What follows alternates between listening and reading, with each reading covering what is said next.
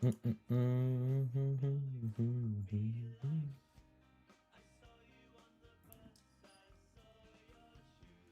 right. Let's I felt like playing and I was like I was gonna play off stream, but then I was like, you know what, I might as well just turn on the stream if I'm gonna play, so I turned it on even though this isn't my normal stream time, because today earlier on in the day I was doing the it's pre-recorded, but I wasn't allowed to stream because they're supposed to try and make it seem like it's live for the Hearthstone card reveal thing. So I couldn't stream in my normal time today. I'm just gonna go through all the classes in order. So I'm gonna start with Ironclad and then play every single class and try and get a win on each of them.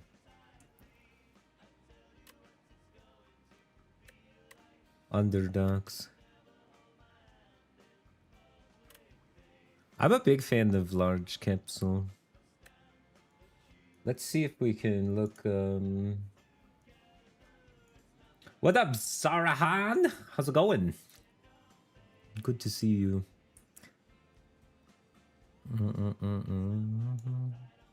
New Leaf Kaleidoscope Large Capsule. I mean, underdogs. So. Wow, that's a big difference. It's super negative in the overgrowth, but really good in the underdogs. It's interesting. I guess black relics are just more powerful in the underdogs. And if we sort by class specific, Ironclad 1.8, Silent 1.1. I like large capsule on Ironclad, so it kind of agrees with what I want. And then New Leaf, I think, is better in overgrowth than it will be in underdogs.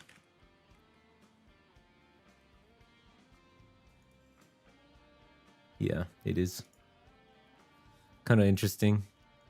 The difference between underdogs and overgrowth is actually kind of huge. Oh, I'm not doing with AM. I'm a single player right now. I do it with VM yesterday though, so maybe the title was just the notification just isn't caught up yet. I think he's streaming right now. Lizard Tail. Can't die. And Pendulum. Every 3 turns, draw a card.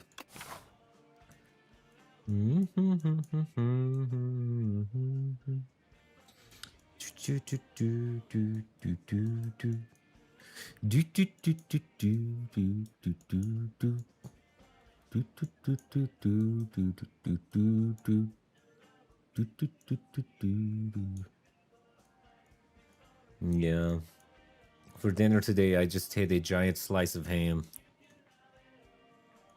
That is all. Relics don't really give me tons of instant power, but they do give me longevity. Yeah, I couldn't stream at my normal time because I was doing the Hearthstone thing. Which was pre-recorded, but also I couldn't stream during it. Because they wanted to make it look like it wasn't pre-recorded, even though it might have been. Why'd I start drawing this line? I mean, this is the easiest way to get out with the least amount of hard hallway fights, but I don't even mind hard hallway fights that much on a clad, to be honest.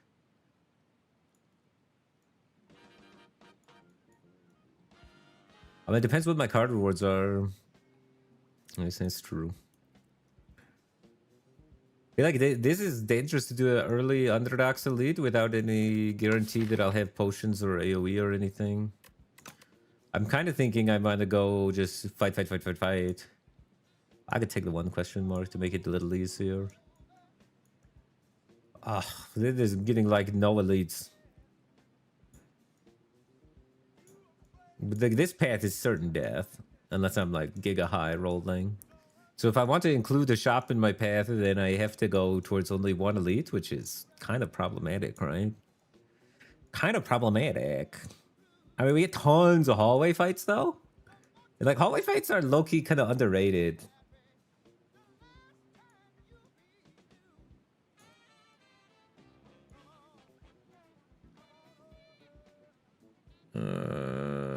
fellow Midwesterner. Oh, that's pretty cool. Yeah, I have played a lot of Slay the Spire. I do enjoy the game. I was gonna play off stream, but then I was like, I might as well flip it on. I don't know.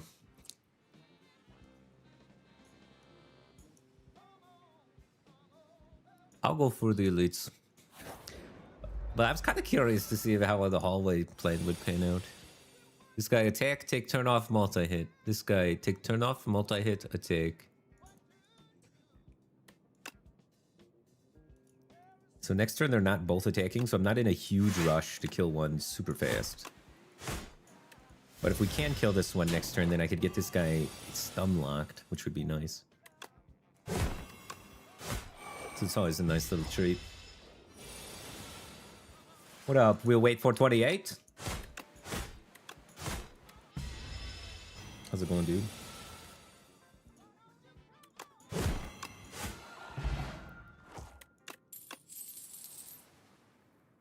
Bloodwall expect to fight Thunderclapper.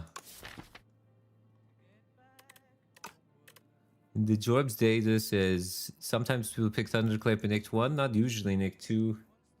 Sometimes Nick 3. 1200 elo, so it's for noobs. This card 1300.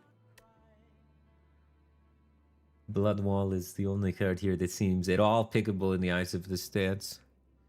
With my personal data has been the one that I've picked at this junction.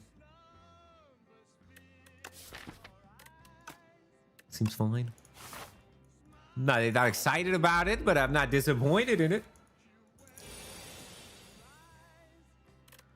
This enemy doesn't scale every time. It only scales a third of the time, so I might be able to get away out of this fight by taking less damage, by not taking any attacks. Of course, immediately he goes for the 12. But as long as he doesn't scale, like, I have tons of time. Alright, now he's going for the scaling move. So that's gonna limit my time. Hopefully I can get 3 strikes and kill him. If I don't get 3 strikes, maybe a Bloodwall strike and kill him the turn after. We'll take it. Spite setup. Expect the fight. Spite. Synergizes with a card in our deck is a 0 mana card. I like 0 mana cards in the early game because you don't have a lot of mana. I think we need something to kill things with. There's no shop on this floor, so the random card, not great. What is the card pool?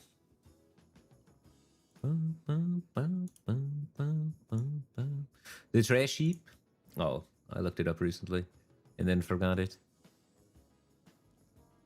So Boot, Mawbank, Handdrill, Dreamcatcher, Darkstone. I don't know how to pronounce that word, not gonna lie.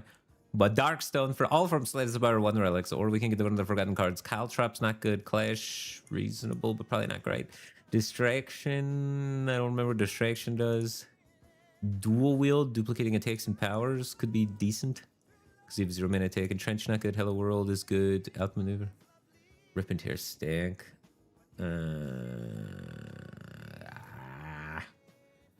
All this is junk. I guess since I have the HP to spare, I'll take the relic, because the cards seem like they're pretty bad. The Boot.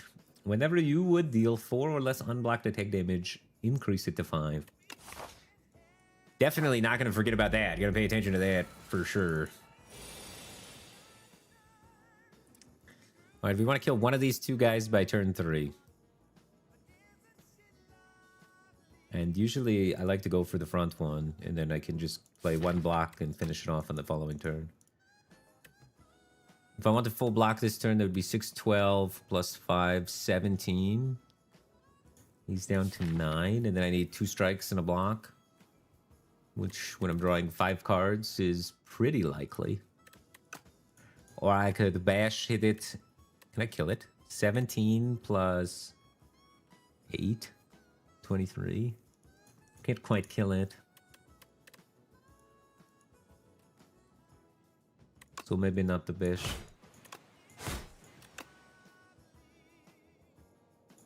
Wait. trolling. Why do I think I could play 2 defense while doing it? I just did less damage to it for fun. It completely didn't matter.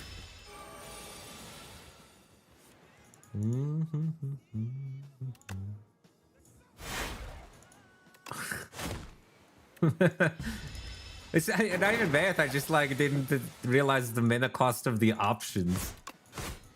It's worse than math. Maybe I do need glasses. They're right about my squinting. They're on to me. Oh, uppercut. Uppercut in A1 is at 1835. That means people are clicking this son of a bitch. And by people, I mean me.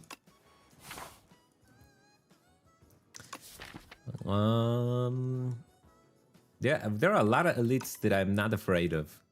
And there's 4 sneaky little snakes that I'm kind of afraid of. We could take an extra fight to try and accumulate an additional card reward that could yield something that could make this elite easier. Or we could say, you know what, we're in a good spot against 2 out of the 3 elites. Rip it, we ball. Which I'm going to go with option 2. Oh, yeah. My microphone, for some reason, has started picking up my headphones. I don't know what happened. I got to turn my headphones down. There we go. My noise gate is, like, terrible all of a sudden. I think my microphone's getting old. And it's starting to... one of the two things... Either my computer, my microphone, or my headphones are starting to fall apart. Or all 3, maybe. Everything I own is, like, 150 years old. And it's all broken at least once, and then I fixed it myself. And I'm not a very good repairman. So none of my shit works at all. And it's starting to show. But good catch. We don't want to get demonetized. So I make sure I turn that down.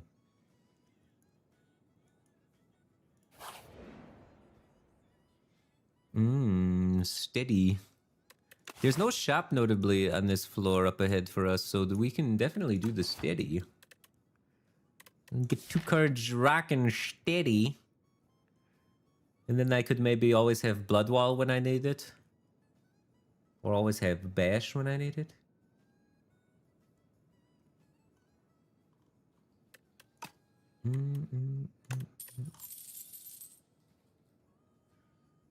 I definitely want to put it on 2 cards. I think it's Bloodwall. I think it's Bloodwall Uppercut. You want to do Bloodwall and Spite? Then I can always line them up pretty easily. Whichever one I draw first, I can hold on to, right? I kind of want to play Uppercut every time I draw it, so I guess that makes sense. But saving weak for a key turn could be really good. But once I upgrade it, it'll be 2 stacks, and then I'll be kind of wanting to jam it every turn. So I'm down. I'm down for the Bloodwall Spite.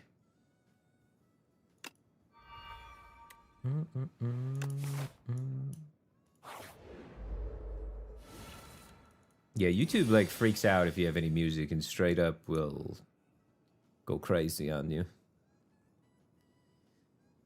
I'm not that afraid of this elite, but I'm not that excited to see him.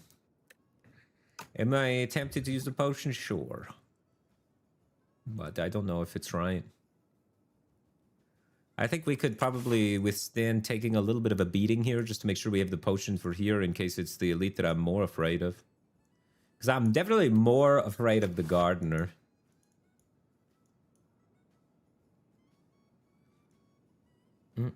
Although I am sending the music to a second track that only I can hear. But sometimes my microphone still picks it up because it bleeds through to my head from my headphones. My microphone's too sensitive or my headphones are too loud or I'm going deaf. Something's broken for sure. Yeah, that is true. A lot of people liked the music on my streams.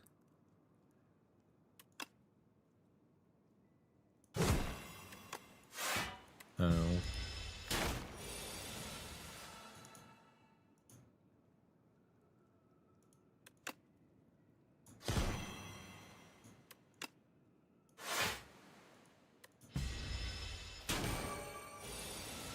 Shame I don't get them into the reshuffle, but it's kind of nice to have them line up on the turn where he's doing his big attack.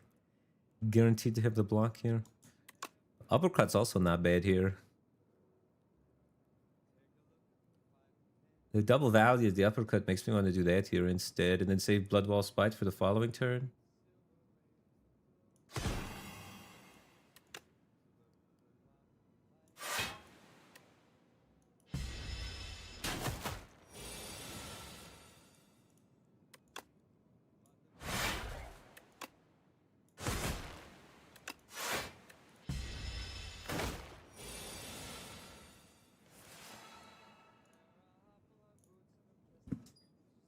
Okay.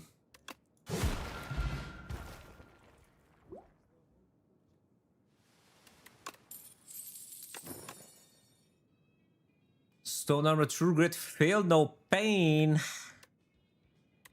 Big fan of Stone Armor. I also picked up the Horn Cleat. Big fan of the Horn Cleat relic. That'll be nice. That'll be nice. Currently, no exhaust cards for the Feel No Pain, so I'm feeling it's probably not Feel No Pain. This card a lot better when you upgrade it. So is this card a lot better when you upgrade it. This has a pick to win rate over replacement of plus 21. So that means when people pick it, they win. This has a negative 12, which means when people pick it, they don't win. True Grit, though, is very good against specifically the enemy that we have to face.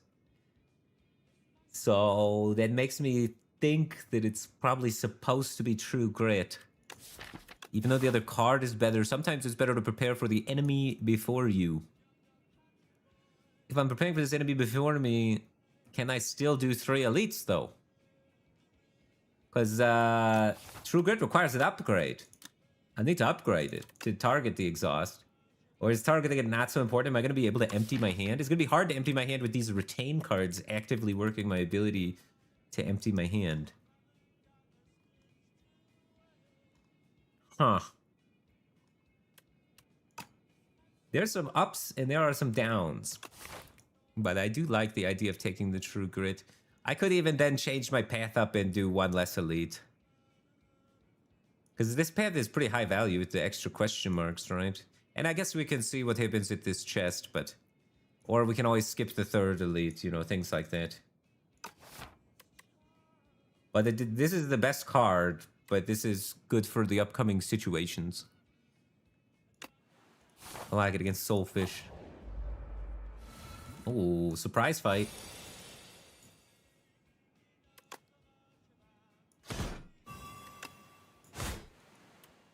Guy comes at me for 12 next turn, so let's retain this. And wombo him. Oh, actually, I can retain it again. I didn't save it for his next turn, because I have my Horn Cleat. Horn Cleat, bring in the heat. Let's go.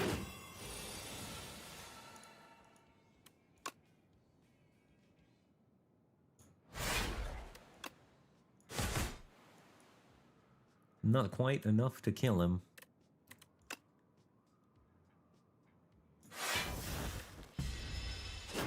What, he takes the turn off? We have 2 turns to find 17? I imagine that's not a problem.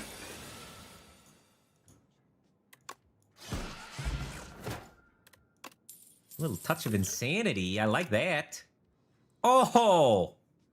Oh, baby, we are in. Up all night to get lucky. What up, Kevin Chen? How's it going, dude? Looks like you're also up all night to get lucky. Yeah, stream at this hour is weird for me. I couldn't stream earlier because I was doing the Hearthstone card reveal. I mean, offerings an instant pick at every stage of the game, in almost every situation, and dramatically improves your win rate. The card is B-U-S-T-E-D, busted. It was a happy little fight. Right, are we the front or the back? The back guy scales faster, but the front guy comes out swinging harder. Our potion chance is quite high, too. But I want to save these potions. I think we're going to be taking... Since we have, like, a good potion, we got an offering, I'm going to try and leverage the power of this lizard tail to take the difficult path. And we'll see. Are you meant to moderate YouTube chat? I don't know. I feel like my chat's pretty chill. Nobody says anything too crazy.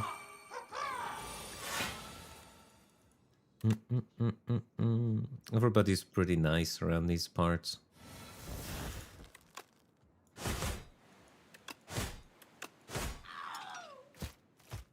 What am I to do with all this mana? Awkward.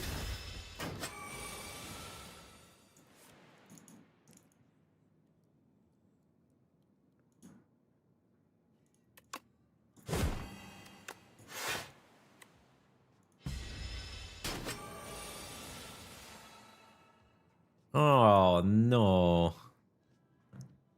Where's my spite?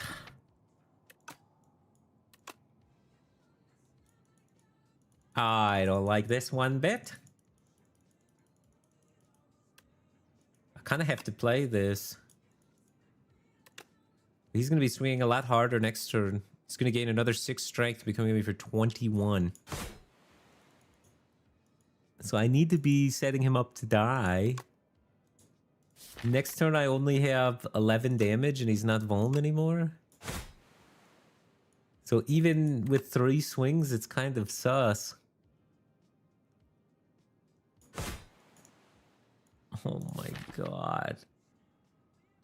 Even if I get the last swing, I need to save this to be able to do it next turn. Holy crap, that's so bad for me.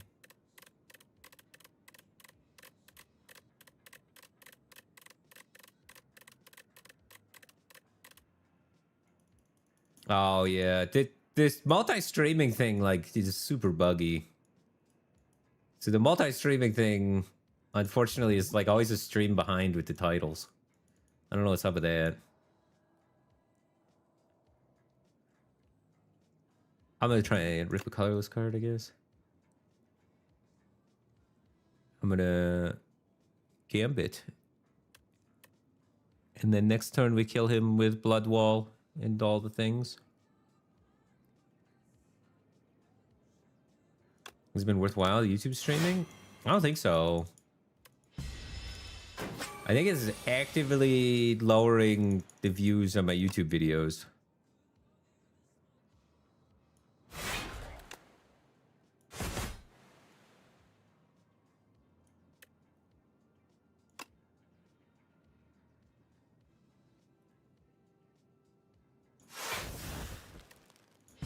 And making my channel look like way worse.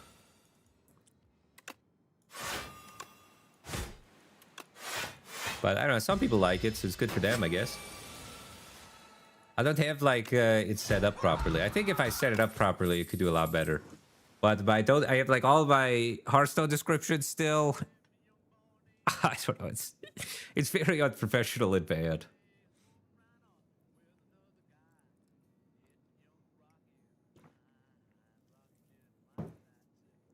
I'm a big Tremble fan. Could see another Blood Wall being good with this spite, though. Breakthrough is an AoE solution for the Gardener, which is something we need. But it's a bad card. Then we have a bad card in our deck. But I don't see other options. It's sad. We are like self-damage archetype synergy cards, though. Oh, wow. That will help us. Now we definitely take the difficult path.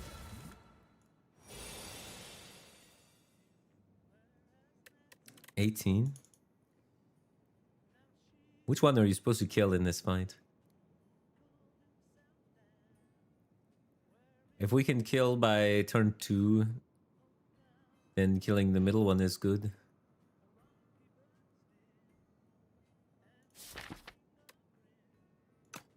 We should probably be able to kill by turn 3 at least. 12, 24 plus 5. Yeah, we should be able to kill by turn 2. 2 strikes, or like a Blood Wall, or some things like this. What up, Poodle Skirt? How's it going? How is it going, man?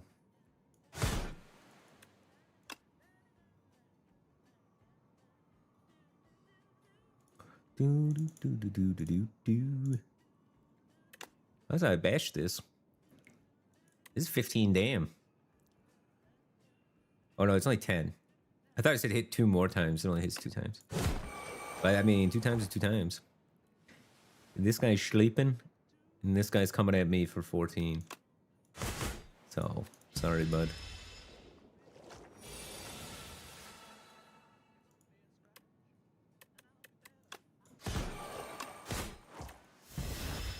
It's funny how much easier the 3 slug fight is than the 2 slug fight.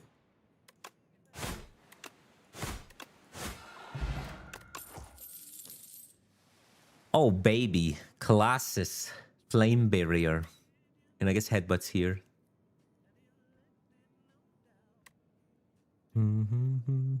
Colossus scales better throughout the course of the game. Flame barrier is a fantastic solution to the Phantasmal Gardener. So, I'll get some more garden support. But the other one scales better into the future, but I'm looking for right meow.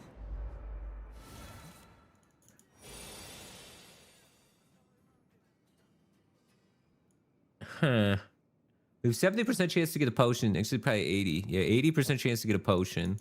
So we could rip the Touch of Insanity on something for this fight to make it a bit easier for us. I think I will do that. It doesn't matter which one, but one of these 2 big cards. I feel like otherwise we might pop our Lizard Tail in this fight. And I'd rather use this potion than my Lizard Tail, I think.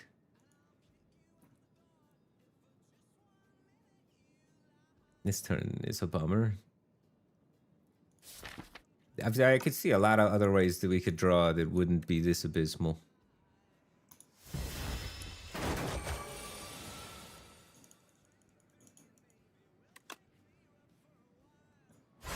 $16.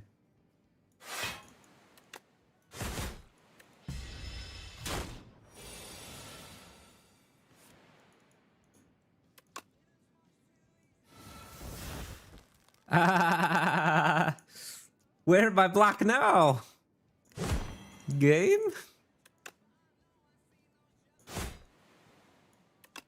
$13 plus 9. Oh my god. 22. Is that exact pop him? We could exact pop him. That's terrible though, because then that means he might be coming big. Do we want to pop him? Or do we want to just go down to 1? I'd go down to 1 health. And then pop him later. Because popping him exactly means it's going to be very hard to kill him.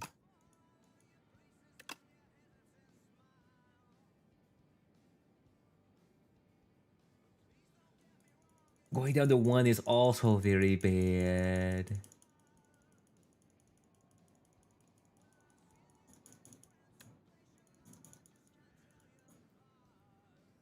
It's all bad. I don't really care if he gets vigor after the split. We're probably using... If he hits us after the split, we're probably using our Lizard Tail either way. I'm popping him. Screw it. Screw it! He's got Vuln on him right now. So I guess just keep that flowing. He'll have Vuln on him next turn, which is good. Our Flame Barrier gets no value, which is bad. There's no way we can do 56 in 1 turn.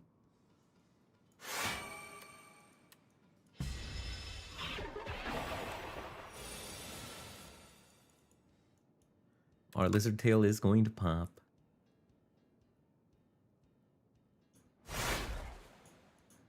Or is it? Yes. Yes, it is. Because I can go to 21, 26, and I am dead. This is what the tail's for, though. It's so that I can push 3 elites and get other things. It's fine. You don't want to die with your tail between your legs. You want to die with your tail forward in their face. I think that's how the expression goes.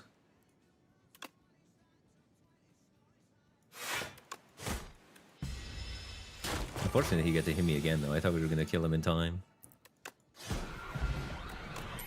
Oh, Book of 5 Rings, not too bad. A potion, not too bad. Feel no pain, not too bad. Not too bad. We have 2 exhaust cards. True Grit and Offering. So we can start getting into that. Or we could take Dismantle or Sword Boomerang to have boss damage, but I kind of have Spite, which does that job. Spite and Uppercut should be enough. And my ability to sustain throughout the boss is pretty good with the True Grit and the Flame Barrier. So I think Feel No Pain, get some powers in our deck, and we'll be all set. And then I really need to Smith to upgrade Feel No Pain, or not Feel No Pain, to upgrade True Grit so I can target it at the curses later.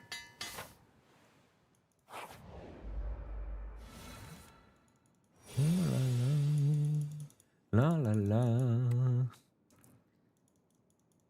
We're probably going to need to play Offering this fight, so I'm gonna rip it.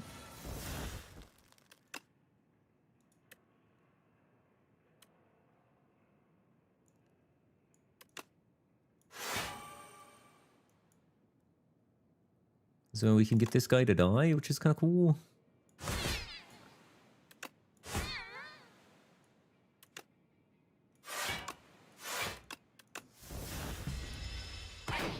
What up, General Napoleon? How's it going, dude? What up, Quilzy? Yeah, we cut off our tail. I mean, much like the modern humans of today, you start with the tail, and then you have to find the time to let it go to join the corporate ranks. I don't make the rules. If I did, they'd be different.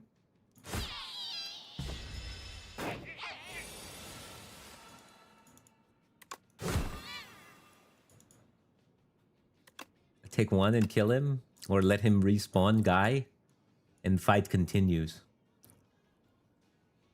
Yeah. Don't let rats breed, right? That's gotta be a saying somewhere. Oh, Tremble. It's an exhaust card. And a good card. It's interesting how much the data cares about Molten Fist. Molten Fist is apparently not that bad of a card. I mean, I guess it's 1 mana to deal 10. But I would think Tremble would be a better card. But oddly enough, Tremble and the data is showing it is a worse card than Molten Fist. Which I find pecurious. I wanted the Tremble.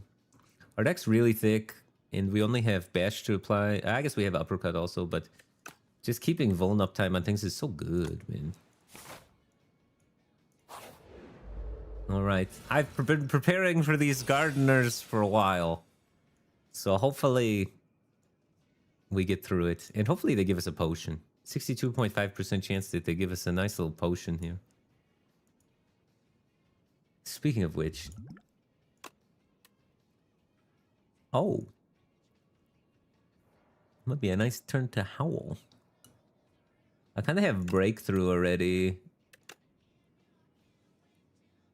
But still kind of good.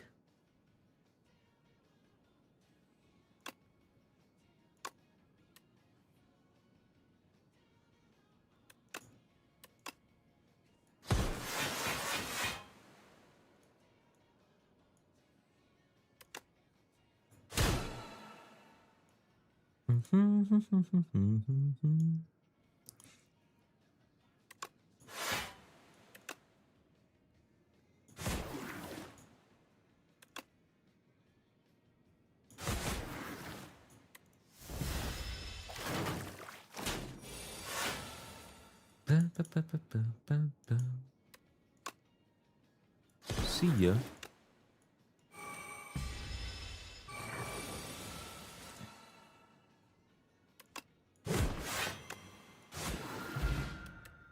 Oh, a Tropic Brew, Oddly Smooth Stone. Those are some nice cards. I could see us needing more damage, so I'm kind of tempted by the Dismantle.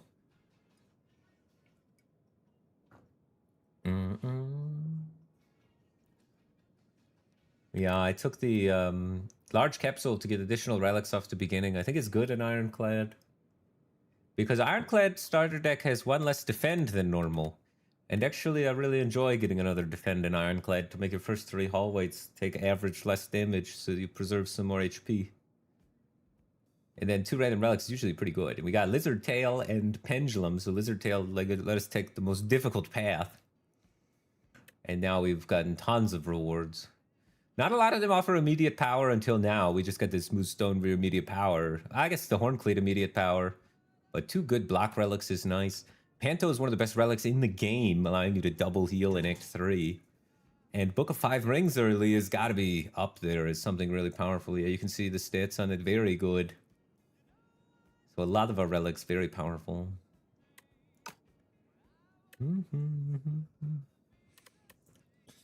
But now we have to ask ourselves, do we want to take the card that's better for our deck, that Shrug It Off and synergizes with our relic, or the card that gives us more damage so that we can maybe kill the fish a little faster? I think due to the fact that we have True Grit, being able to refine out the curses, we can take our time on the fish and be okay. So I think I can take a Shrug It Off and be chillin'. And be chillin'. And we're gonna get the Panto heal, so I think I can greet a Schmidt. I'd love to get Uppercut upgraded, but other considerations are Feel No Pain. Spite is reasonable for damage output. Bash for Vuln, but I have Tremble to stack the Vuln, so I think I just want Uppercut so I can get a nice little weak stack going a little bit. Spite upgrade allows it to hit an additional time. It's going to be good in the future once we get Strength, but right now it's like kind of mid. But if we can get Rupture, or we can get some things that allow us to get some fast access to Strength, then a retained Spite that goes 3 times is going to go hard AF. But in the meantime, I just want to get the debuff stacking. Big Mackin' debuff stacking. I do have a weak pot too, so like, could have got away with maybe not. I think I have a good turn here. I could just wait for offering later. This turn's too good to offering, you know. Look at that. He's already debuffed to high heaven.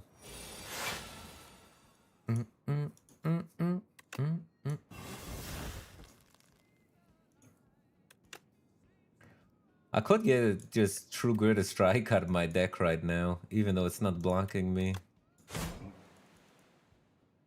Dun, dun, dun, dun, dun, dun. I'll go for 9.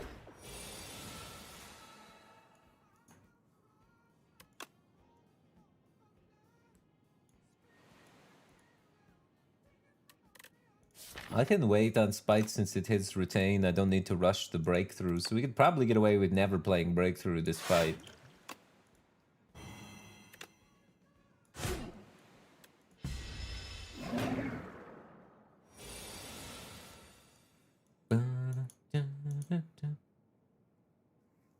The awkward thing is though now if I don't...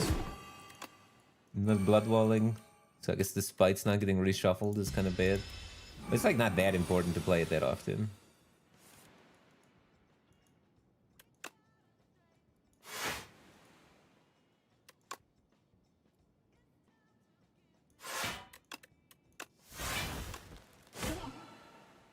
Oh, wait! Wow, the boot. I gotta boot him up more. When he's intangible, he gets booted. The boot value was crazy on intangible phase. Okay. Note that. So we can Spite even on intangible phase. That's super good.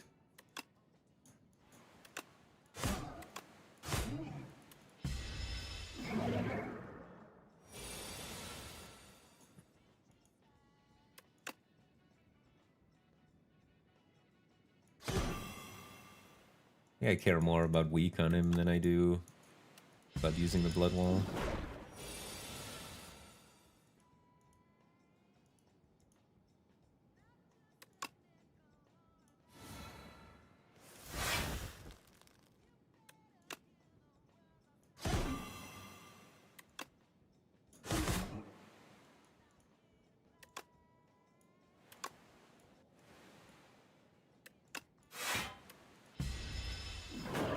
There's one weak fish.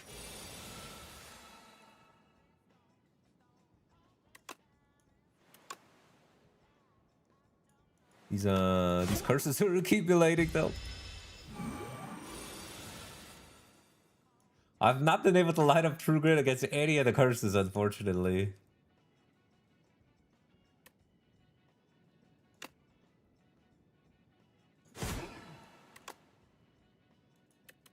I don't even want to True Grit my own defense.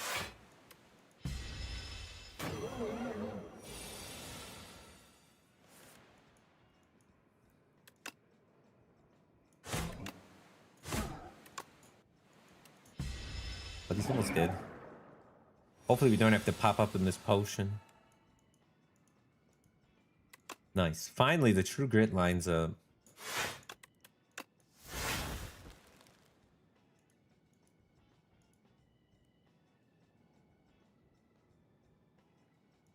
Is it worth it blood walling? Probably not. I can just hold on to it, then I can just beacon defend.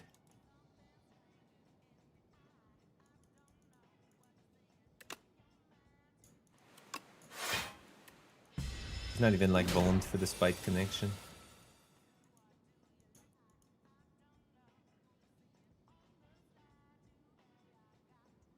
Next turn he's not attacking, so stacking the weak doesn't matter, but it's an upgraded uppercut.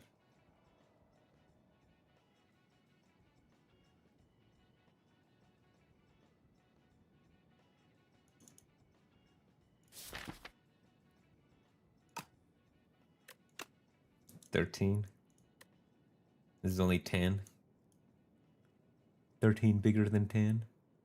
But they take a lot of damage for the pleasure.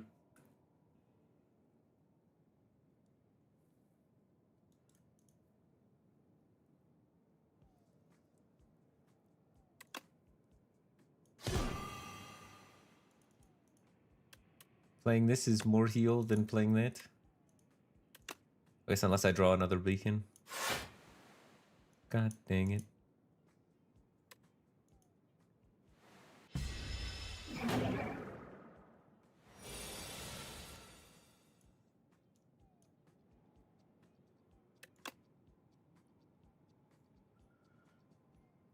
Oh, God.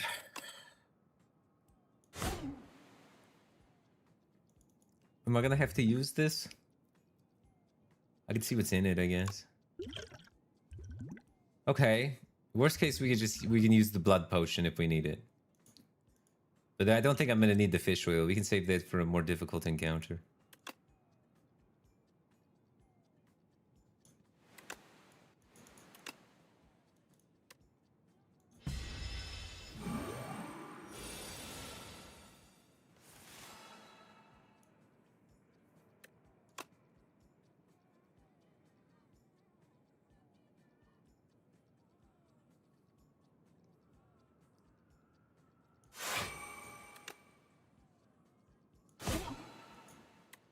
He's pretty close to death.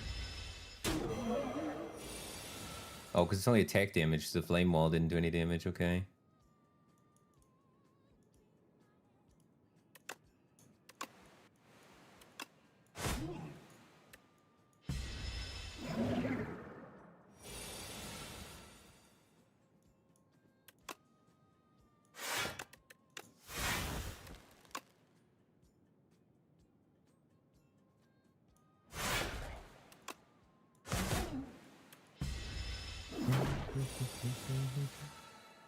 That's a lot of beckons. Good thing he was dead there, because that would have been Obama. Not yet. Tear asunder. And 1-2 punch. Tear asunder seems like a really good endgame finisher. Spite is kind of our current endgame finisher, but Tear asunder is like a better version, and Spite could be like our hallway clear kind of thing. We still don't have strength scaling to go with it. Not yet is also really good, though. Being able to heal up in hallway fights is super good for farming. But we already have Pento, and we already have Book of 5 Rings that do a little bit of healing. So it might be better to go for something that provides output.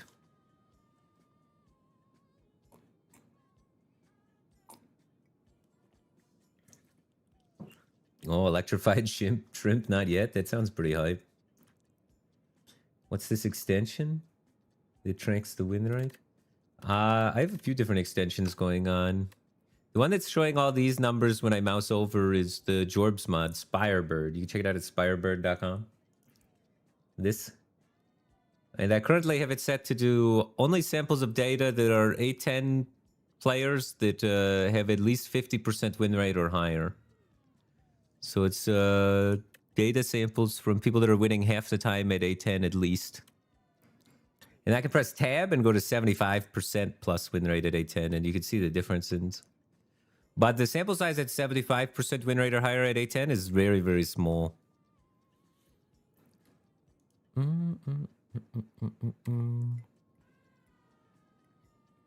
So I usually look at the 50%, but sometimes it's cool to see what's going on at 75%. I think I'm taking not yet. I want to get strength scaling first. I already have a multi-hit. I just need strength scaling. So I kind of want heal more so than I want damage right now. And then once I get strength scaling or some scaling in general, then I'll go for the Terra Sunder. Or some other finisher.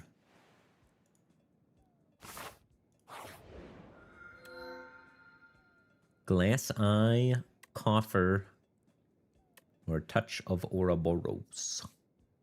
Well, I just got healing. All right, good night, Elena. Thanks for hanging out, man. Have a good night. Alchemist Coffer to get potions, just to have potions to blow up elites. This Glass Eye synergizes with the Book of Five Rings so that I can get closer to a heal. There's also like a lot of cards that I think could go really well here for me. I have like a good self-damage shell and a good feel no pain shell going on, like a good exhaust shell. So there's like a ton of hits that could go really hard. So even though the data says Glass Eye is the worst, I'm leaning towards Glass Eye.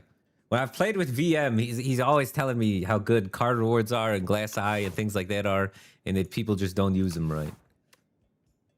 So Coffer's like the safe play, because I'll probably get potions that make me immediately powerful, and then I just press the elites. But the stronger overall play, VM would say, the play that the good players would actually make would probably be Glass Eye.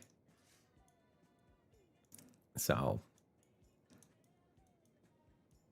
I'm going to take Glass Eye. Instead of doing it the easy way, you do it the hard way. The hard but better way.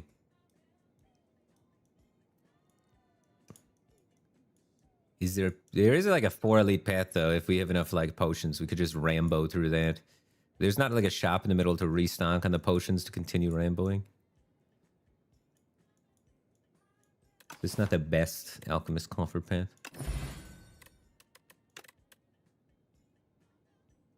Configuration, Barricade, Fiend, Fire. Dominate, Feel No Pain, Bully. I need strength in some capacity, so I really like Dominate.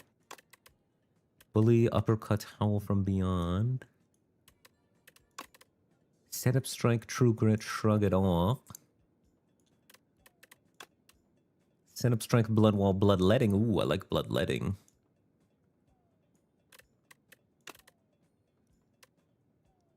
Big fan of Fiendfire in general. I think it's a really powerful card. Helps you set up your deck in a really good spot, and once you get like Feel No Pains down, gives you infinite block while setting it up. So I want the Fiendfire. And then Feel No Pain has to compete against Dominate. I want both these cards. They're so good for me. A second Uppercut to try and get more consistency on Weak. I don't have any mana relics, so like the 2 mana is kind of rough, but having Weak early on every time is kind of nice. So I'm interested. The True Grit, number 2, will require an upgrade at some point. But, all right, I like Bloodletting. I think I definitely want at least one of those. With that, the density of 2 mana cards that I have, I think it's going to be nice. The Fiendfire also kind of works with the retains a little bit. I can get a big Fiendfire at some point for very easy. So that's kind of cool. I think I want some way to get strength for my long fight encounters right now. I have a tremble already. I have like fiend fire that can really pop off with the strength. I have a upgraded uppercut, so I'm like stacking vuln pretty nicely. So I think dominate's pretty good. I already have a feel no pain, but feel no pain obviously stacks really nicely with feel no pain. But I need some scaling, so I want that. And then I don't know. This second uppercut's probably a bit questionable, but I really like being able to stack weak on things. So I kind of want this second uppercut. I'm putting myself in a situation where I have a lot of cards that need to be upgraded, though. So, like, let's look around. We do get a campfire pretty easily right here. So that's nice, a free upgrade. And then another's here. So I could have a 3 campfire path with lots of elites. It's kind of nice, actually. Or the other, or the left side, either or. But then I could hit this early shop. Oh, I kind of like it. We have a lot of upgrade potential. So I don't mind taking cards, a lot of cards that need upgrades, I guess. So I'll take the True Grit and I'll take the uppercut. Holy smokes, and I set my book on 4 now. So after I get injured, I can just add 1 card and heal. So that'll be nice. As long as I don't verse the Hopper right away, because the Hopper will proc my heal. But I guess if the Hopper procs my heal, then I'll just know that and take a bunch of damage against the Hopper and rush him down. So it's not too bad.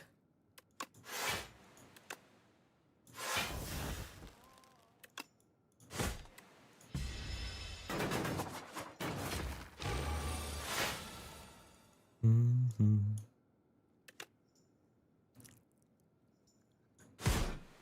20. But I have to blood wall or what? If I uppercut this guy, is it enough? It's not 6 healing, but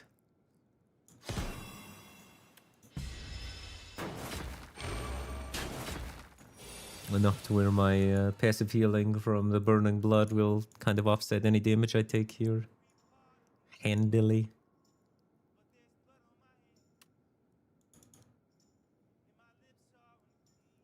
God, this hand is clunky.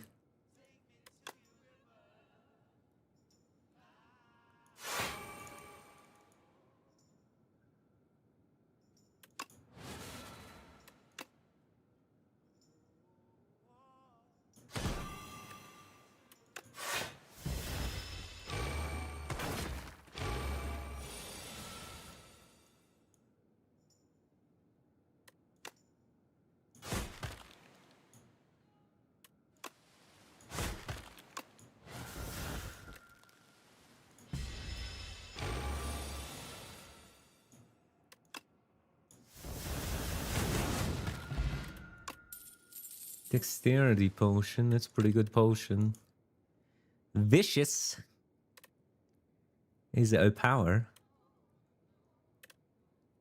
I don't really want any of these. Vicious kind of wants an upgrade too. I do have like 2 uppercuts and the bash and the dominate though. That'll all be done drawing cards. But even if I'm drawing lots of cards, I'm not very good at spending cards right now. There's only 1 mana gain card in the deck and no mana relics. And I don't want to proc my heal for no value, so I think I skip. I think Blood Potion is my worst potion. I like having the ability to just get 3 dexterity in a fight where I need the output.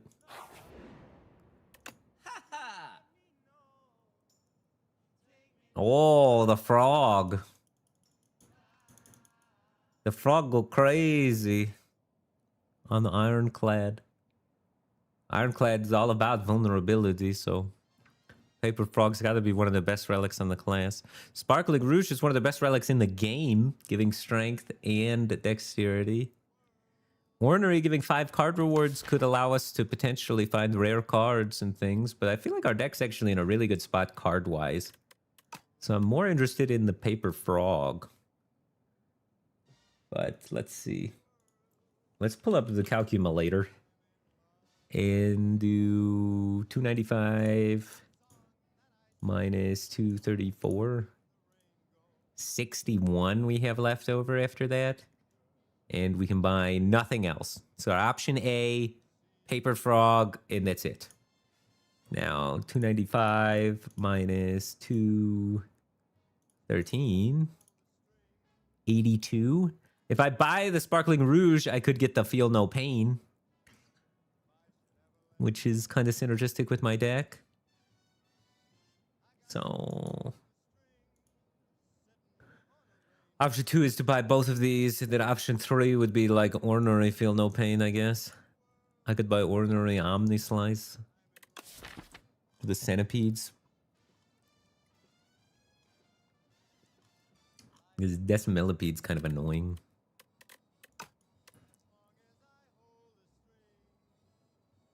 But I'm pretty sure I'm just buying Paper Frog, dude. Am I rotating or ironcladding? I am rotating. Rotating. I usually do random, but I was going to do rotating today.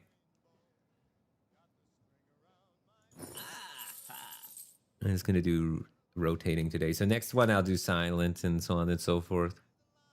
I think it's Ironclad, Silent, Regent, Necro, and then ended on a Defect. My best is 9. The last time I did a good streak was only 7. But it's been a minute since I did a good streak. I got my 7 in a row, and then I was just like losing a bunch after that, and kind of just going 50% win rate after that. But hopefully this streak lasts for a little bit longer. Hopefully we can get into the double digits. That would be a good goal to have. I don't know if I'm going to get into double digits today. I don't know how late I'm staying up, but I was going to play for a minute. I'd probably do at least 3 runs. Exterminate or Squash. Squash is another Vuln card. We have a lot of Vuln already. Vuln's very good for us, but I don't think we need more. And we have limited AoE, so I want more AoE. And multi-hit AoEs are really good to scale with our Dominate and to help us against the Centipede. The downside is we're procking our book. So, unfortunate, the 5 rings gets popped by this event for 0 value. Not thrilled about that. All right, we need to full block, so hopefully we don't exhaust anything important. But full blocking this guy stuns him, which is really good. Option to use a potion, but probably don't need to. This is the weak beetle. This guy always attacks for 8 and blocks. Sometimes the other beetle's kind of scary, the one that goes for 19 over and over again. But against this beetle, I'm not too worried.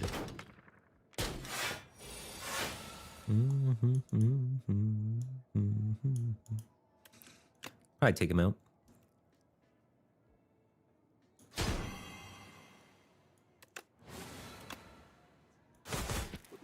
And then stack Vuln on this guy. Probably take him out. 12 times 4 is greater than 37. Yeah? No life lost. Battle Trance. Ooh, baby. I love a little Battle Trance. We don't have tons of draw in our deck, so it's not too much of a downside for us. Usually one trance always gets in pretty much for free. I mean, I've been known to take 2 or 3. I've been known to get in quite a bit of a trance.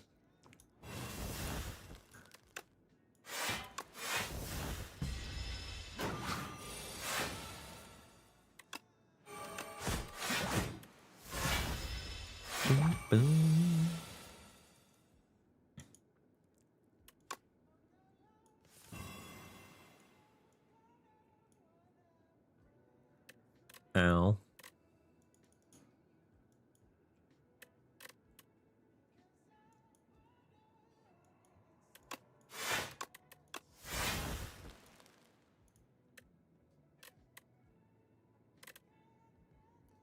Go to 19, take 2. Go to 22, take 2. They both take 2, but this way uses a card that does not have retain on it. And also deals 4 damage to my opponent. Take 4. On guard.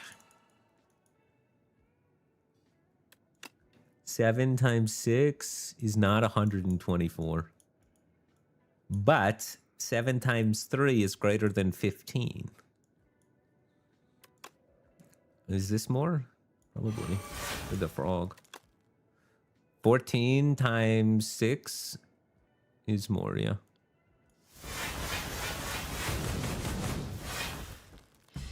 Oh, baby. Do I need to play offering in this fight? Yeah, I think it's fine too. This is a chance to withdraw the heal in time as well.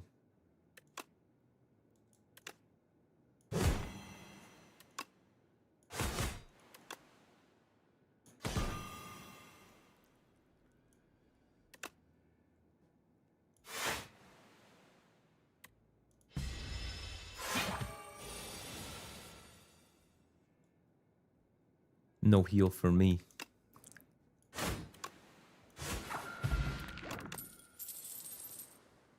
Why do you think we're good on this nonsense? I have one blood brawl already, and I'm not even thrilled about that one. And that one has retained. I don't want to get angry. I'm a pretty chill guy.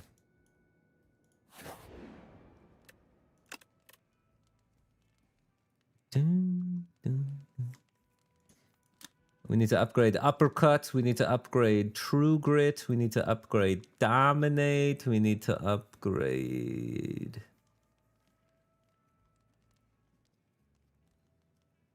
That's about it, right?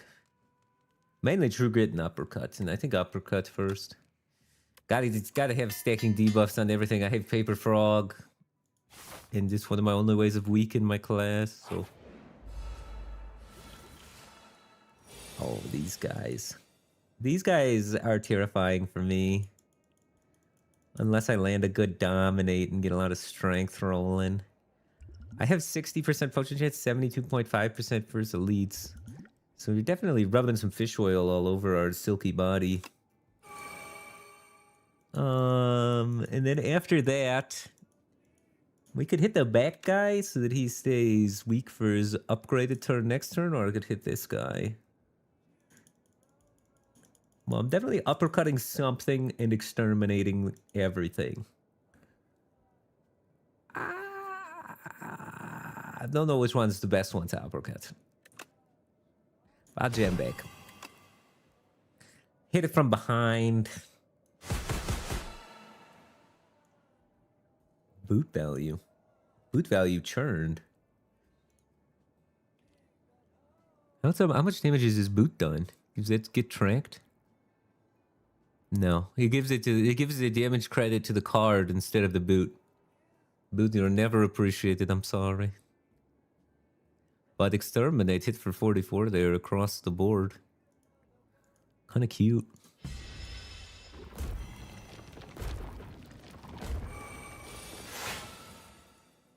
What up, Quantifiable? How's it going, dude? What up, Jack Farson? What? Is that not what you guys say every time you use the fish oil potion?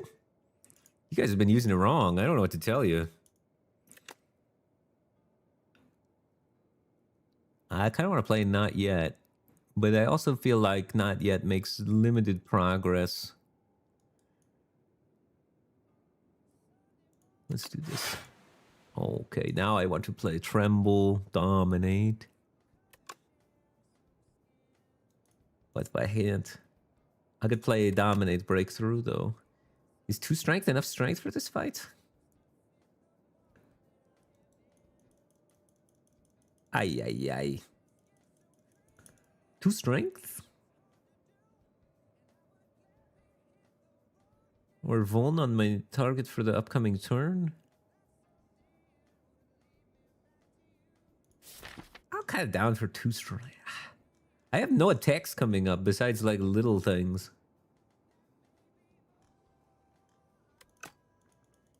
Ay, ay, ay. Well, let's count how much they're hitting us first, and then make it easier to formulate a decision. 12, 19.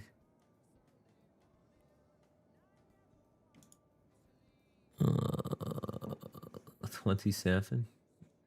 Or, I mean, 28. They're only hitting me for 4. We don't have to break through. He's only hitting me for 4. We could delay the kill. What up, Junk Boy 1? What mod am I using? This is Intent Graph. It shows me enemies' intents.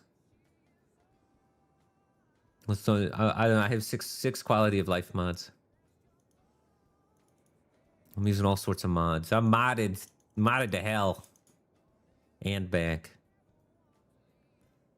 All right, I am going to delay killing this because we don't have that much damage coming up. I am going to stack the weak on the front guy so we can maybe kill the front guy next turn. And then I'm going to dominate to get some strengths up in here. Up in here. It's only 4 damage. What's the worst that could happen?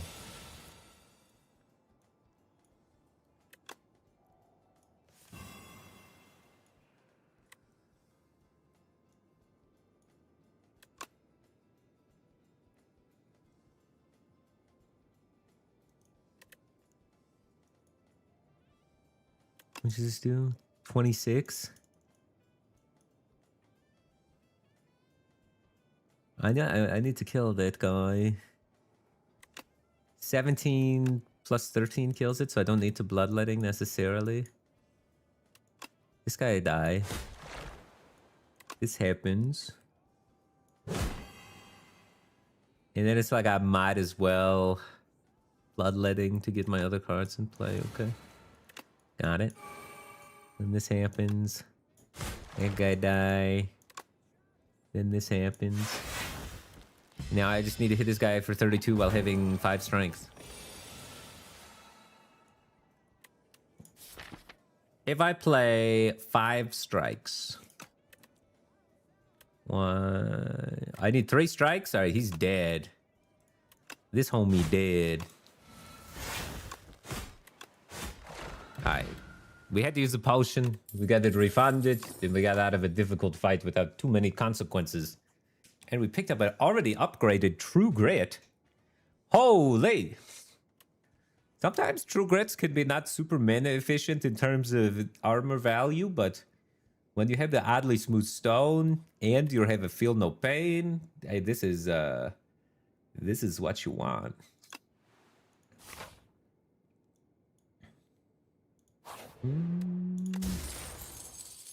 Ooh, we got a ticket. I got a golden ticket. It does nothing for me. Alright, we have 3 more elites to get through. We need to add cards to our deck for sure to maintain health. We could pivot out of the last elite if we feel scared. Well, we beat the hardest elite for us. And we have not yet to heal back up.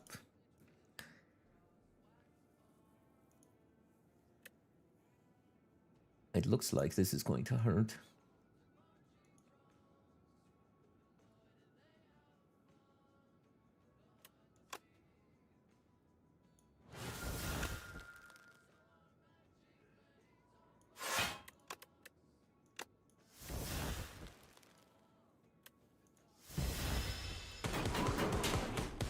Yeah, Thorns is very nice versus this guy. So is Weak.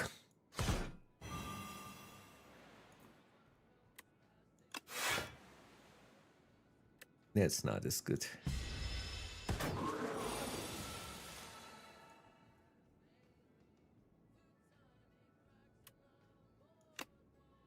$12 times 6. 72.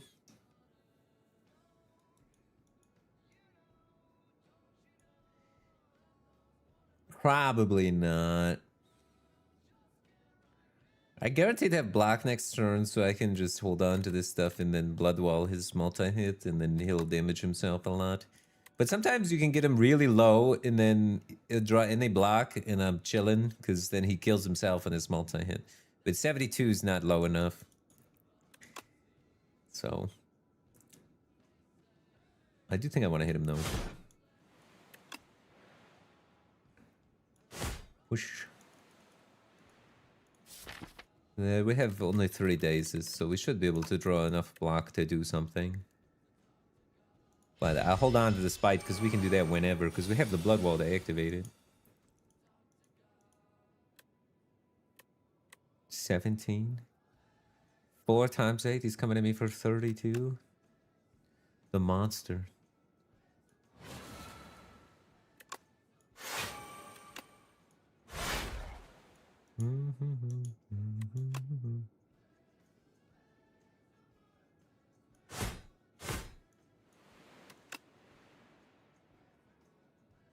I don't know if I should have did that.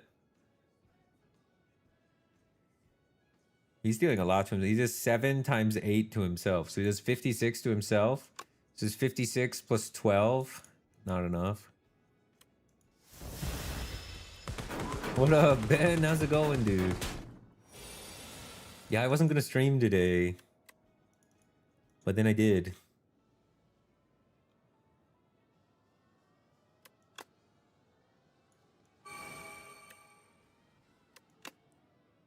I have 13 block, so maybe we can get more.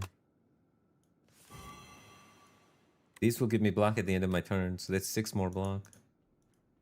Also, he's dead.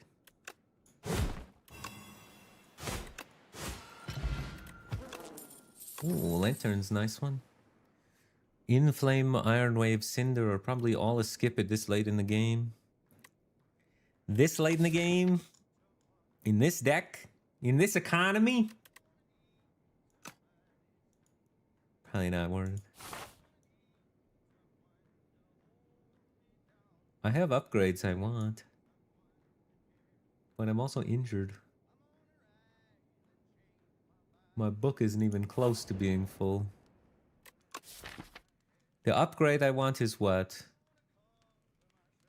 The other True Grit needs to be upgraded still. But I think it's too dangerous.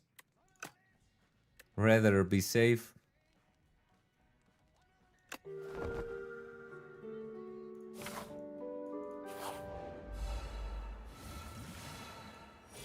Although this is the easiest elite for us, probably. Can still use a potion in this fight.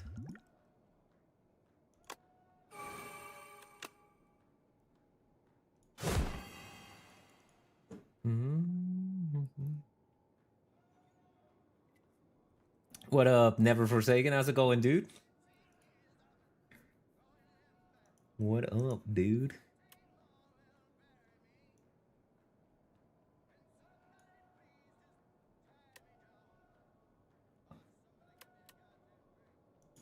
I guess I'm exhausting the Ascender's Bane. I don't know. I could also just exhaust the defend and hit him.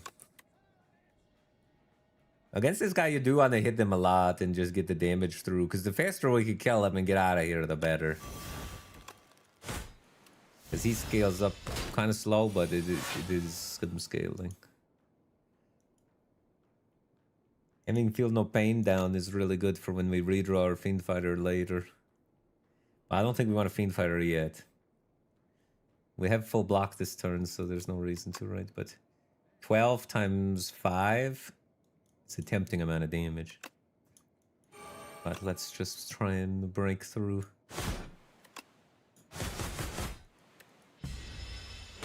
Hopefully we can get some strength scaled on him.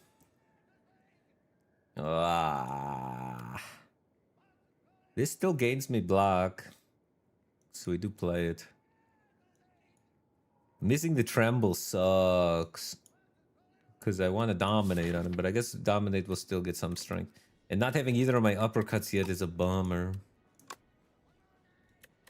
But this is block positive against him in the current. So he gains 9 damage, and we gain 12 block. So, kind of okay. Well, other than that, can't do anything this turn. Oh, we do this too. It's not too bad.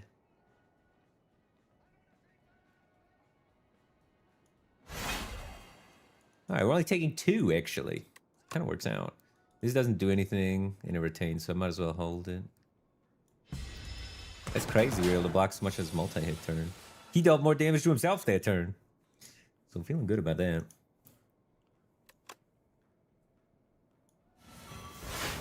Offer my life points up to the gods real quick. Little uppercut.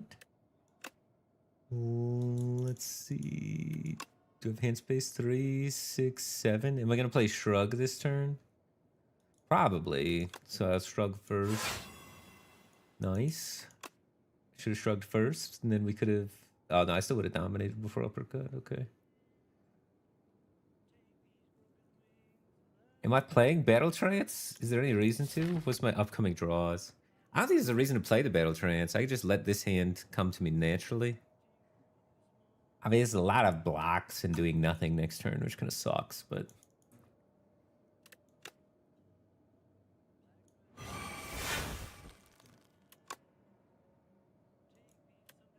It's not too bad, because we actually don't even take any damage. Okay, so I can cut through some of this junk and get to my good cards faster. The only card that's sad if I draw it is Uppercut. If I draw Uppercut, it's kind of a bummer, but it's not even that bad. What up, Moo1012?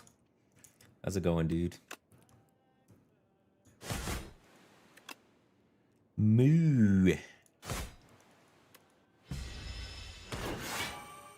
Wait, the VM raid? What the heck? Moo. Wait, VM become a cow farmer since last I met him?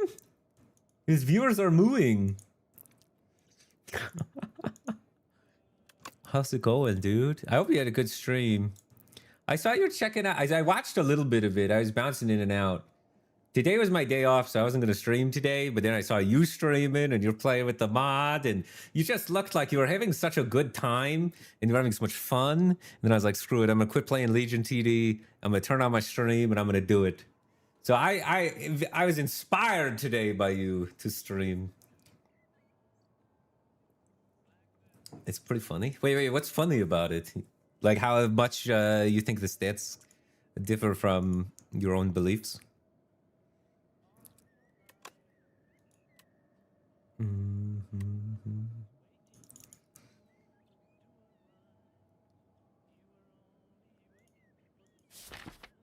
You tried to pick every highest win rate card, and then what happens? Then you die on some elites that you didn't have answers for because you're not set up for it, right?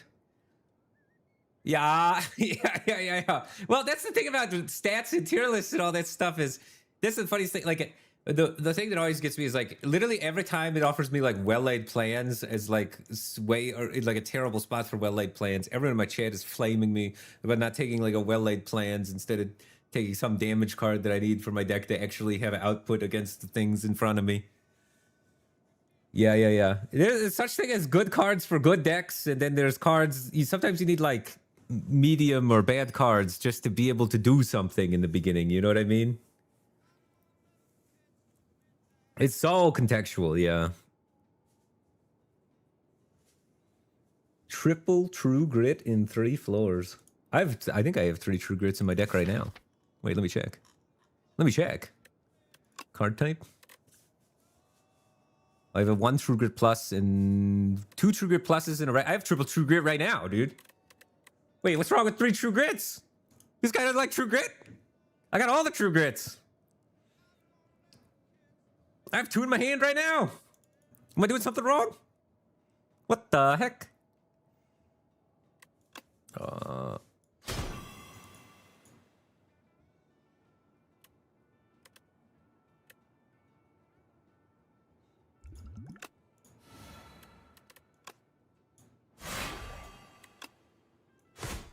No, I just want him to be dead next turn.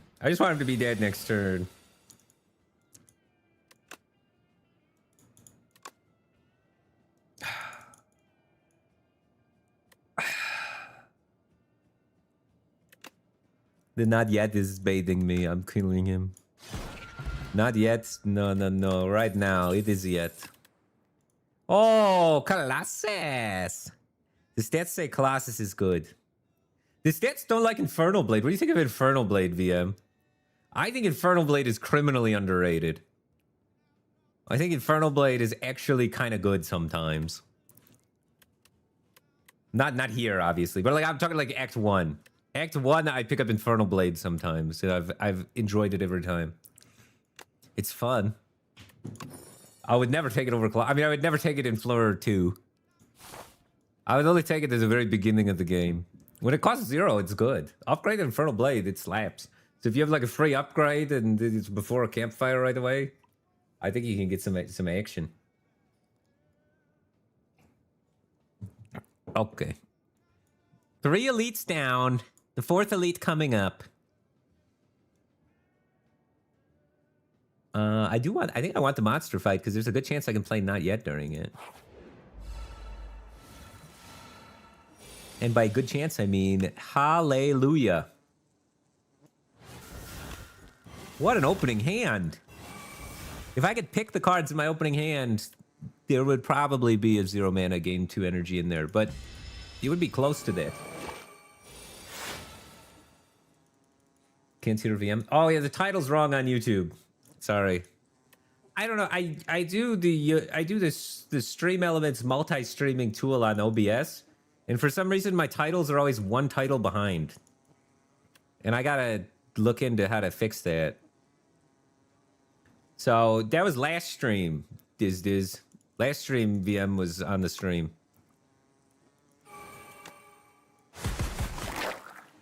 But this stream he's not. I mean, he's in the chat, in Twitch chat.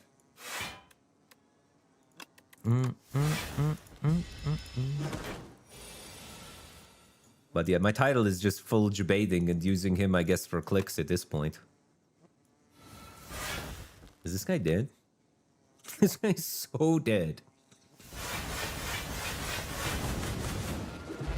I like it when we take on an encounter and heal from it. Do I take the 4th True Grit? Kind of like Second Wind, not gonna lie. Data also likes Second Wind. Wind it. I don't know if I need it. But it's like sometimes lines up really well to get rid of a lot of curses. And it doesn't require an upgrade, whereas True Grit really requires the upgrade. And I already have a True Grit in the upgrade waiting room. I also want to upgrade Dominate. I'm pretty sure I don't want any of this crap, but I'm kind of tempted just to get my Book of 5 Rings. But I don't even need my Book of 5 Rings until next floor, because I have Panto to heal before the boss, so I'm like kind of chilling before the boss. It does synergize with Feel No Pain. I mean, it's just a good card, right? I'll take it. It's just a good card, guys.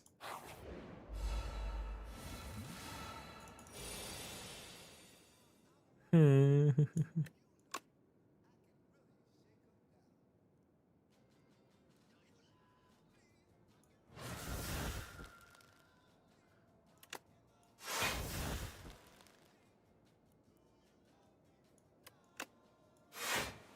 I throwing the weak pot?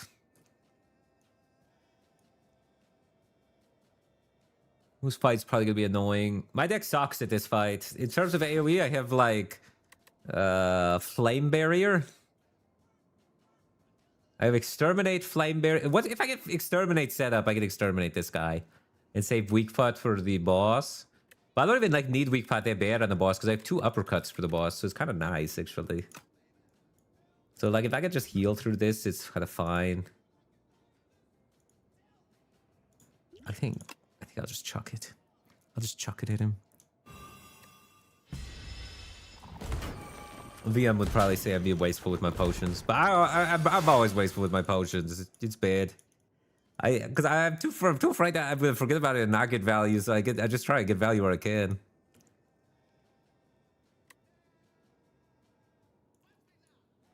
We'll weaken this guy up.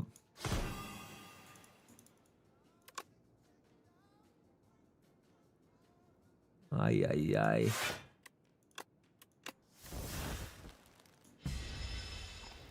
At least the thorns is helping.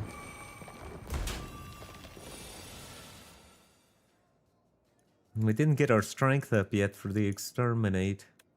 But we're gonna get some boot value out of the Exterminate, which is kind of cool. Anytime where you can boot it up.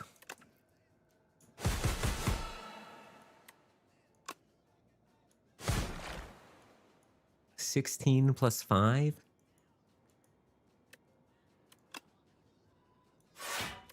This doesn't seem like a very bash-friendly fight. But I guess bash is probably better than strike.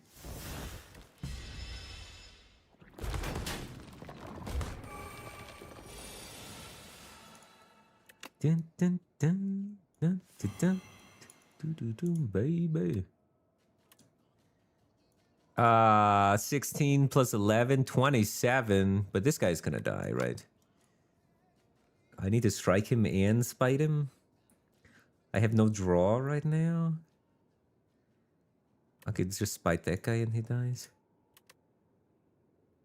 I don't have... I'm 1 mana off lethal, guys.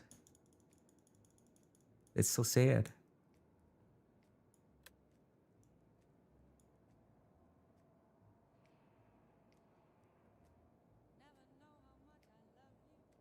I could... So if I set up lethal, does this guy revives first though before this guy dies to Thorns, right? Or does the Thorns lethal work? Because we could Blood Wall and or no, we could strike the front guy, spite the back guy, and block, and then we take 2 and they all die. But he revives first. But maybe that's still good.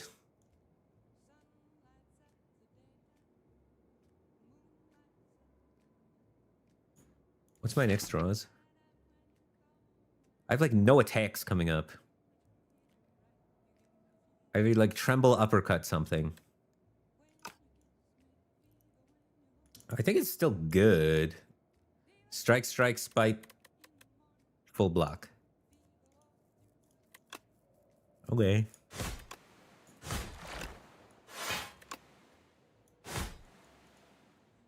That's fancy. That's why I like it. Kind of spiffy. And dominate uppercut.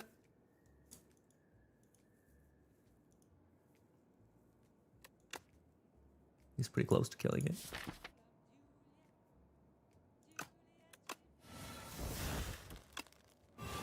Tremble. Dominate. Uppercut. Ashen Strike. That's a finisher.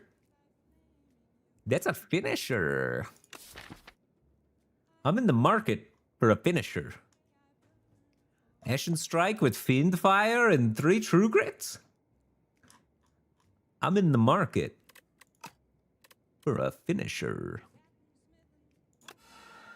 Oh, baby. Oh, heal me up, Pantograph. Get my last True Grit upgraded so I can aim it. I got so many potion slots. Dude, my slots are all empty. It's fine. I don't need pathetic potions.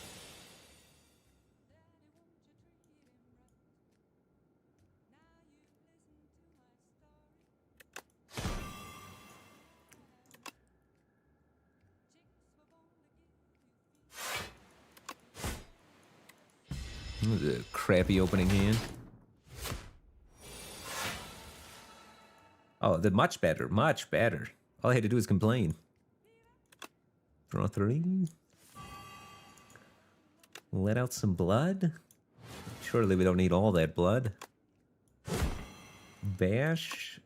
Tremble. Dominate. Probably want to turn around at some point. But, that seems like a lot of damage. And then I can strike over here to turn around. Missing breakthrough kind of sucks, though. It's 2 guys. Could also just face tank this just to push. What if we just push?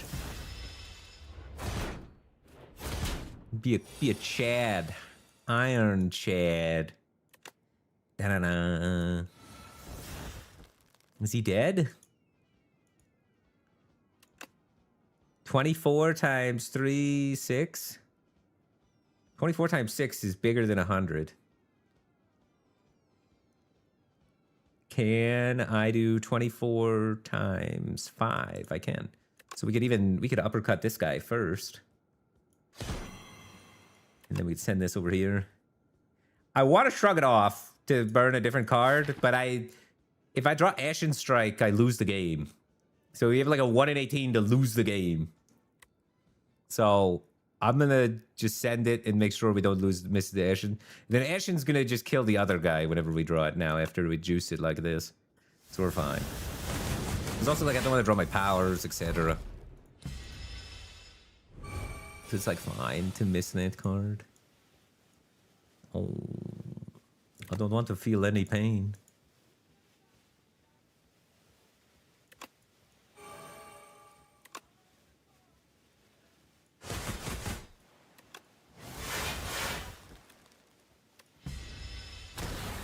And we draw Ashen and kill him. Oh, it's for 49? That is going to be bigger, I'm going to be honest with you. Alright. 49 it is.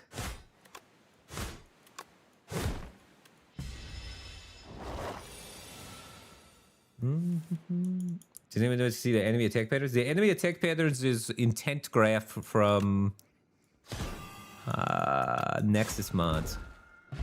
Or you can get it in Stats the Spire, which is a mod bundle that includes intent graph.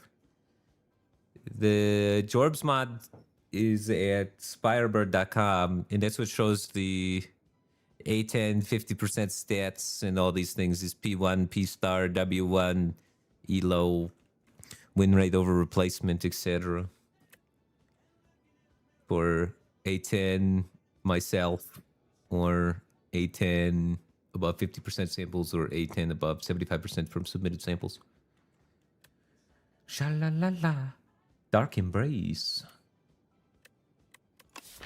But yeah, in the intent graph, very good.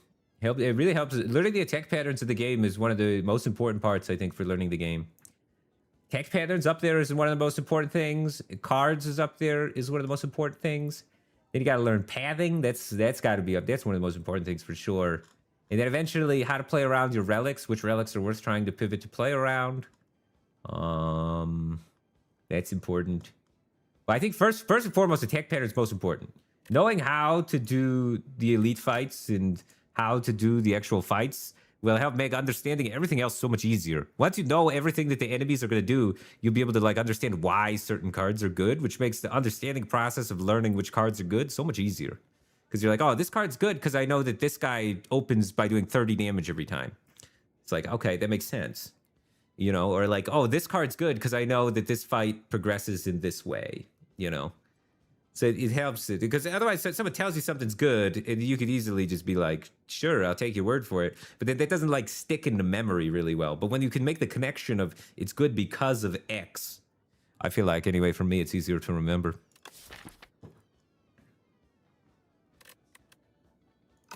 Or you can throw giant rocks at things. No. We're probably going to take Dark Embrace because we're an exhaust deck and it's an exhaust power. And we probably don't got to think too much harder than that.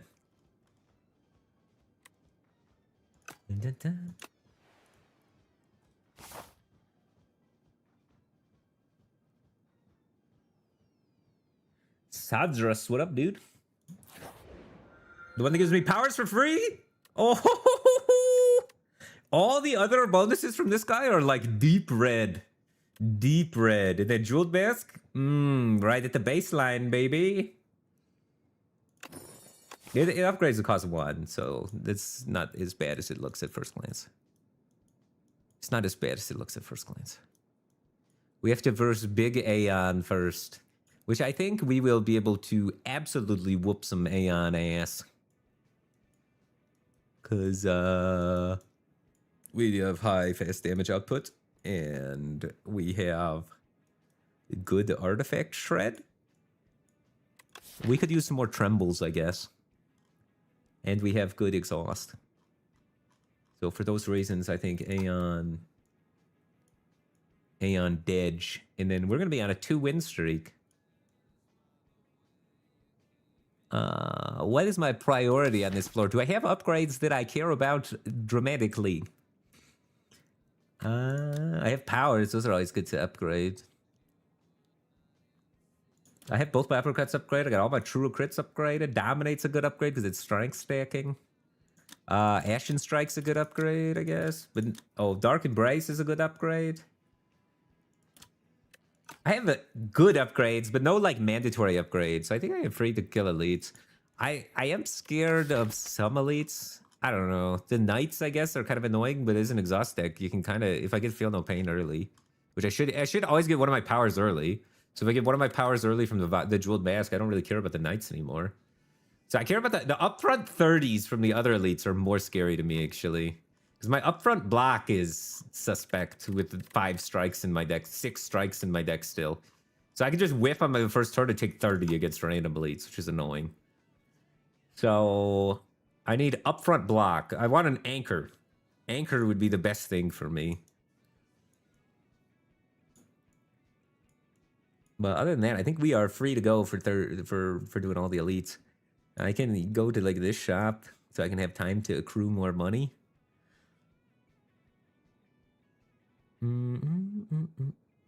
I could go to 2 shops since I'm looking for specific things. I could do that. It seems kind of troll. But I do kind of want to go to that shop and then come across this way and just do this kind of thing. 3 elites like that. No question marks. Events are kind of grief on floor 3, according to Mr. VM. Grandmaster Giga Challenger Chad.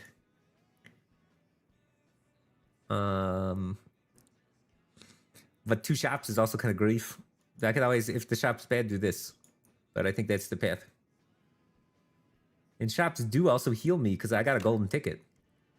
I can go see Charlie in his chocolate factory. So that makes seeing 2 shops also kind of good. Right, Embrace the Darkness. And I guess we'll get some new cards and hit something for 28. Who wants to take 28? This guy looks like he wants to take 28.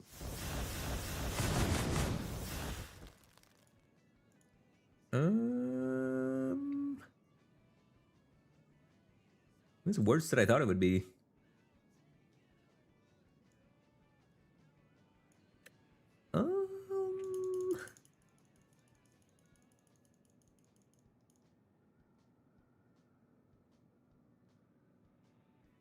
Shit.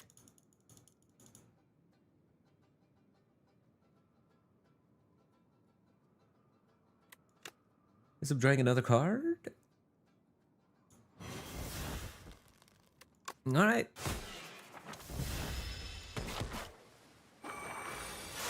Yeah, our deck has some setup time, and during that setup time it is uncomfortable, but then it gets set up and it's amazing.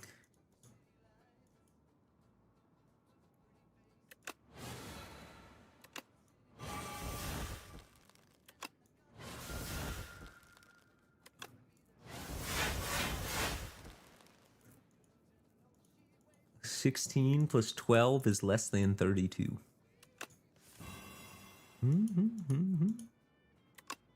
This not yet card is really good. It's like I thought this fight I'm taking damage, I feel bad, and now all of a sudden I'm at full health again. Loving it. Well, I ordered that incorrectly.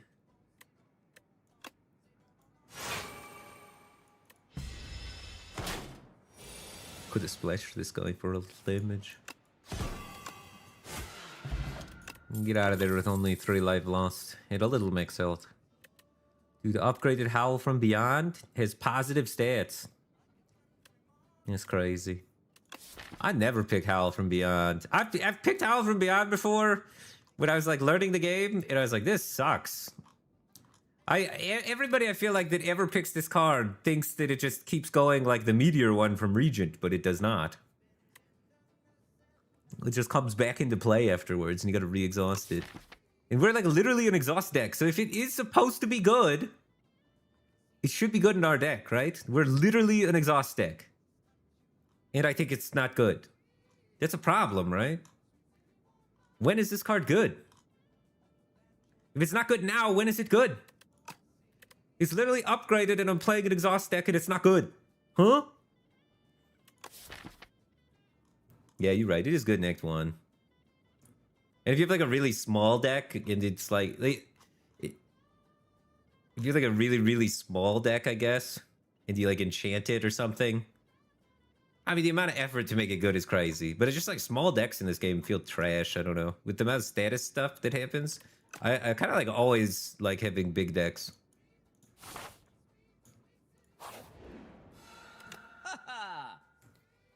Forgotten Ritual. Mummified Hand.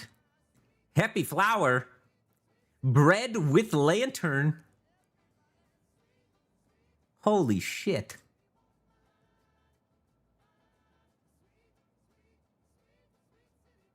This shop pumps.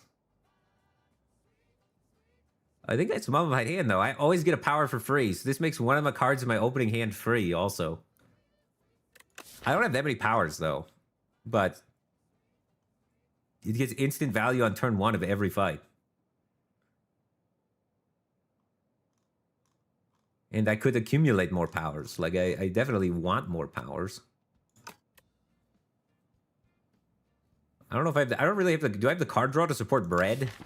Like, if I get extra mana every turn? It's like my card draw is 1 battle trance, aside from my 1 offering. So that gets a little suspicious. So I'm pretty sure it's its hand, just to make my opening turns better.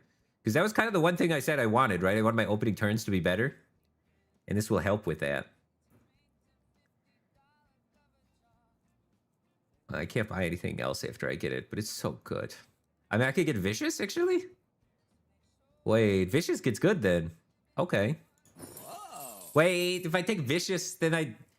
Oh, that's the thing about adding more powers is I ruin my Jeweled Mask, right? Because then I might get Vicious in my opening hand instead, which would be terrible against Aeon, because I can't even apply Vuln to him. This might have been wrong. As weird as it sounds. I don't think I want Vicious, though. I get my good powers already for free. The good powers are good. I don't think that's controversial. Like, having Feel No Pain or Dark Embrace at the start is so much better than having Vicious at the start. Huh. I'm gonna take a Dex Pod, I think.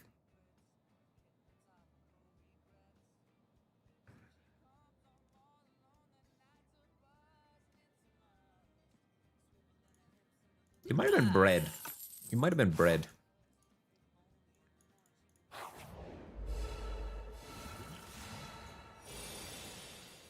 Well, it's nice to just have infinite mana this turn. Look at this, Blood Wall's free now. I don't know how helpful that is, but... I had a lot of block this turn.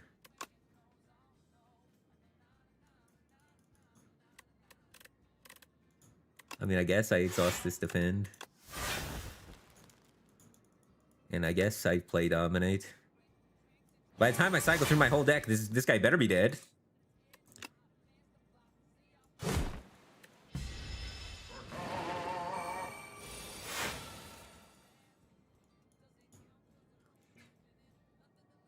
Pretty good Battle Trance Fiend Fire. Hopefully we get some way to vuln him.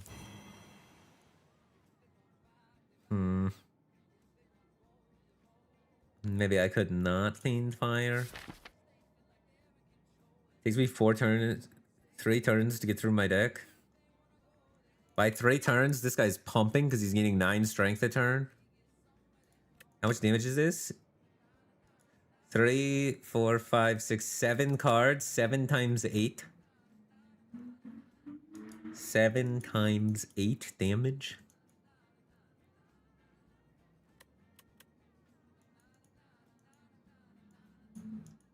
Not even that much.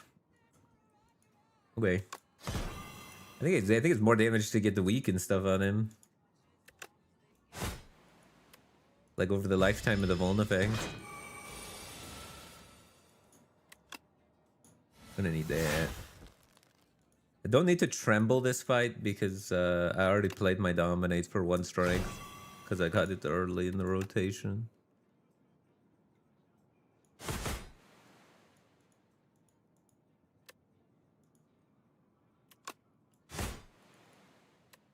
What, 24 more, that's it.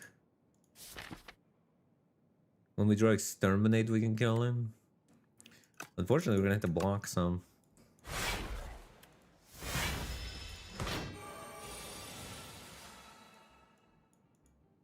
Colossus just makes him do no damage.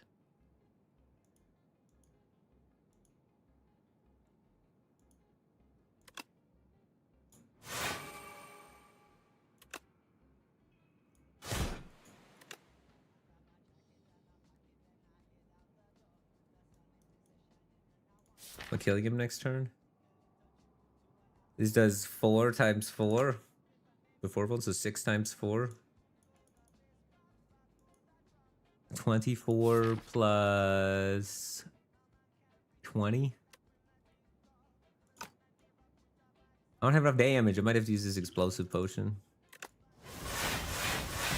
Oh, he's taking damage from hitting me too. Oh, it does 7 rounds that way. He's dead then. None of this junk.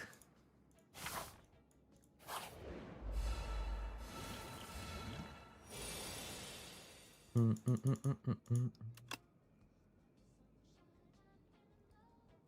mean, Mummified Hand's not doing anything for me, though. But maybe that's my fault, not the Mummified Hand's fault. It has some chance to do something, some fights. But, in these hallway fights, it's been doing a lot of nothing.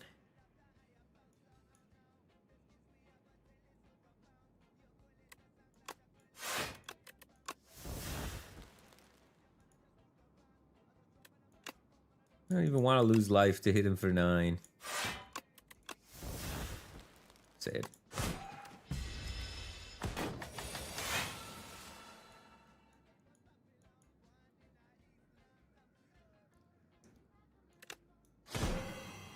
$18.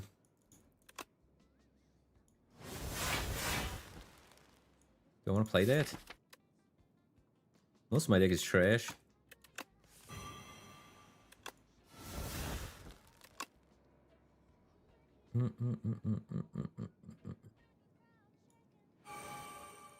Oh, nice. I should have struck first to increase the odds of that. But just get lucky anyway.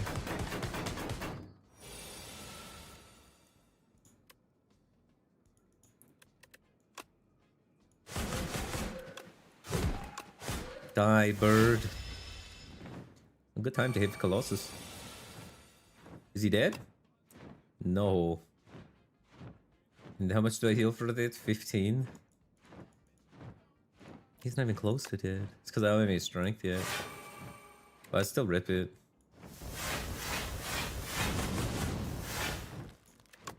This is routine.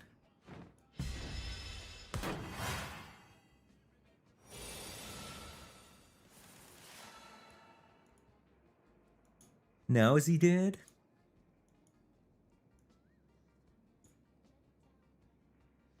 Probably not.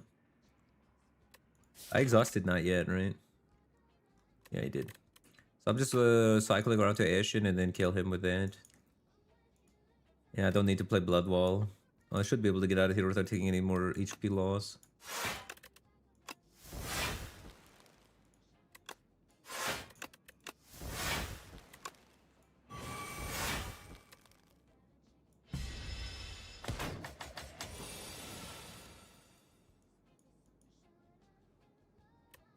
$36. Oh, because he's not weakened anymore. That's not cool, man.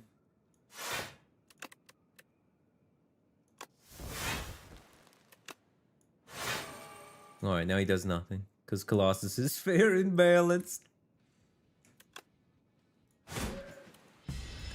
Very fair, very balanced. Fun and interactive. As we say in the Hearthstone business. My first Pommel Strike offered the whole game? Holy. And I don't take it. I mean, do I take it? I could up. Nah. Yeah. I don't even think I want it. It's too late for you. Our control's like fine. And I need to upgrade it to do something with it. think it's too late, man. I think it's too late, man. I don't need the heal, so I can take another fight. Fight, fight, fight, fight, fight. I can play cards that cost 1, and then play Bash for free. More likely. I can always play Bash for free. I don't need to always play Bash for free.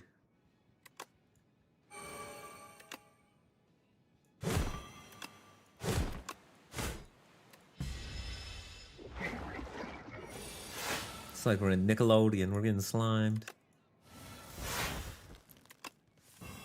Oh, baby. Tremble before me. Dun, dun, dun. Right, we're full blocking already.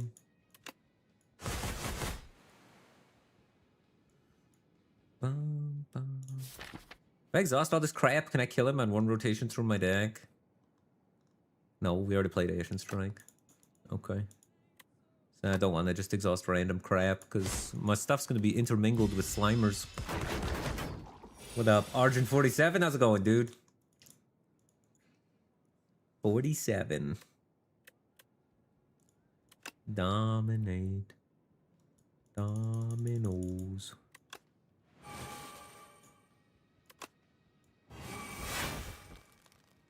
Bum, bum. Do I have not yet still? I do. I could spite myself just to hit him harder. Only pushes 11 though, so like, who cares? Greige. Is he dead? What's 17 times 7? Any math wizards? 119. Not even close. We do get to draw a whole new array of cards, though. We could also add 2 to that. And 11. So we could do 13 more. Any 13 more is not enough. If I draw this crap. And potentially like slimes and stuff. I also gain 7 times whatever block. 7 times 3 blocks. So 21 block plus 9. I could get 30 block. Yeah, that's probably good enough for me, you know? Send it.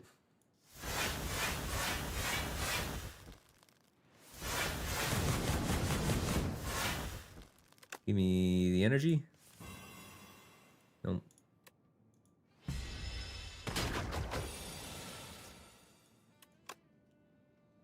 We have... Is it in my draw pile? No, I exhausted it, didn't I? Yeah. Gigantification potion. Holy. Drink up. Inferno, a little late for you. Dismantle, a little late for you. Havoc, not good. What up, junk boy? How's it going, dude?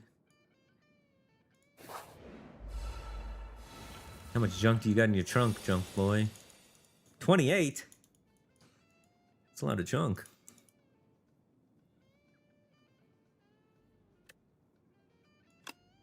Hopefully we can block this guy out. My potion chance from this is about 50%, so I could drop a dex. We still got a whole lot of floor to go through, so we should accumulate more potions on our way downtown. Do I need to? 19... Yeah, probably. 19 plus 3 right now. I'm at like 22 block. I guess it depends if I find a block card off this or not, but... Which I did.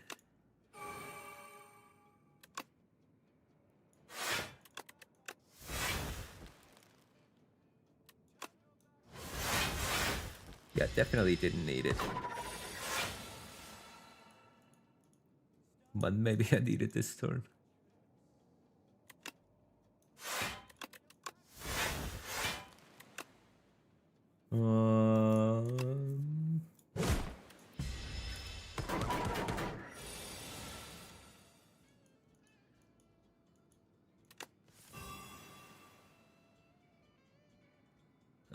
I guess I could use some mana this turn.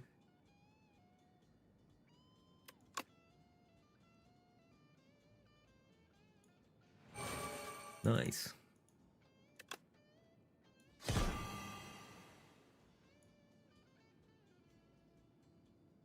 I can't really use the mana actually.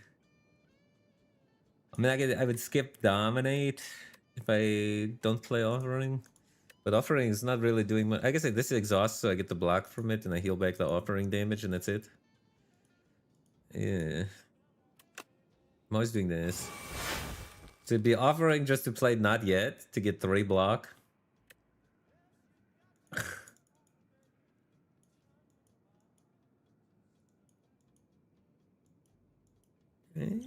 Proper skill.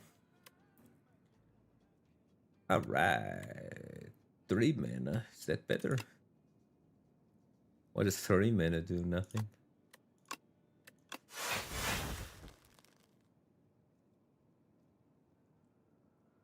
Okay. Okay. He's already weak. But yet he seems so strong. It's Blood Wall time. What up, the McCown? How's it going, dude? McCown.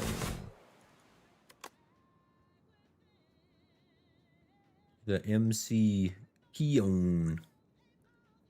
Ooh, DJ? Ooh, in the mix?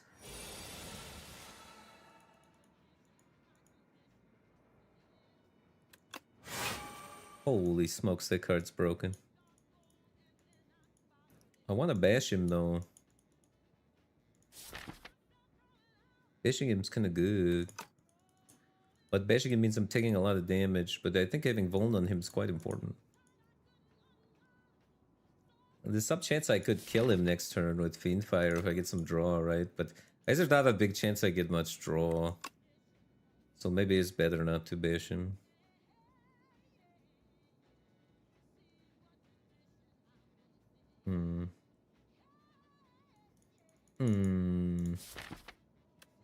I don't know. It goes up to 10 and then it's 75% more, so it's 17 procs. So I just need to get any card, draw card, and then it's 17 times 6.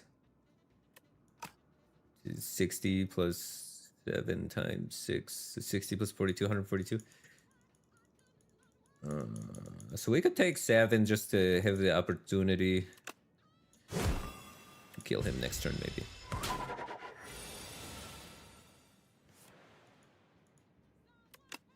$17 times 4. Can't kill him. Can't kill him.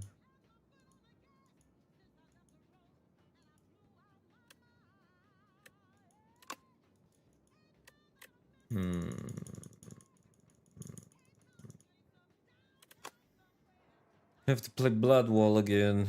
Not thrilled about it. Can do 15 or 17 times 2 and take 3 more damage on myself. I have Dark. I should do this. I should have just did that first. I trolled that turn. I forgot that I get blocked from it. So I just like definitely buffed that turn. So noob.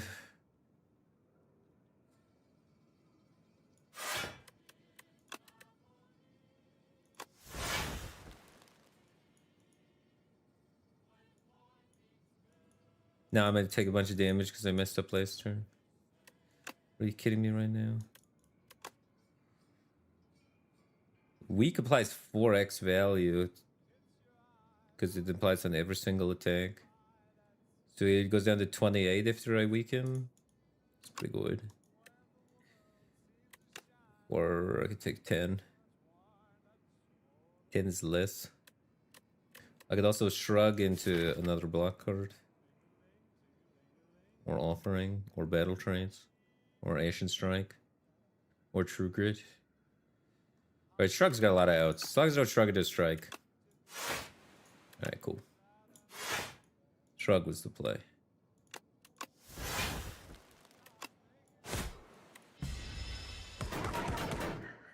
And now he's dead.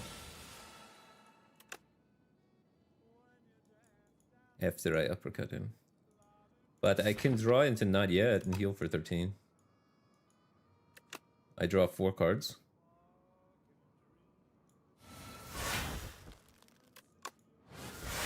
Alright, now we don't take any damage this fight. Nice. Saved. Ooh, another Tremble! So Tremble is how I gain strength right now. And I need to sometimes use it to peel the artifact on big homie ass glass. So another Tremble is a welcomed addition, I think. Because our scaling is not good. Like our hallway fight and our deck and our engine is consistent and powerful. But our scaling is lackluster and mediocre. So improving that could be helpful. Our scaling is like 1 Ashen Strike.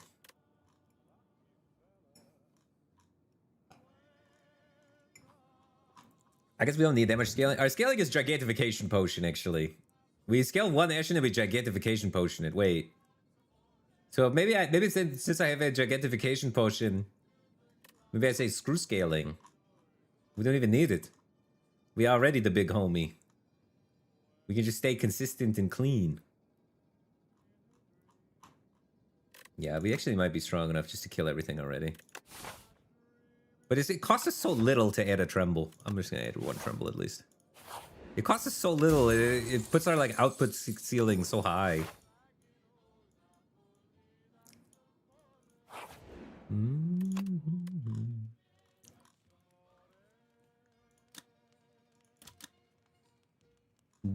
I want to upgrade Dominate, Ashen, Feel No Pain. I mean, I do want to upgrade Dark Embrace half the time. Because when I don't get it pulled for free. I want to upgrade it just so that now I have more freedom to add more powers because I won't feel so bad to play it now. Of course, I immediately draw it for free.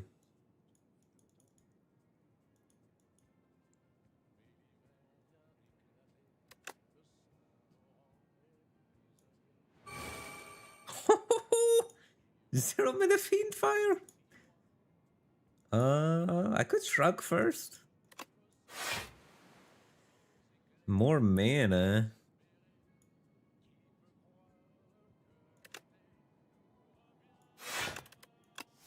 I want to play my block cards. I don't think I need mana, I just need cards. Okay, hello.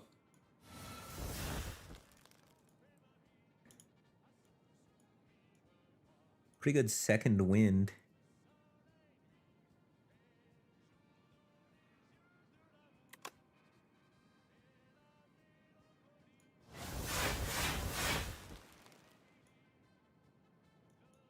Hell of a turn 1. And then we get some peel going. And then we punch him for 33 for fun on top. And we proc the Kurosakaba. What the hell? This guy's getting owned. Ah, we miss our power on this cycle. That's a big save. But the good news is we'll cycle back quick. We'll cycle back quick. And we didn't miss Dominate. I do have another Tremble in here, so I could like True Grit first into Tremble.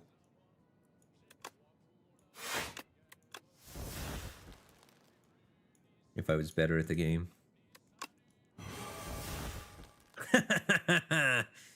You would come right after, you bastard.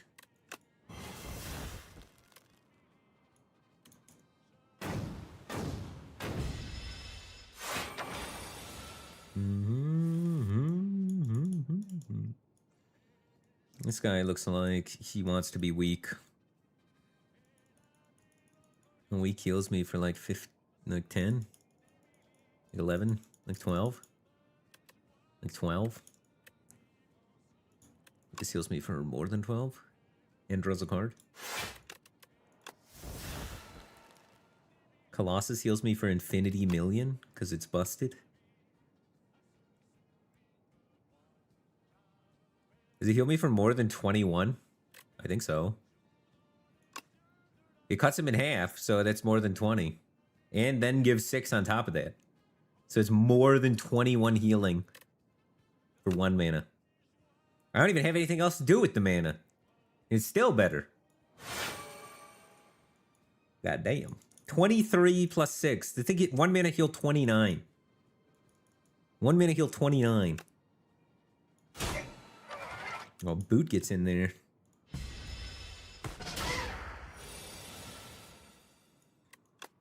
$98. And we can scale it up a little.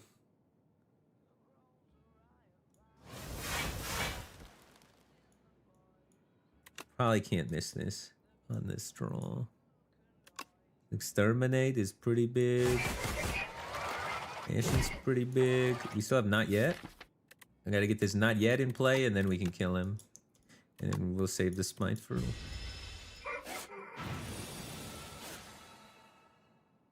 Huh. I'm gonna take 2.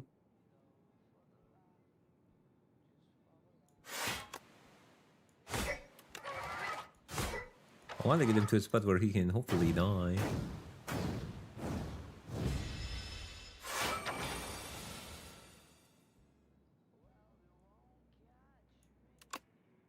$19 plus 17 is lethal. So I can Not Yet and then kill him.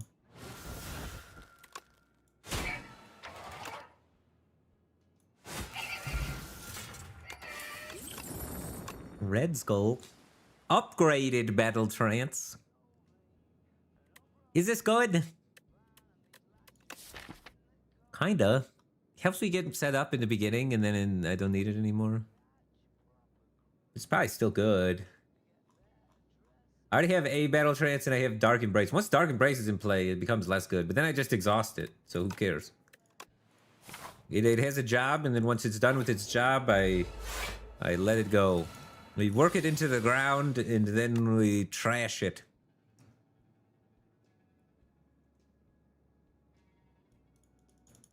Yeah, I do have this relic for draw too, but...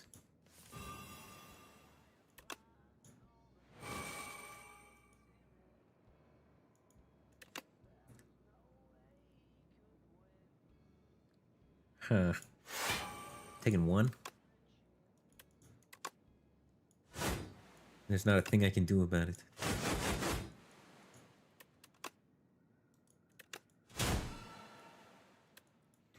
Fine. Ooh, big offering. Trust 4 cards, so I have enough hand space. Banefire, is he dead? It draws me a whole new hand afterwards, but it's only 9 times 7 because I don't have any strength going on yet. We probably don't want to exhaust our Ashen. And I probably want Vuln on him. Probably play Bash this turn. Probably play Bloodletting this turn. Probably play Ashen just to have it for later. And then play this to just see what's going on in the rest of my deck. Seemed good.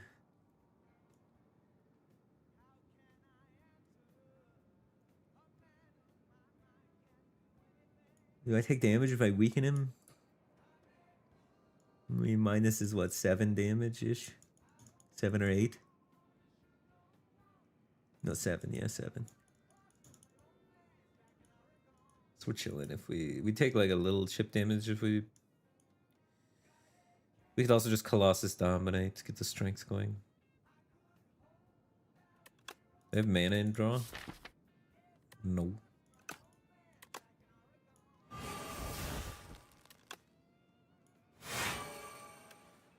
Do I want to draw these cards? Kind of. How much does my thing do? My action hits for like 1 billion. And I need to cycle around the not yet, I guess, by the time this fight's ending. So I'll send it.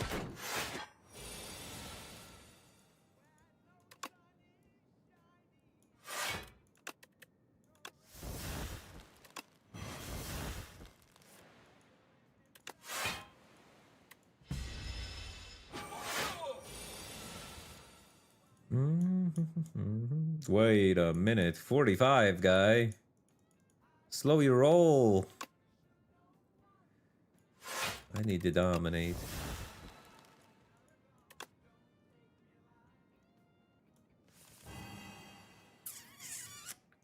Ow.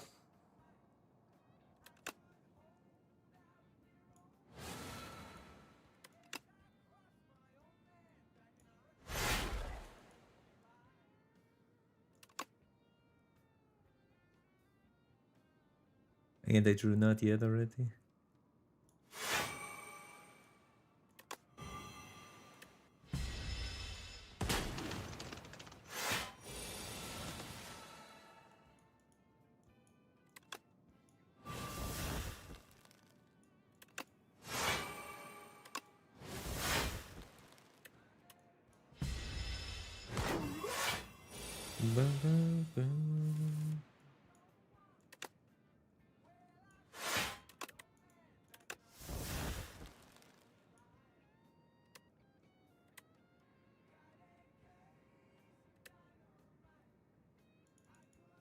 Oh god.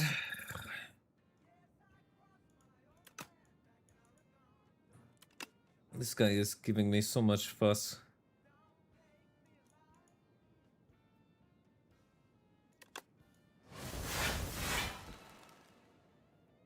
How I draw 3 cards, no black cards. Or no draw cards. 1, 2, 3, 4, 5, 6, 7, 8, 9, 10, 11 outs. 11 outs out of 17 cards with 3 tries. And you're telling me this is the best we can do?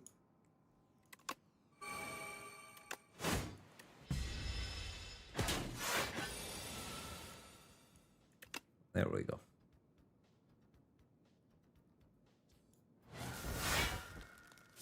We have the card in there? We do. Alright, I don't want to draw any more cards this turn. I draw it next turn and kill him. He's for 60 plus bone plus paper frog.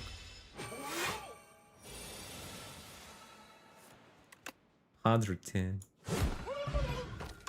We took more damage than I wanted. We took like 10 damage in the fight. Burning Pact is good. Colossus number 2 is really good. Colossus number 2 is just full block for a turn, so it's pretty good. We have the 2 Battle Rages, so Burning Pact is not as needed.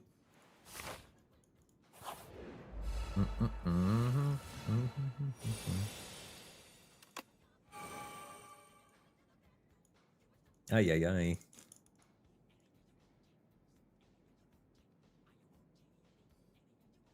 This hand is not it.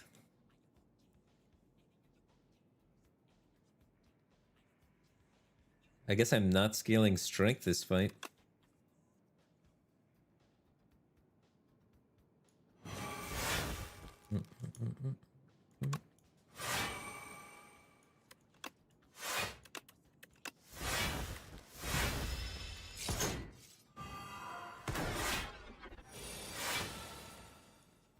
Oh, baby.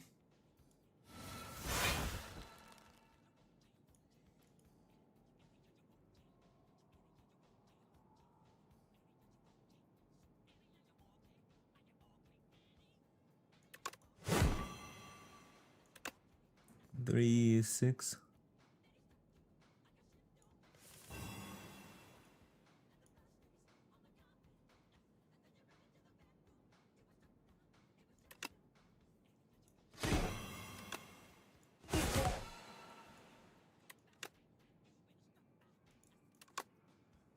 Kind of down.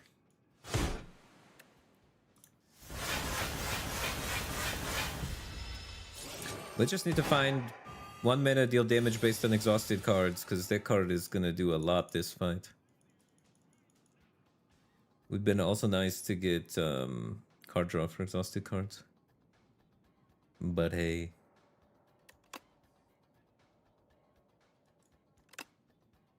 One damage off lethal? You're kidding me, right? How much am I blocking for? Each of these blocks for 3 when I don't play them. So I played 2 cards, I have 5 left, so 15. We're taking it. The AoE pot's pretty useless in every other encounter. So I could just do that. And then kill this guy.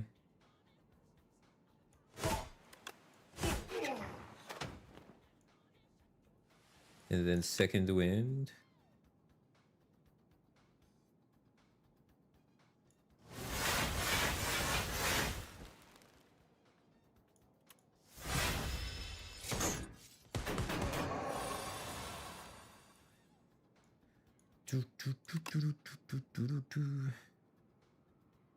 Shrug first.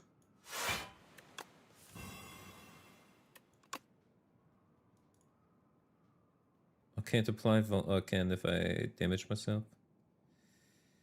Or I could Fiend Fire and not use Ancient Strike and do 8 times 6. Not enough. Block for 18. Okay.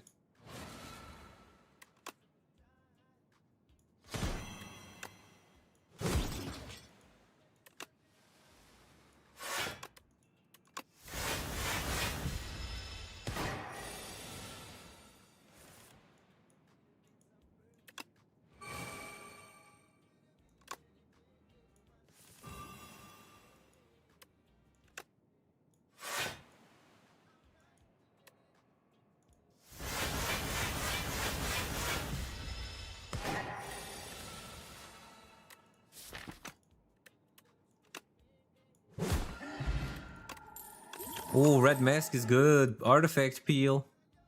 Another feel no pain. I mean, I'm down to feel absolutely no pain. We also heal for 20 when we pick it up. Not that we need to, because we are going to heal automatically here.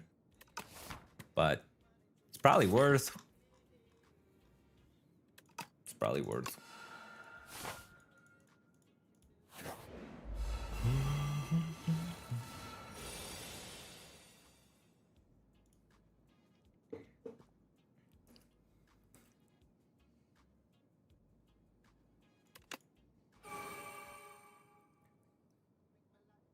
Block 7 times 4, 28. What the heck? It's fine to take damage here, I guess. It's a bummer that they do max health damage.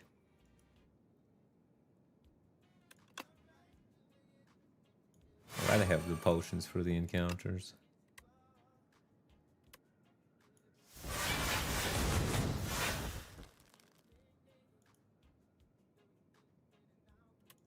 I have Colossus up, so I can take less damage from this guy or that guy. So this would make this guy hit for 4 instead of 8, or I could make this guy hit for 6 instead of 12. So perfect.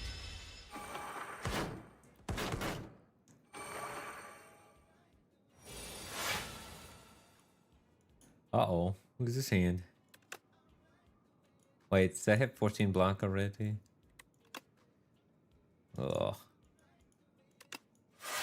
Ah!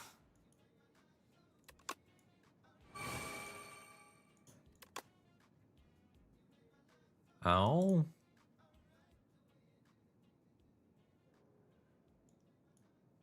Bro.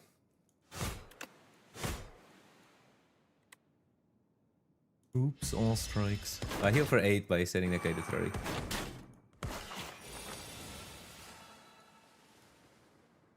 Alright, let's get rid of this hand.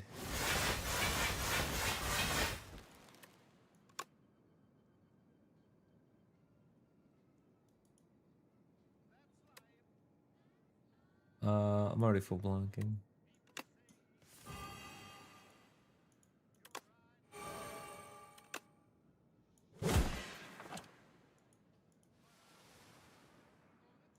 16 plus 16 is 32.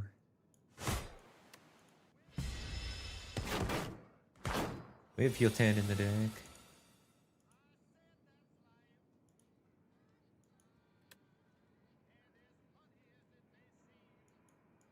Ah.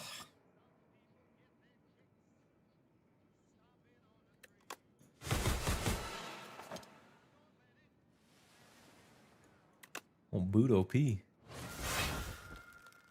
Boot OP.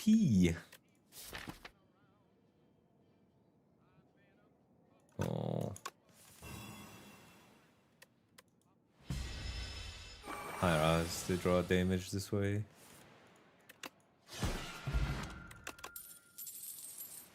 Upgraded Pommel.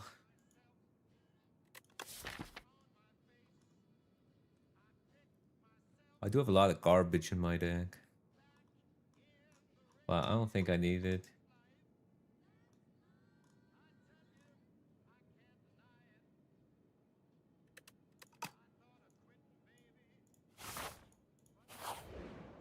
Smith.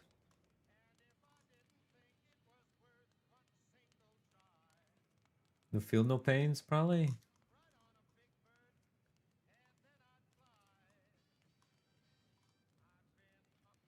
Or Ashen. Actually, Ashen.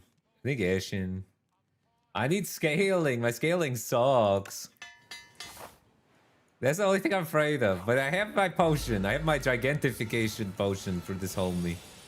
If I didn't have gigantification potion, I'd be scared. But we should be crushing this guy. Also, let's get some cards to do things and stuff. Alright, more defense, sure. Screw it, let's not get any cards to do anything.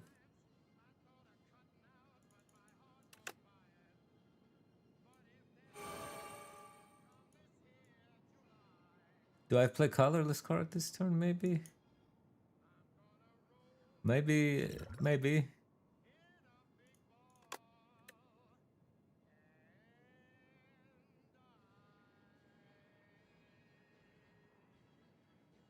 Ah.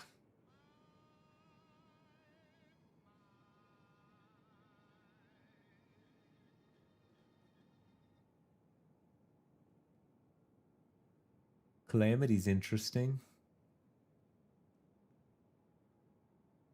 Getting Colossus on top of my deck is good if I were to have the ability to make him vuln.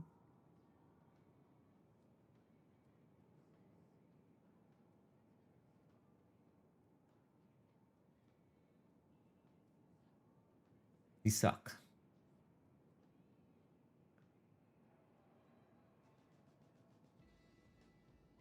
I'm just gonna take prep time.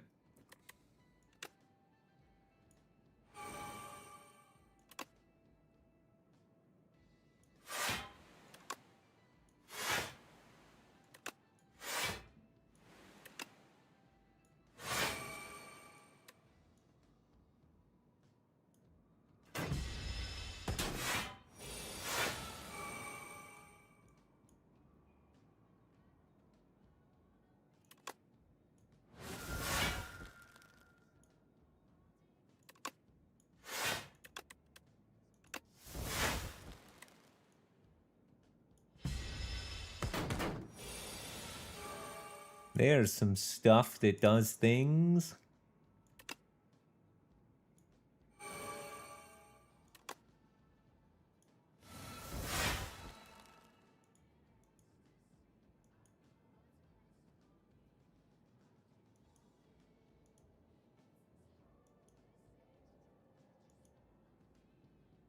Yeah, I'm just true getting something random.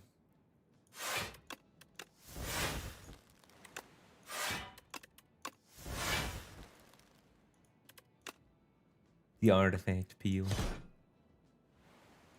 Okay, artifact peeled. That's step 1. Step 2, tremble and dominate. Step 3, fiend fire. Step 4, ashen strike. There's a method.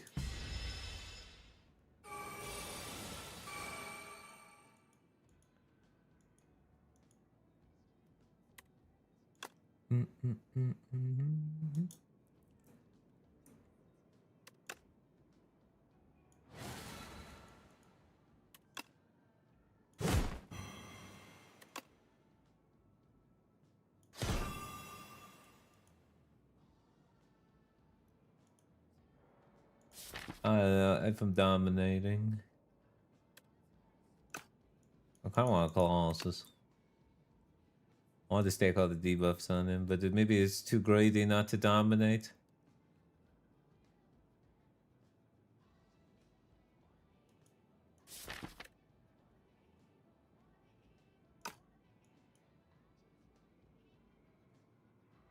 I could also... Second wind? If I draw in second wind, how bad is that?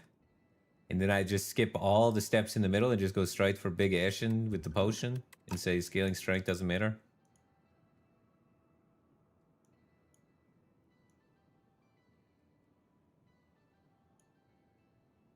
Maybe I don't need to scale the strength. Like, maybe who cares? How big's the Ashen already?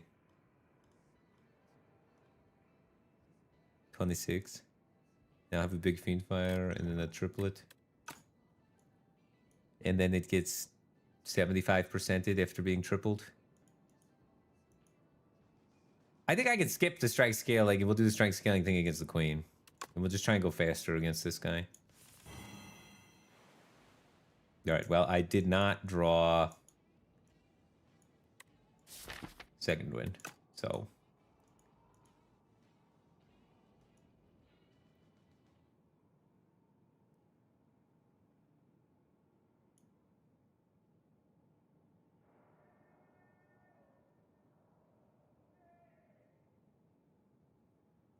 So then do I Colossus to try and avoid taking damage still?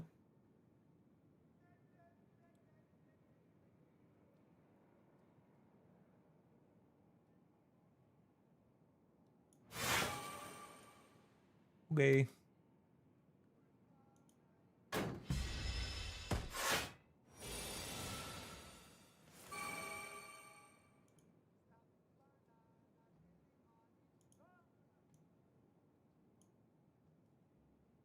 Second wind in the Fiendfire.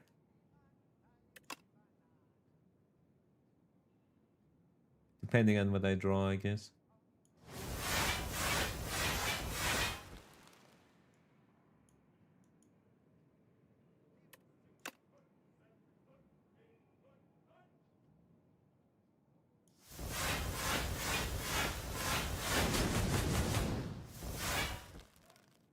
Okay. 17 cards left. Ashen is at 70. He's still got 3 stacks of Vuln.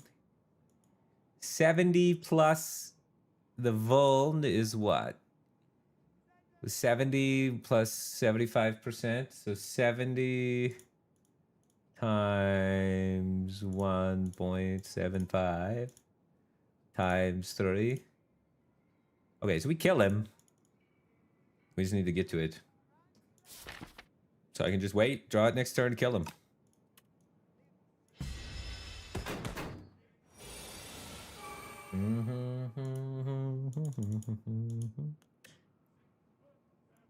Send it.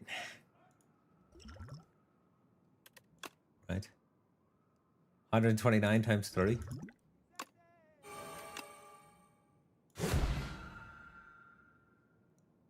Got him.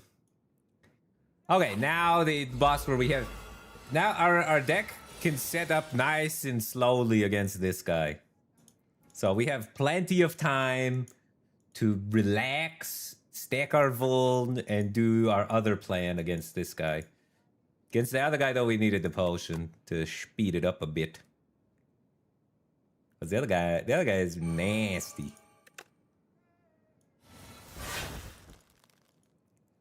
So I don't want to dominate on on only 2 stacks. I want to get real strength because we don't have the greatest scaling known to man in this deck. We're a bit of a skinny deck.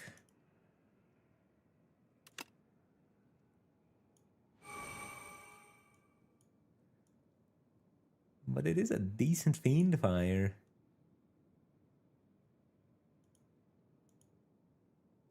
But no, we should wait. We should wait, I'm pretty sure. Does suck that I don't have much else going on, though.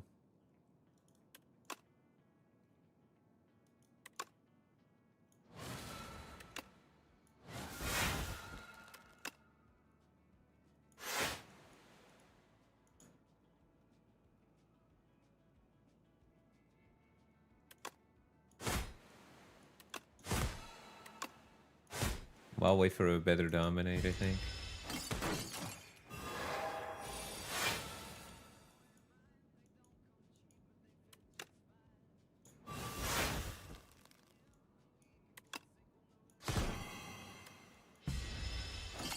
Which means we gotta get through our deck fast, though, because dominate's all the way back at the beginning.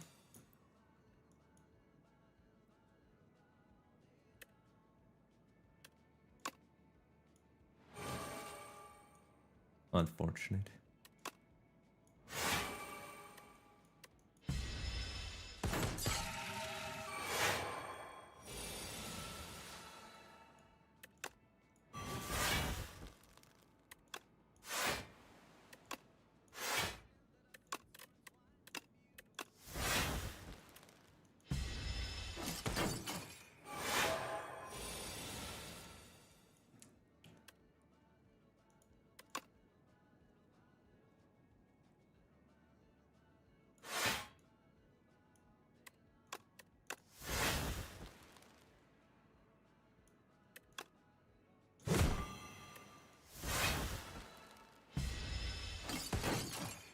Alright, dominate time, where are you at?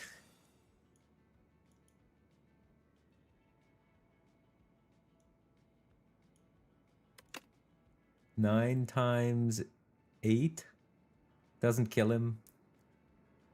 9 times 6 full blocks him. None of these cards are important.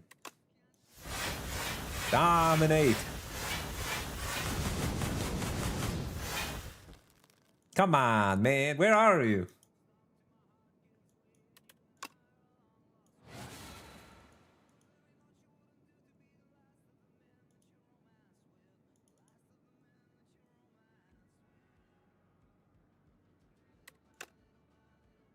Oh, what up, Cal Productions?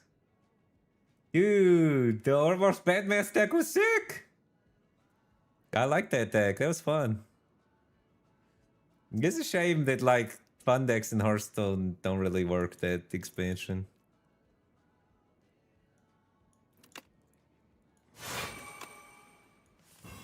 There's my dominate. Very bottom of the deck. Alright, now we have our strength. Now we can get to work. What was the second step after we get strength? Hit him with big things? I mean, I guess Fiendfire is the way we capitalize off strength. I don't really have Fiendfire anymore. Oh, strength's not that important. We're just an Ashen Strike guy. We're just Ashen Striking for hundreds over and over again. I just need to Ashen Strike him 4 times. I need to get Vuln on the guy. I don't have any mana.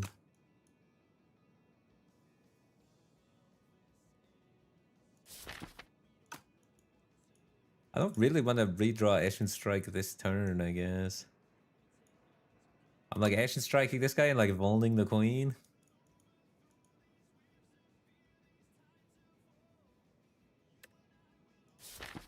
How much Vuln do I have left? I have Bolt Uppercut still. I really want to have Uppercut available to me on the turn that I'm killing this so that I can hit the Queen. Uppercut or Colossus.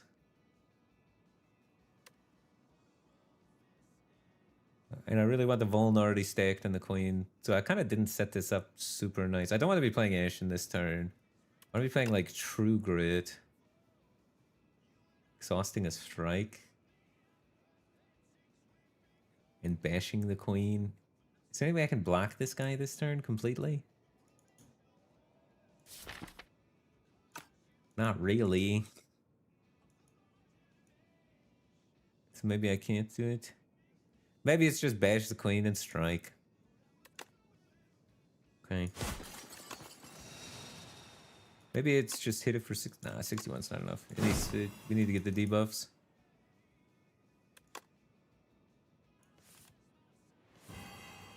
Okay.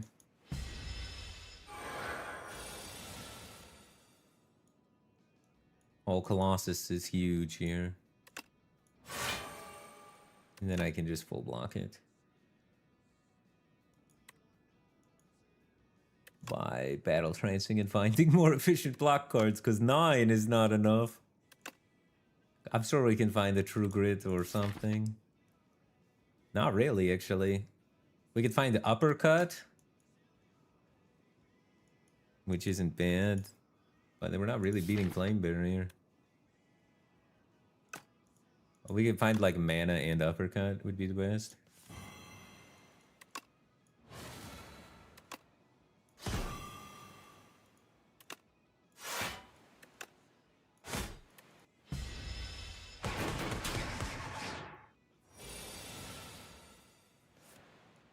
Alright, now we just need to get around to our Ashes.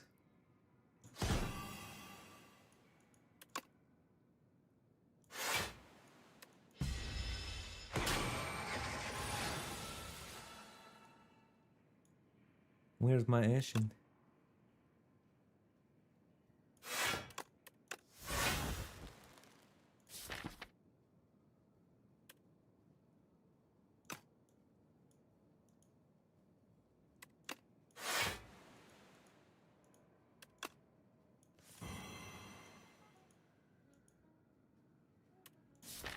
My next 4 cards are pretty bad. I guess I have a Battle Trance guaranteed. I might have not set this up well enough. This thing only hits for 116. I gotta play it 3 times. I only have like a 20 card deck. It might be worth it to True Grit again. It's 25% of the time to draw this. If I draw this Battle Trance for my True Grit though, I'm really in a not good spot. And they have to spend 3 life to make this progress.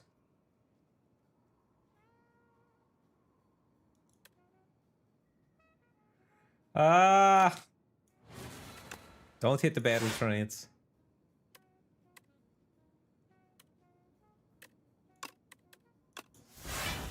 Oh wait, I can't. I have no draw. XD. This is getting kind of scary.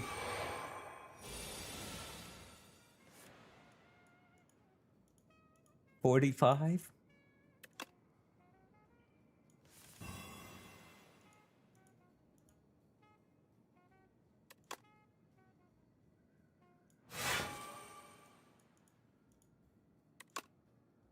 He's not going to be weak next turn. But it might be, because we have another uppercut.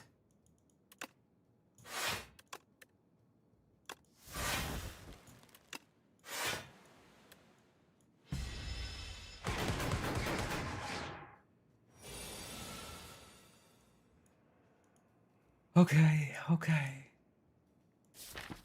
And it's getting closer and closer to being able to kill him. If I play this, I can't play uppercut. He's taking next turn off, right? So next turn he's taking off. So how much damage is this actually doing if he's vulned? It's just 86 times 1.75. 150 plus 31 plus the strike and he's dead. So I can just uppercut strike and kill him. Because I don't have an attack next turn. So I have to uppercut strike. And go down to 5. Then he's dead.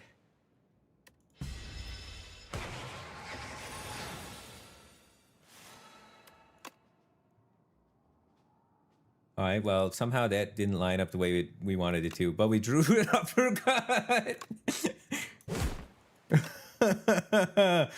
Ooh, snuck it in. I mean, this run was saved by the triple damage potion, because our scaling sucks, bro. My only scaling is Ashen Strike. I had like a Dominate and an Ashen Strike. 1 Dominate, 1 Ashen Strike. Our scaling... The game was like, you know what? We're just not going to give you any scaling. It's not like I didn't do... I did every elite. I did every elite, and the game was like, yeah, we're just not going to give you scaling. Good luck. So thank God we got that potion. Otherwise, we would have been in trouble.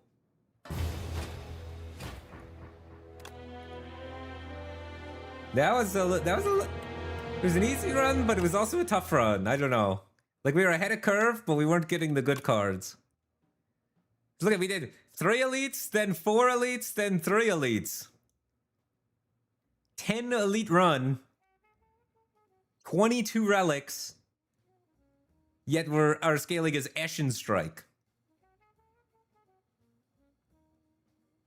Huh? How does that happen?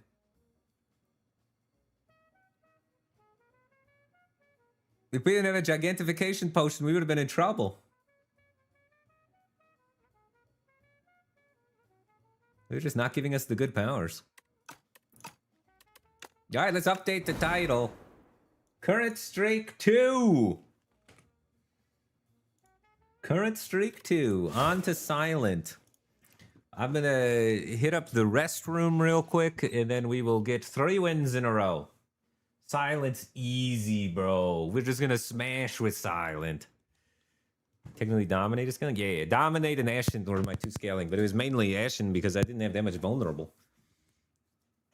But be right back 1 second, and then we'll win again. All we do is win, win, win, no matter what.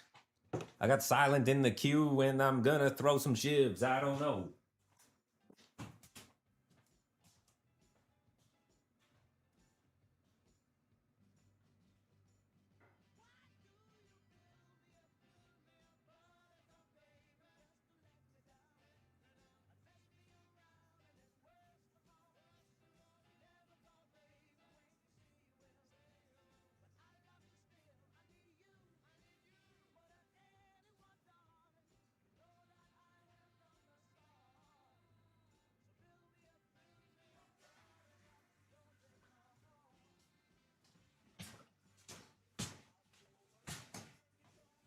Bum, bum, bum, bum, bum, bum, bum, bum, bum. You doing rotating now? What happened about Hearthstone random mode? I don't know. I felt like doing rotating. Everyone else does rotating. I felt like doing rotating. I felt like playing Clad. So then I was like, screw it. I'm going to just start rotating so I could start with Clad, because Clad's my best class by far. I like always win with Clad, dude. I feel like my Clad win rate's like 100%. We are in the Underdogs. No face cam today? Yeah, I forgot my face, actually. I sent it in to get washed, and it hasn't come back yet. So, I'm still waiting on that. But as soon as my face gets back, I'll throw the camera on. But there's too many wires hanging out right now. You'd be freaked out. Buttercup, baby, don't you let me down.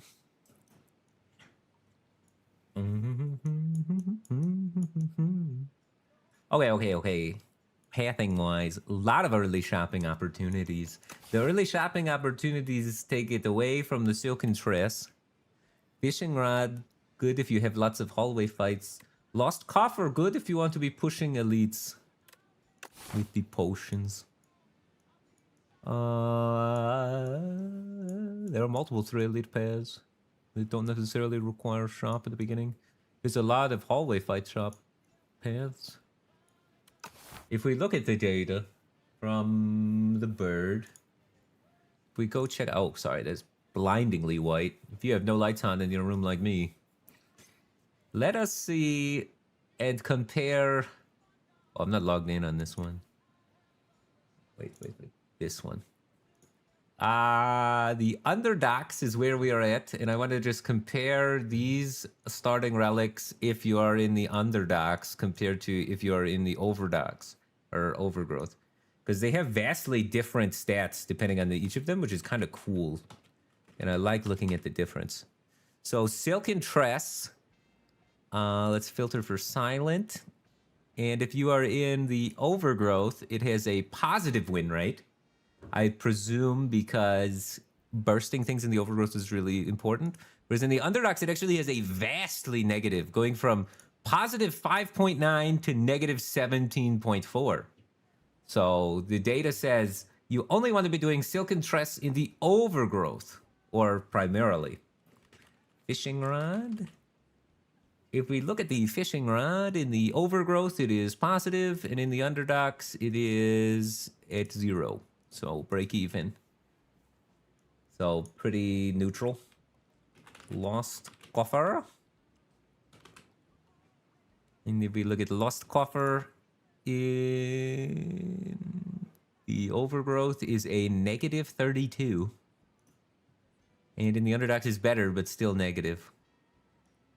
So the data would suggest for being in the underdogs, Silken Tress is kind of a bait. And it's better to do the Fishing Rod. And they're both like considered pretty good. And then the stats don't like Lost Coffer in general. But if you talk to really, really good players, a lot of really, really good players go against the stats because they say things like the people that are taking Lost Coffer just aren't utilizing the card reward and the potion to push for elites as successfully as they should be. And that it would be performing better. And the people that get like 90% win rate stats. It's like VM really likes Lost Coffer and things like that. From when I've played with him and talked about it. Tress is very good, but I also like shopping. Shopping early is really good. I could shop early to help me get equipped to do hallway fights and then jam hallway fights. And look at this fishing rod path. Look at this fishing rod path. Money is very valuable. If there's another thing I've learned from the lessons from Mr. VM Service is that he loves having money and he does not like losing money. And he often spends not all of his money at shops and likes to have the opportunity to have a little bit of money laying around for if he needs it for a rainy day. But I think this path should be a really valuable fishing rod path. 1, 2, 3, 1, 2, 3. We get 2 upgrades before we have to face our first elite. 3, 6, 7, 8, 9, 10, 11. And fishing rod scales really well into the course of the game. And the early shop can help us play around our early card rewards really well. So I think I'm going to fishing rod and take all the minion paths. And only 2 elites on the first floor, but the upgraded cards I think will prove useful.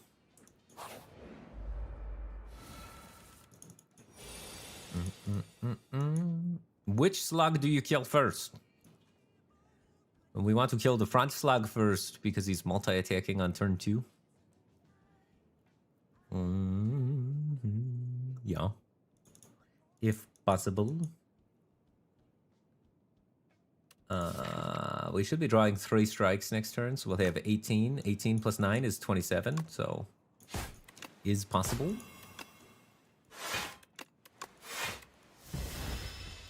Is possible. What a Beldram. How's it going, dude?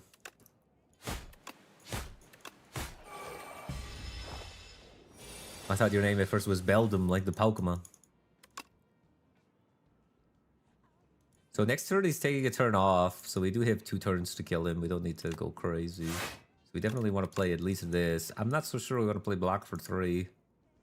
What are the odds of damage? Over the next 2 turns, 3, 4, 5, 6, 7 cards.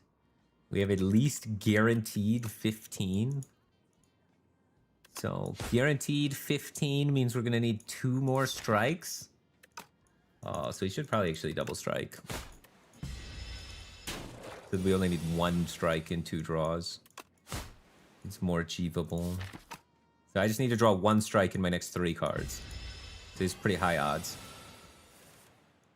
And we get rewarded for our decision here.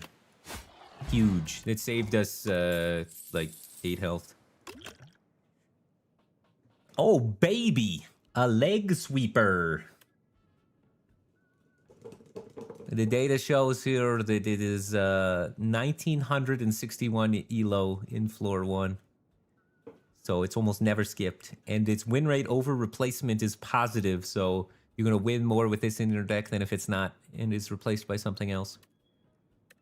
So it's good now, it's good later, it's good always. Weak. Anything that says weak on it is broken as hell. Easy snap pick there.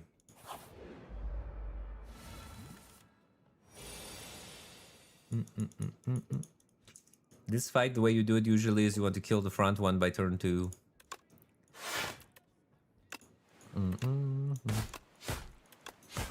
But on turn 3, they're both attacking you. And if they're both attacking you, very bad. Very, very bad. 3 weak on underdogs and you can skip every card. I don't know what that means.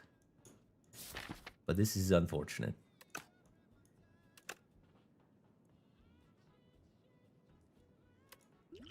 I'll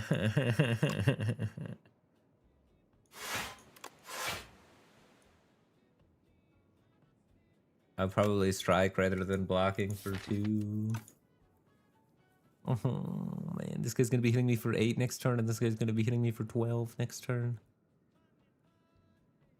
And I still need to hit this guy twice. Aha. Dead drop hand out. I could hit him once here and take 2 additional damage so that then I can strike him next turn and then full block, or then do 2 blocks next turn. Then I'm taking 6 damage to get out of this fight. If I hit this guy, or if I block, how does it work out? If I block, I'm blocking for 2. And then I need to play 2 strikes on him next turn, and then a block. And then this guy's coming at me for 12, so that I take 7 and get out of the fight. So it's better to hit this guy and take 2. And I save 1 life. Okay. Assuming I draw 2 defense. Oh. Even better. Even better. Now I get out of this with only taking 4 damage. Pretty good. I'll take that.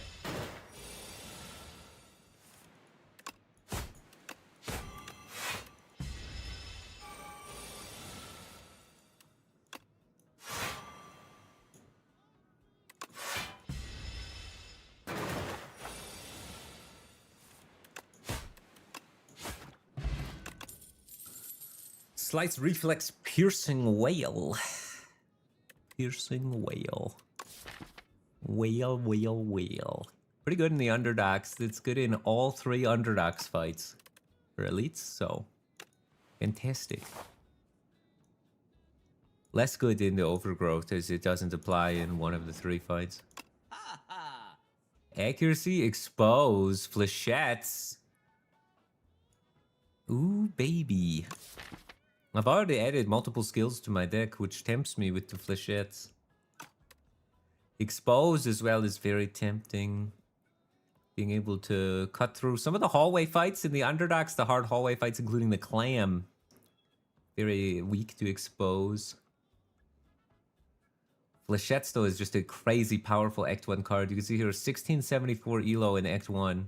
Act 2, it goes down in value a lot, but it allows you to just draft a bunch of skills and then not have to worry about too many attacks and just use this as your one big attack. Kind of nice. Accuracy, good if you have Shiv cards, which we do not.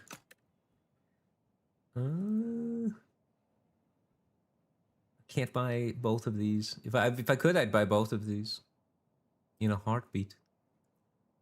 But it looks like we're gonna need to buy one. And expose is good for like making your deck better once you have damage, but I don't have damage. So I'm exposing them for what? So I think we need this first, and then we need this. I could, I guess, take this and then say on my next card reward, I'm pretty likely to get an attack. Yeah, Volley's also, I think Volley's a good card, but the stats on it are horrible-ish. Well, all right. So the elo doesn't mean how good or bad it is. That means how frequently it's picked by players that win at least half their runs on Act 10. So it's low elo, meaning it's not picked that often by players that win at least half the runs on Ascension 10. However, its win rate over replacement is above 0. So that means when it is picked, you're performing better than an average card. So people are not clicking it, but when they do click it, it is working out for them, is what the data is interpreting there. So it's very reasonable. Because, I mean, X deal 10 is so good against single target things. I think it's better in the overgrowth than it is in the underdogs, because in the overgrowth, the upfront damage efficiency is more important. But it's basically like flechettes. Kinda. It's a good one-card damage solution for the whole floor. But I think flechettes is better with the current setup I have. But in the, like on Clad or on Regent or on Defect, Volley can go crazy. I'll probably go on flechettes. And then nothing. But I got a flechettes, so not the worst early shot. Just to make sure that I have damage for the upcoming hallway encounters. 1 mana, deal 10.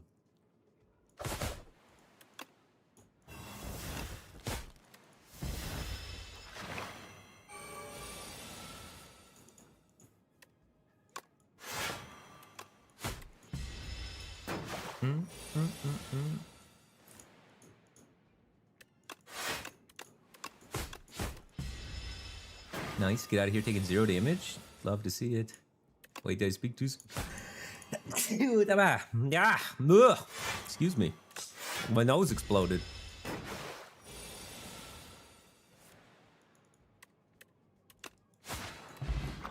Oh, nice. Got a defend upgraded. Oh, nice. Thorns.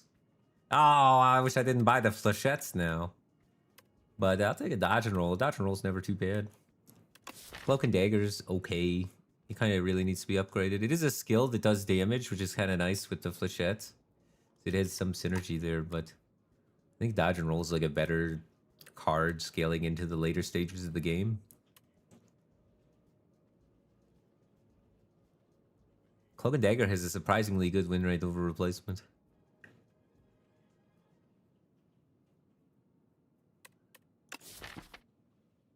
And maybe we upgraded with the fishing rod. And I guess I could see myself needing a little more damage than just 1 flechettes for the whole floor. You know what? I'll take Cloak and Dagger.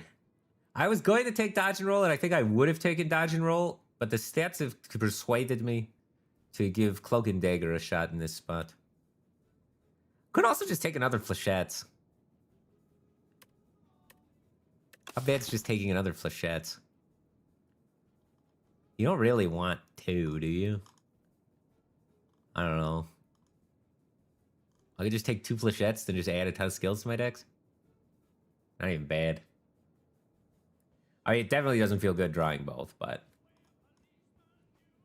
my deck is thick as hell. And I'm probably gonna make it thicker. I'll take Cloak and Dagger. Cloak and Dagger also like opens me up to Shiv synergies. So it's nice to have that door open, right? So that's kind of another thing I like about it. Try and open as many doors a little bit while we're out here farming hallways looking for cards. Seems reasonable.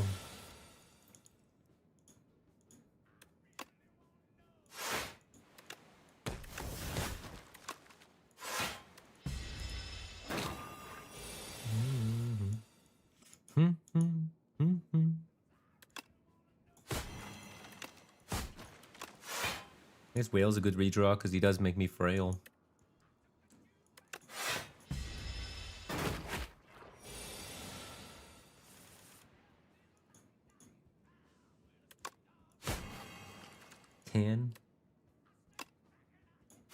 Stack that week, baby.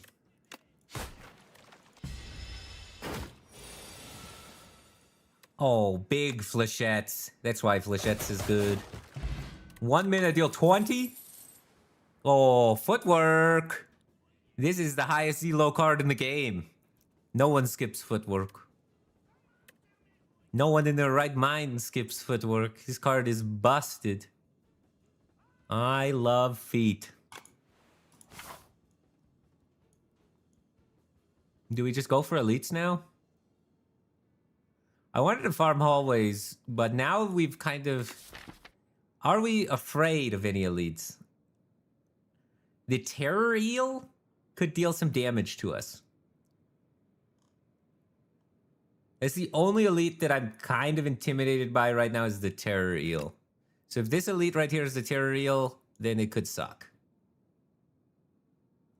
But as long as, let's say if it is the Terror Eel, once I put my footwork down, can I block for its big attack? It's going to be weakened at all times, so its big attack is going to be 18. I can actually pretty reasonably block for 18 with footwork down. I think I can kill the Terror Eel. Okay. Let's add an elite to this path.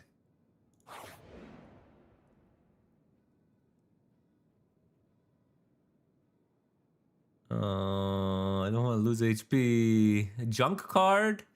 I could get dual wield footwork. Yeah, I think I'm okay against the gardeners. I have thorn potion for the gardeners, mainly. Both my potions are crazy versus the gardeners. So that's why I'm not afraid of the gardeners. And then my whole setup is just insane versus skulking, so I'm not afraid against that guy. So that's why I said only the Terrariel. Because I got the potions for the gardeners and the cards for the skulker. The random junk. Oh, sorry, it's very bright. Random junk. Caltrops is okay. I don't know. Maybe I take the card. There's some cards that are trash though. Caltrops, distraction, dual wield, hello world. A lot of these could be good. But it's like when you hit the bad, it's like half the time you hit the bad one that's just garbage. I just don't want to lose 8 life right now, though. Losing 8 life sounds expensive.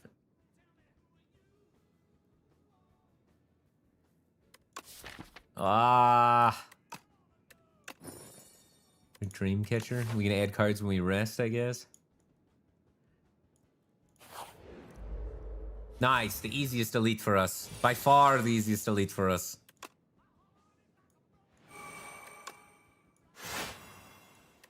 This guy can't damage me.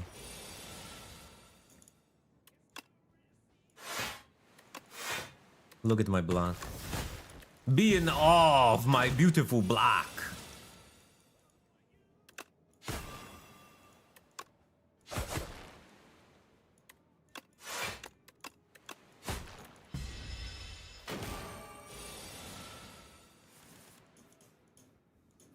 Hey, calm down.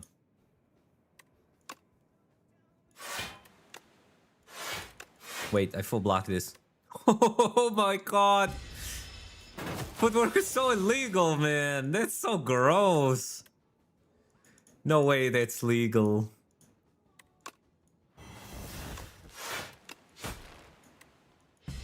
Alright, I got hit her. I lost 7. Because the weak fell off.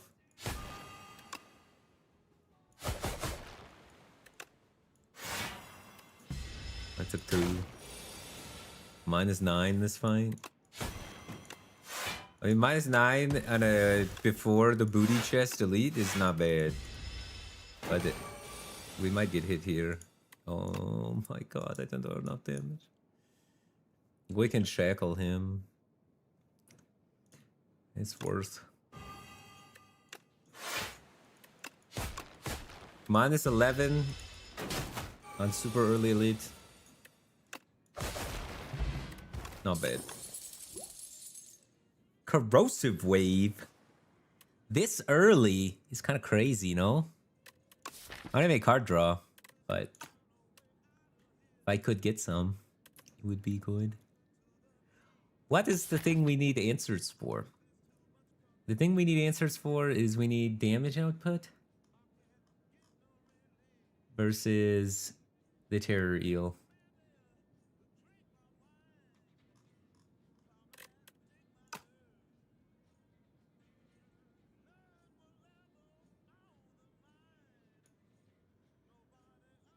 None of these are good versus my current boss.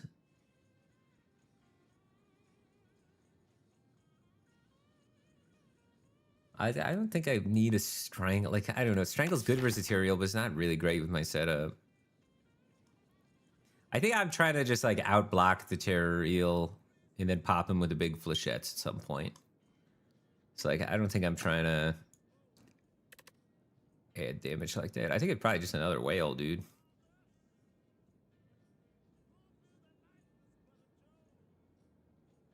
I'm probably just taking another whale. I'm not taking Corrosive Wave without already having draw.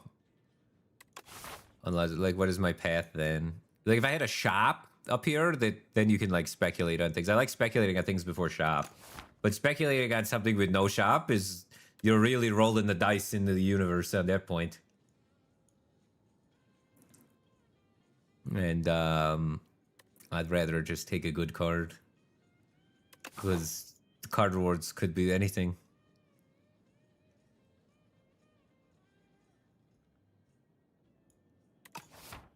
So I'll take a piercing whale. And then I will rest at the campfire to get a card reward.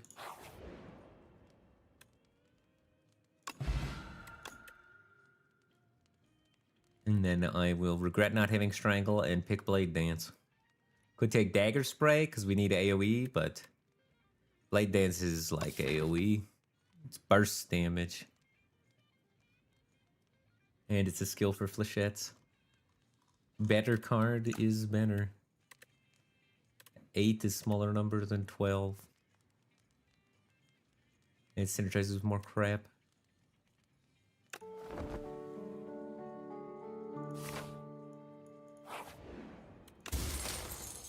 Meal tick.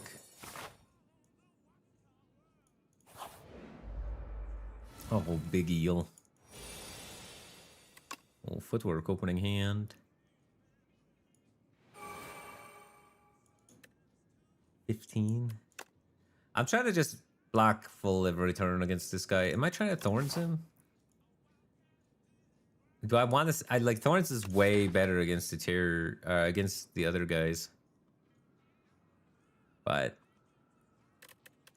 I also will have a relic and maybe be stronger by the point I get to them. And Thorns could be useful. I should be blocking pretty consistently.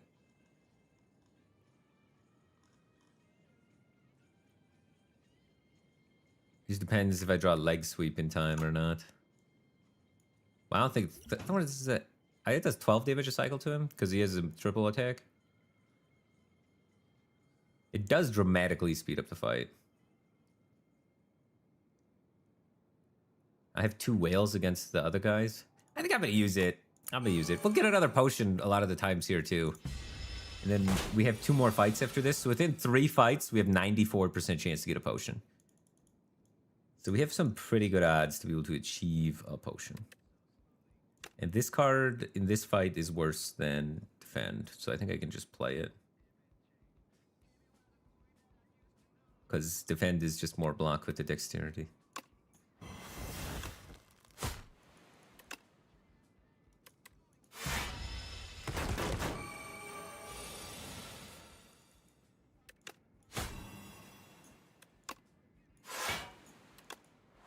No leg sweep save. I could have saved Blade Dance actually for after I pop him. Might have been smart.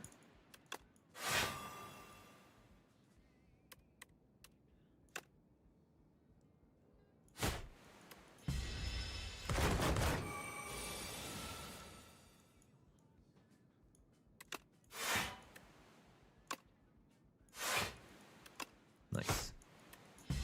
About as good as you can get, only taking 1 during that turn. That's his big attack turn. Popping him now is pretty good.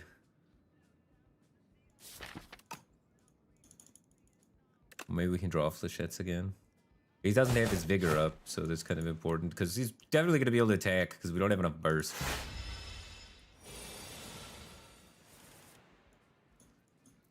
I have to leg sweep him because he's going to get to attack. And I want him to be weak. We're not really a deck with enough burst to circumvent this stage of the fight.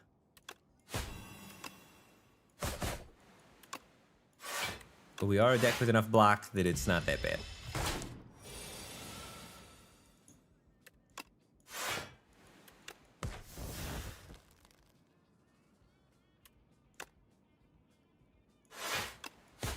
Yeah, Thorns done a lot. Does he show me how much damage Thorns did?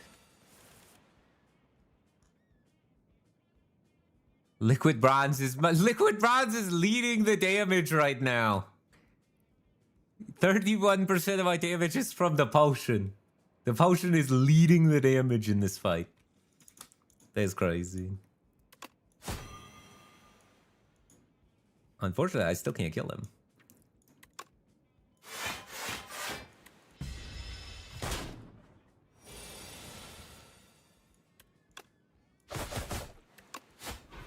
Ow. Took a little bit. Oh, Penim's huge, though. Backflip, leading strike, ricochet.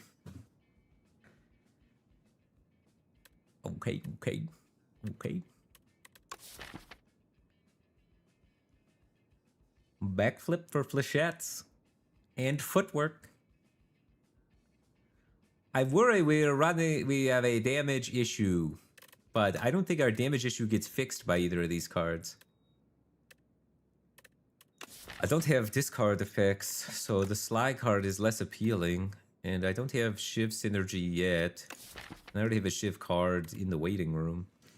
I do have some Shiv synergy with Pen Nib. Yeah. Leading strike to set up Pen Nib on cycles for that. But also, I could just have backflip and then draw more flechettes and have more cards with flechettes. So.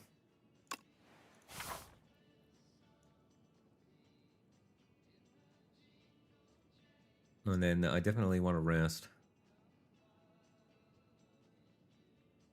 And get a card reward. And then I want to do at least 2 more hallway fights. So am I not doing the last elite?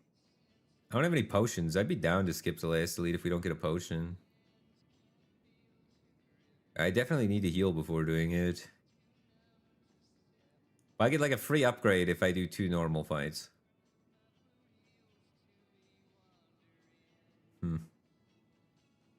I guess it depends what this card reward is. Another backflip. Another backflip leading strike. I mean, I'm kind of down just to be backflip, flechettes guy.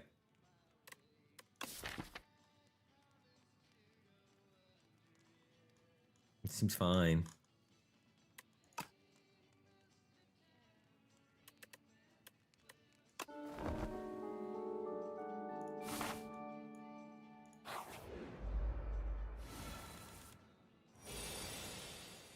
Alright, flechettes.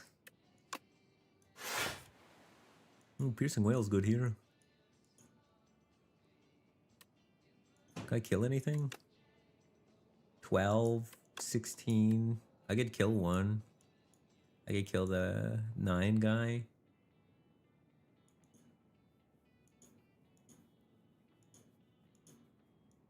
Kill one and take 2.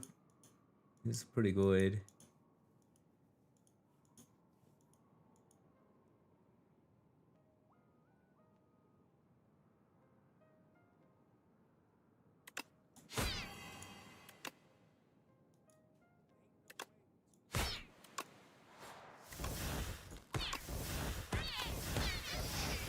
Okay. 10.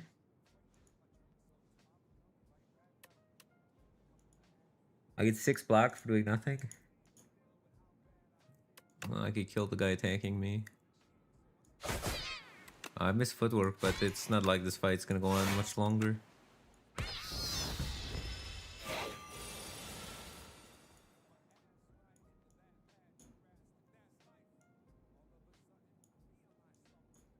All true. I am going to be drawing a lot of beckons from my backflips. That's going to be actually an issue. I don't know. Hopefully in these card rewards, I just find something that solves my output. Because my output is suspicious for sure. And I really would like to find better output.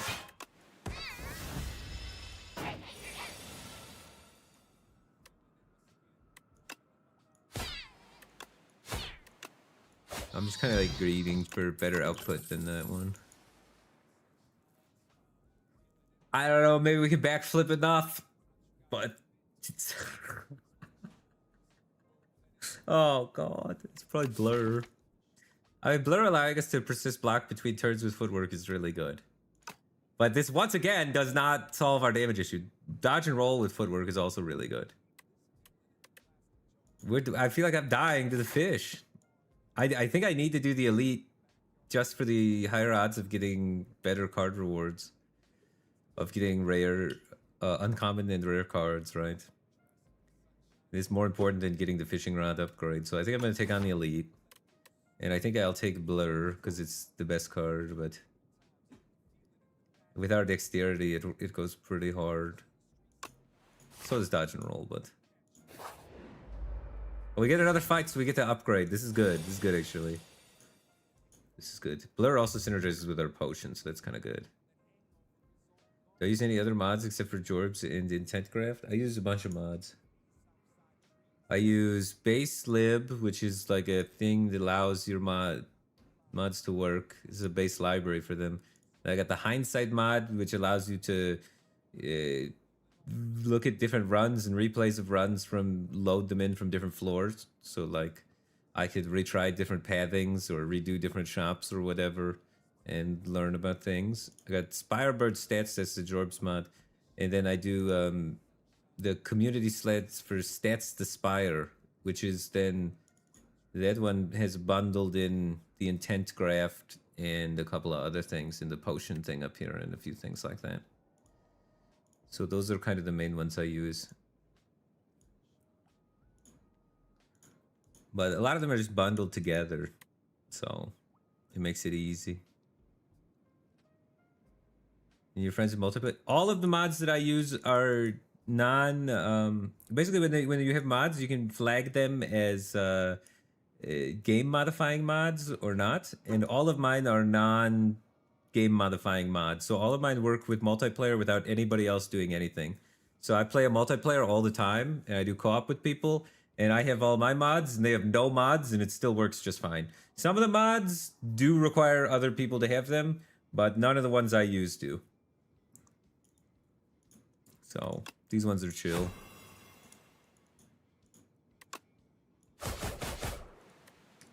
It's one of the things I like about them for sure.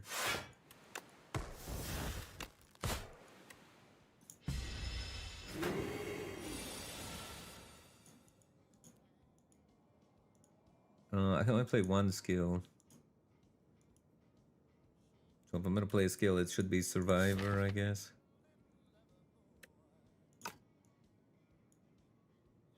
I can also just play nothing. I could save my pen nib to be able to kill the summon in one shot. And just literally pass the turn.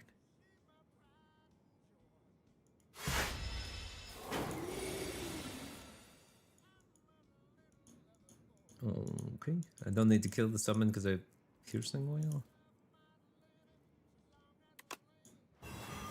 The summon kills itself when attacking, right? It is a death blow. Yeah, I can do that.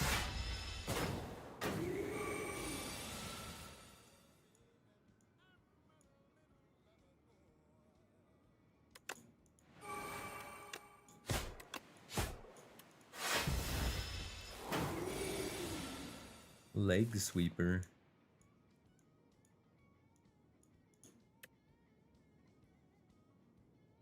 Do I have lethal? 12 plus 6, 18? No.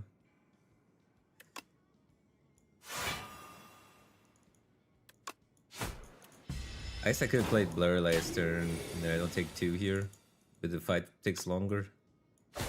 I probably just took 2 for fun. Upgrade the strike though. Noxious fumes! Output solved, baby! Ha ha! 1 trillion damage. Alright, cool. We're in. Never punished for not taking the leading strikes. It's also good in this fight.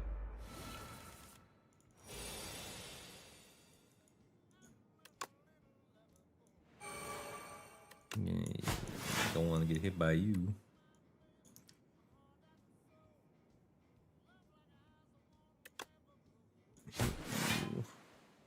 I get 6 block for free, so let's use it.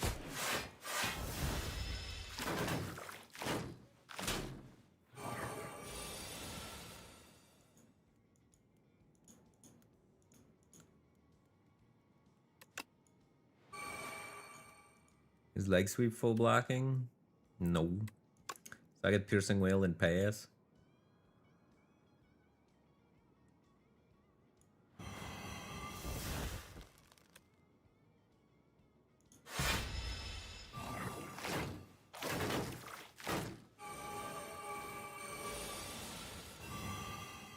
Oh, piercing whale. Whale, whale, whale.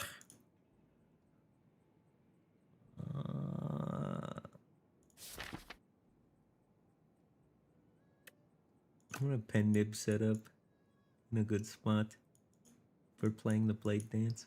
I could also like backflip.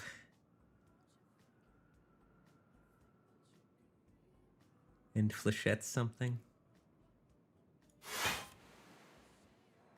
No flechettes. Next turn I draw flechettes every time. Without pen nib it's already hitting for a lot. So I don't necessarily need pen nib, but it's pretty good.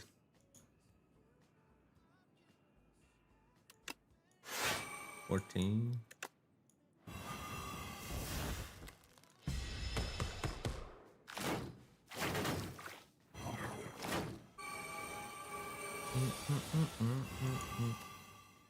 $15.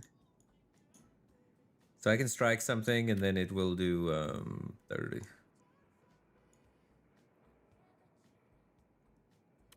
And I want to get it in my draw file before I reshuffle. So strike, then flechette's the back guy. Strike you.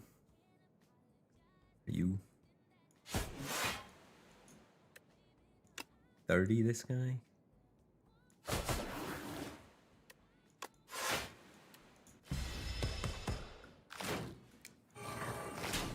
Hopefully we'll redraw flechettes. No.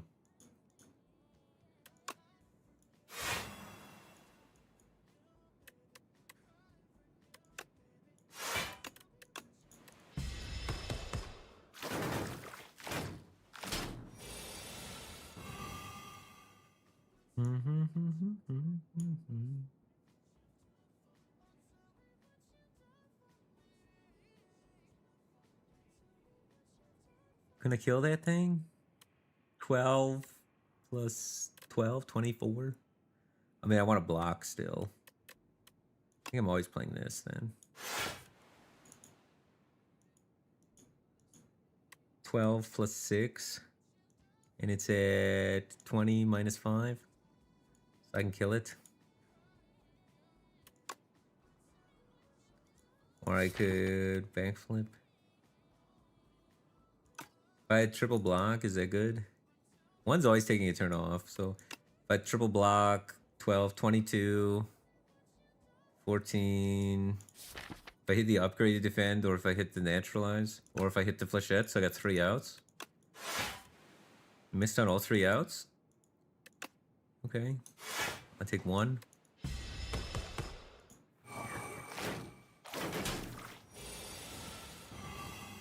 Boom, boom. That kills. That kills. That kills.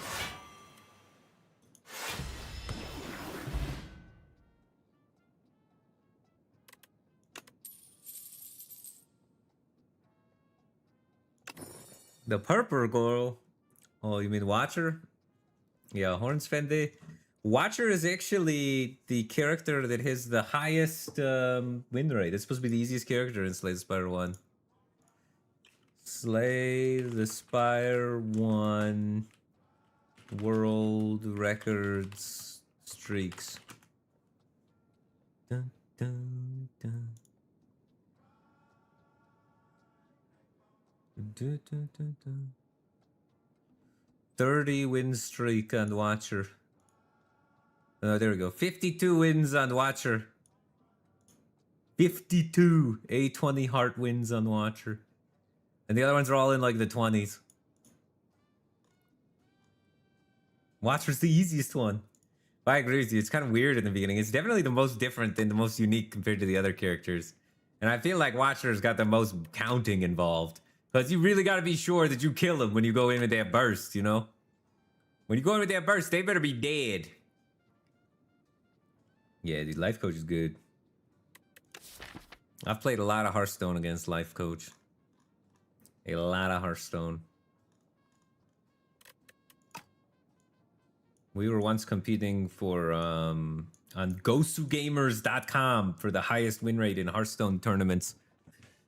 He was the leader for a few months. I was the leader for a few months. Kind of funny.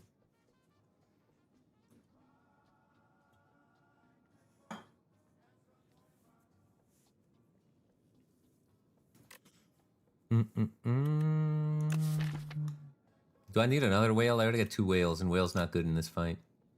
I think I skip.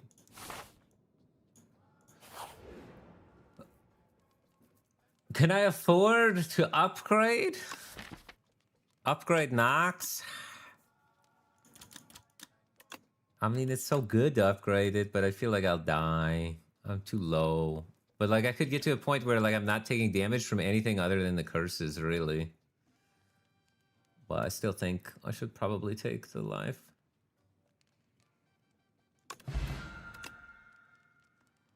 Phantom Blades, that's damage output. Phantom Blades, I think, is probably worth picking up just to get a little bit more damage output. I have a few shivs. I need output. Alright, we have 2 reasonable output solutions that scale well into the future. So that's nice.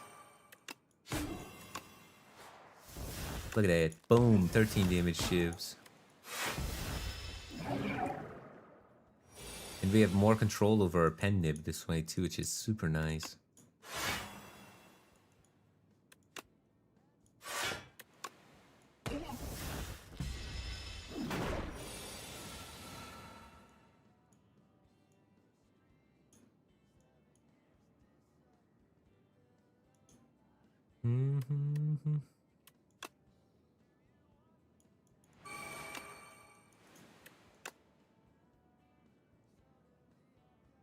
I don't need to play this. It gives me 1 block next turn. So it's better just to take him, I think. Especially with our lack of damage, and then we can set up the pen nib on a super shiv.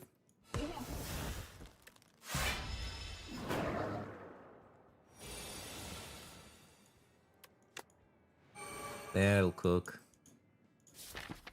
My draw pile seems like a reasonable hand to draw next turn. But I do want to make more shivs. I guess I'm not going to be able to. I'll have the 1 shiv card and only makes 1 at a time.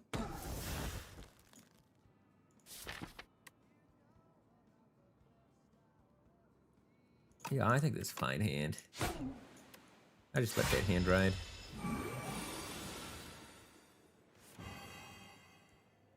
Let's say 15.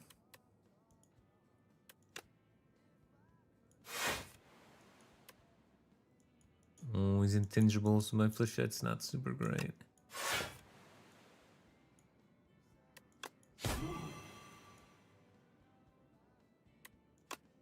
Boom. Take 2. How about that, buddy?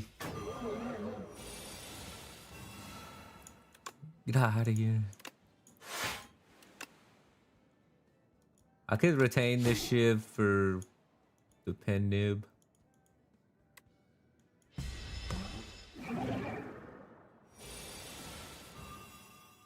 Ow.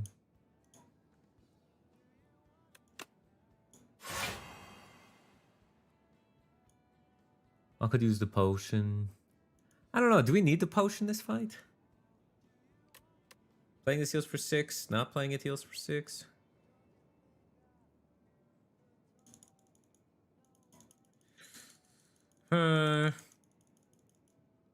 I think we might be okay this fight without using the plating, but it's probably too greedy. I'm just gonna play it. It's not like this potion's gonna be amazing in an Act 2 hallway fight, you know what I mean? If it's gonna get value, this is where it's gonna get value. Oh, did I have Survivor in my hand? Am I trolling? I didn't even notice it, I swear. Alright, good on you. It's my bad.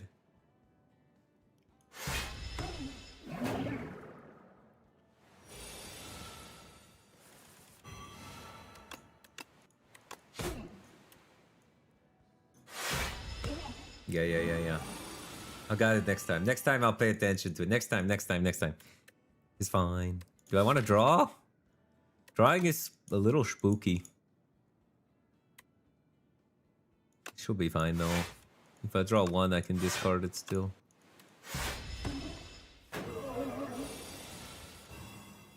Cool. Alright, drawing's kind of nice now. We got them all out. But I don't want to backflip because if I get flechettes, I can't play it. We're close to getting the nib set up. It'll be a nice 26er. Oh, I can set the nib up on this. So that it's 15, so that's better.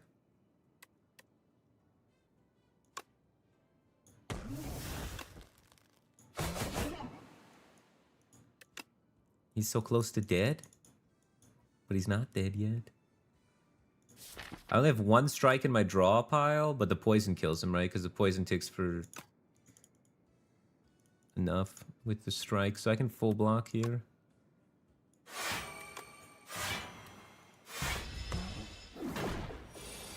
Yeah, I probably could have saved that potion, but...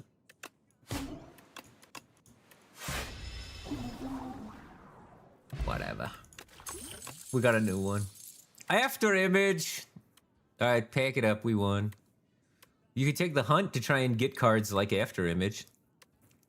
Or you could just take after image. Also, I have 2 backflips. Corrosive Wave is not the worst. But, I mean, come on. After image. After image is after image. Infinite block. Candleman. Oh, nutritious soup. Storybook.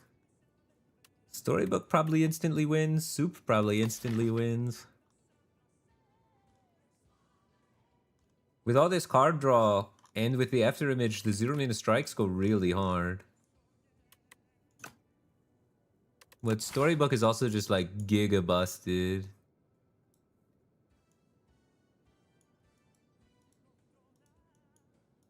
No late shop.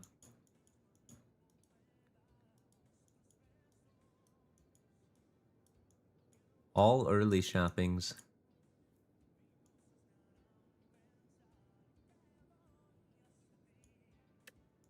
I'm taking the soup. There's a VM has a rule. He says he does not click Storybook because it's too OP. He says he never clicks it. So I'll follow the VM rule and say I'm not clicking it until they nerf Storybook because it's too busted. And I'll take soup. I'll be a decent gamer. I won't be an abusing OP guy. Otherwise, he says it makes the run too boring with Storybook.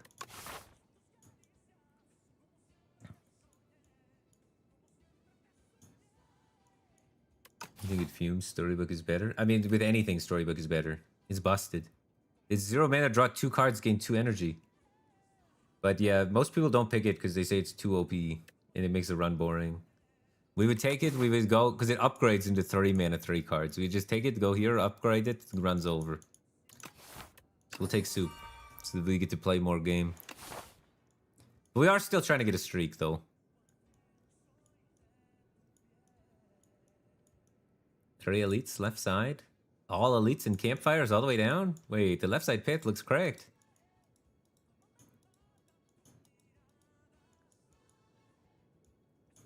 Is soup good? Oh, it makes them cost 0 mana also. 0 mana things are good. It all costs 0 mana. And it's 3 damage on all of them. So my 0 mana cards work really well with my after image. And it helps me immediately in hallway run. And it works good with my 2 backflips. And there's a lot of relics that proc from playing attacks. And it works good with my fishing rod that's randomly going to upgrade generic cards, because then they actually become a useful upgrade instead of a nonsense. I don't know, I think it's really good. It's not OP good, but really good. Look at that, I just get to full block and hit for 9. And I have pen nib too, so I can set up my pen nib with it. It's got a lot going on.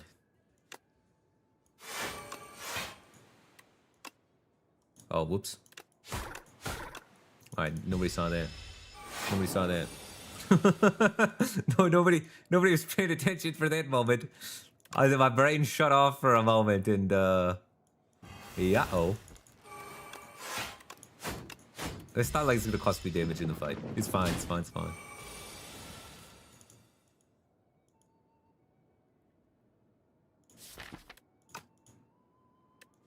Can I pop 12, 15? I'm one off popping him. I can't pop him. Are you for real? Are you for real right now? This isn't a good redraw, so I think I play it. Wait, I'm taking one now? Alright. Bro, I might need to go to sleep. I might be stupid. Alright, that one damage shouldn't have happened. I should be one health higher. Alright, pended. On the 13 damage card.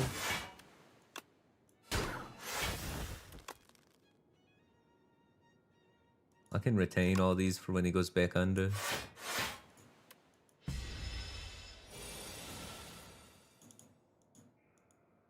It is a little anti-synergy with Flechettes. But I'm looking to not be Flechette's guy anymore. Like, Flechette's is a floor 1 card, and we're on floor 2.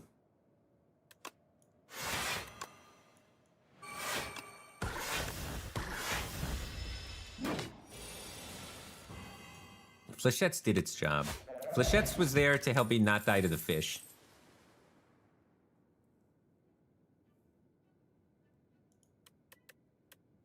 None of these. Strangle with 0 mana cards is kind of good. But I feel like our hallway game is fine, that I don't need Strangle. And Strangle does not scale super well into the Giga end game. Alright, shopping time. 300 in the bank. Oh, we just healed back all the health we lost. So none of that even mattered. Ooh, well-laid plans. Ooh, big manas. Ooh, strength. Wait a minute. I want all this stuff. Would I be well-laid? I could well-laid plans Flechettes. You could just well-laid plans random block is kind of nice. I mean, well-laid plans is just good. You want well-laid plans once your deck is functional, and my deck's functional. It's just how much money do I have left after I buy it? 303 minus 78. No, I'm 3 gold off the sling if I buy it. Ah, pain. Ay. Stratagem's really good too.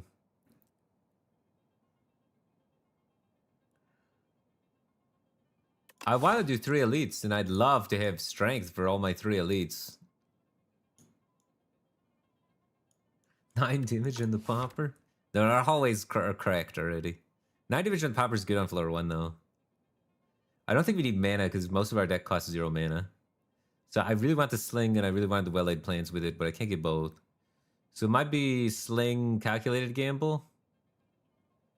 I think I need the sling if I'm doing 3 elites. And I want to do 3 elites. So I'm taking the sling. And then that gives me just enough money for the calculated gamble, and then I will have spent exactly all of my cash. I could buy the calculated gamble in a bottle, or calculated gamble in a card. Or I could get a skill potion. My potion chance is at 70%, so I'm going to be getting potions left and right. Because we've been low rolling the potions. So I think it's Calca Gamble. Or Skip. It could be Skip. Calca Gamble's kind of shit in my deck. Because I play all of these, and then I have no cards in my hand to calculate a gamble. Like, it's fine. It's also not good with my retained shivs. Oh yeah, selling in shops would be cool design space for sure. Shops are already the most complicated and difficult part of the game. I feel like most runs, people messing up shops is what costs them the most. A lot of times people will take a good card because it's on the tier list over a relic that they need or over a potion that they need to do a more aggressive pathing for tempo. Or like me, I can't ever save money for some reason. I have money in my pocket, I spend it all every time. And a lot of times I feel like that can be grief because it's better to have a little bit extra money for the next time where you need money. There's some events that cost money, things like that. And there's going to be a shop at the next floor. So it's like, do I need this potion? I don't know. Do I need this calculated gamble? Is it actually worth 75 gold? I don't know. Shops are tough, man. And I'm going to go with, I'm going to do some greeting. I'm going to hold on to my money. Which is rare for me. Usually I spend it. But I'm going to hold on to it. Okay. So, if we get the foul potions, we have how many question marks? Not many. We don't have another shop opportunity. Not great. I'm going to take the uncommon potion.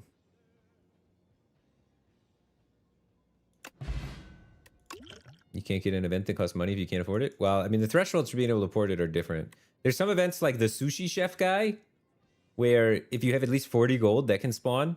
And it can spawn, and then you can only eat one thing of sushi. But if it spawns when you have 250 gold, then goddamn, you can eat a lot of sushi. And then you'll get so many stats and stuff. So, there's all sorts of different things with the thresholds. I'm going to be honest, I'm not the best at navigating the random events yet, because there's so many of them. Oh, apparently I am the best at navigating the random events, because I just click it and I get a treasure chest. That's the best one you can get. That's how you do it. Treasure chest is 2%. Rip it. 2% like the milk.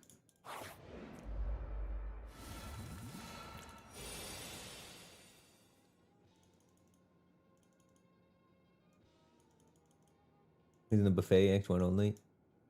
I don't know. And it also might require you to have 120. I also don't know on that. I can look it up, though. What is it called? Buffet? It's not called buffet. I have a document here that explains all of these things. It should be updated for the current patch notes. It explains which ones... Oh, here it is. Endless conveyor. Can only occur if you have 120 or more. Okay, okay. So you are correct. There's 120 or more. So you can't get that screwed. But I mean, obviously, you'd like to have more. More is better when you're going for it. But it is nice that you can't afford it. You can't get some of the gold events. But a lot of the best events, like that one, is a good event. So you want to have 120 gold and have the opportunity to find that one. You know. All I'm saying is sometimes it's not good to spend all of your money. That's all I'm saying. Sometimes it's good to have a little money in the bank. Holy shit. It's for 25? You just kill that guy? What the heck?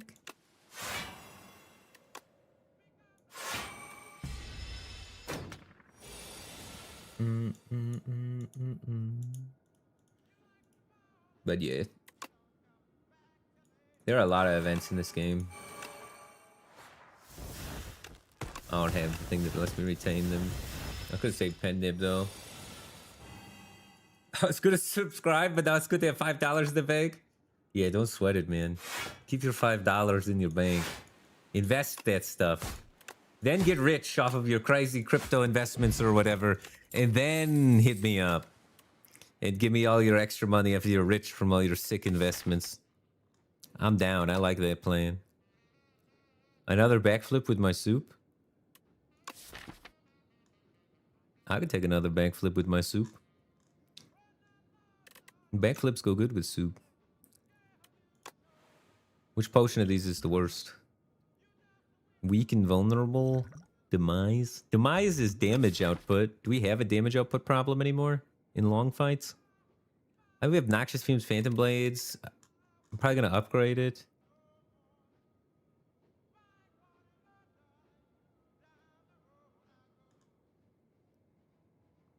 I need to upgrade all my powers. I'd probably want Demise over Binding. Binding's good versus Decimellipede, which I have the Piercing Whales for. And Demise is better against the Triangle Man, who I think is the guy that scares me the most right now. So I want to keep things that help me against the thing that scares me the most. So I think I'll keep the Demise for the Triangle Man. Bow, bow. Innate Afterimage. Innate Afterimage. It gets me fired up.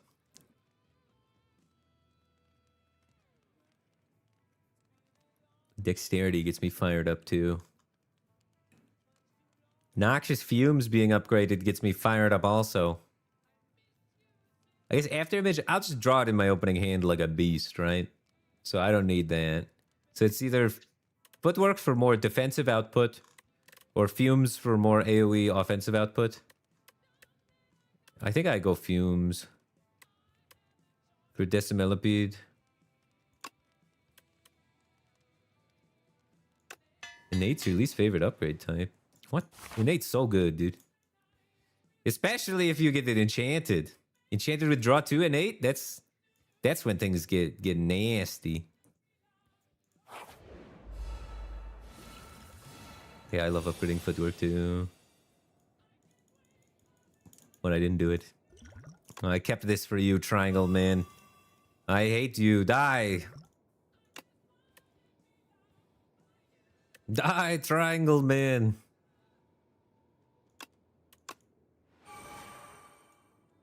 I'm using all of my resources. You can't mess around with this guy. This guy doesn't play fair. Look at some bank flipping. Oh, hello.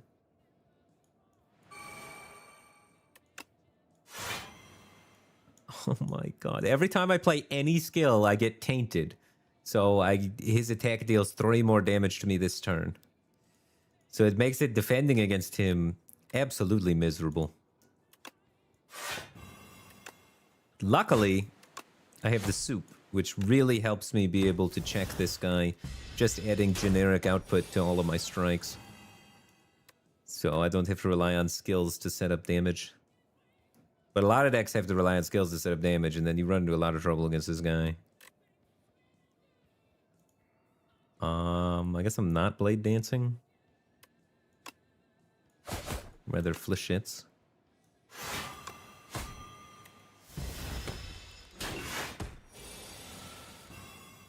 Yeah, dude, this guy, when you're playing like Necrobinder, is absolutely miserable. And we definitely can't play skills on his multi-attack turn, because then the Tainted applies basically 3 times. So unless you're blocking for more than 9 with a skill, you can't play it here, and these are only blocking for 6. So I just have to float 2 mana and eat it. Any cool streaks today? We are currently on a 2-win streak. 2-win streak in a dream, baby. About to be 3. So you showed up at a good time. Because there's no way we're losing this run. What's my last card? Yeah, I'm down to not have to draw that.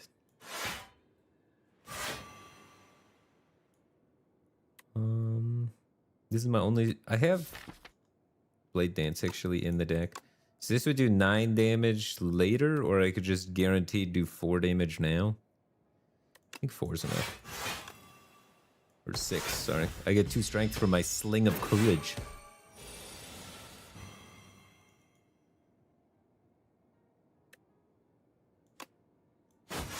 So this is what? This is 18. 18 plus 17 is more than 28. Yeah, this is usually the hardest fight for Silent, and we crushed him. So you love to see that. Dodge and roll. Do we need more block? Dodge and roll scales really hard with dexterity from Footwork. It is a overall pretty powerful card once you get set up. Not bad. Not a bad card. You can see on the graph here, A1, it starts out at 1300, and then A2, it starts going to 1380. Then A3, it's already at the 1600. So as you progress through the game, you're more likely to get Dex relics or Dex cards, and the card gets better. It's basically what that graph shows. We already have a footwork, and we're likely to get more relics to give Dex, or more footworks, or the one that gives thorns and Dex. So it scales really well. I'll probably take it.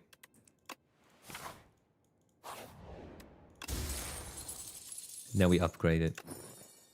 Double piercing whale upgrade. All right. Sure. I think we can get away with upgrading here.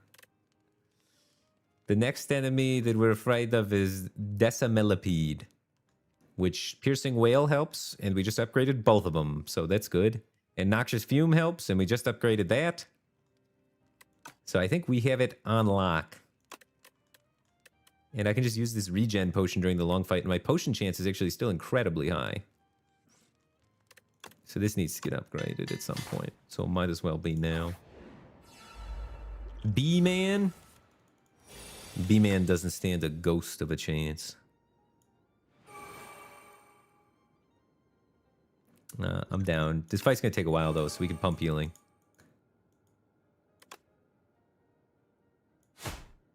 Unbelievable.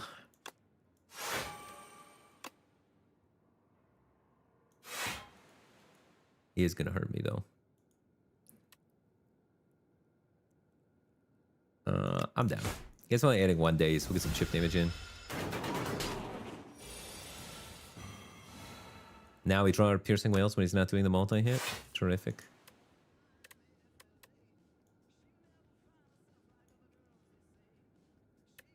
Uh, 14 times 5 is a lot of damage, but it adds a lot of dazes into my deck. But then he takes next turn off. So next turn's a good turn to draw dazes. It's really hard for me not to hit him for this amount of damage. I don't have that kind of self-control.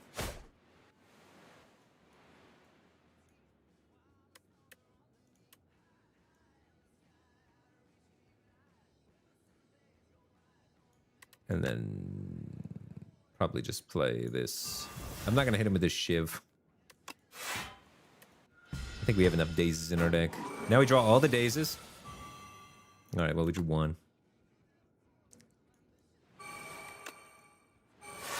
Unfortunately, we have 6 in here. If we don't draw leg sweep, we could actually take a beating.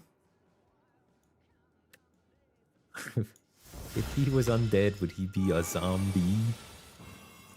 That's pretty good. I drew leg sweep because I'm the best. Take notes.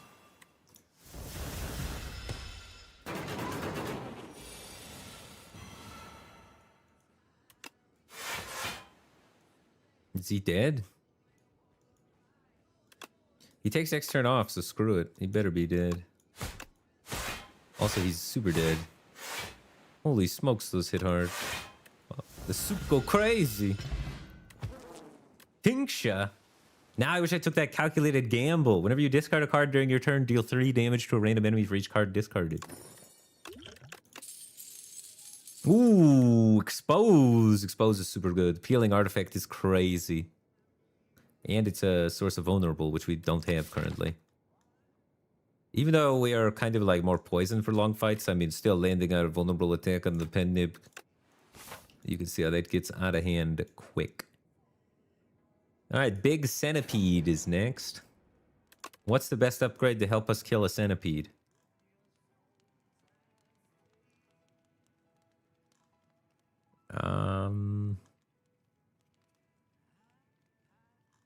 Neutralize? Surprised we haven't upgraded that yet, actually.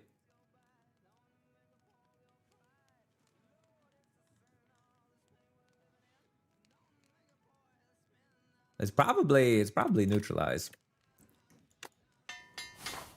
Keeping those guys weak because they have a multi-hit is kind of not.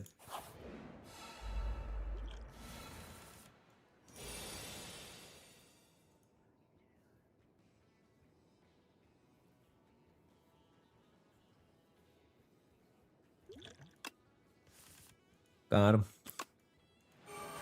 Gotta play all my powers. Might as well play expose. Can I kill something? These hit for 11 a pop. With exposed, they're going up to 15. Maybe 16.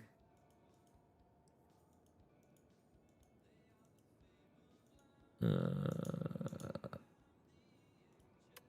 36. Plus these, which are 6 by default, so they go to 9. 27 plus 36. I can kill something. Okay. So let's kill the back guy. Because he's hitting for the most this turn.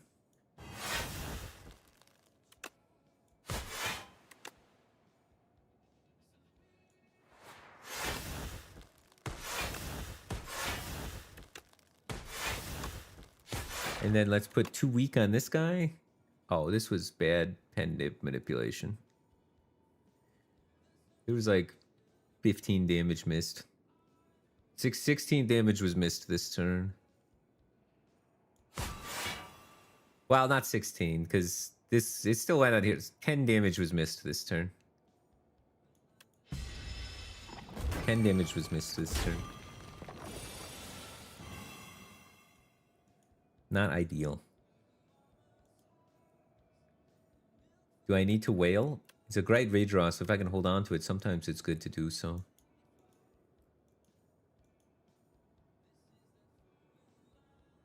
I want a leg sweep because I just like stacking weak on things. So 12 plus 5.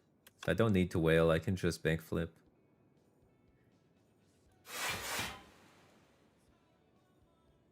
And we want them to all die kind of near the same time, but killing them to reset their strength gain over and over again is pretty fine.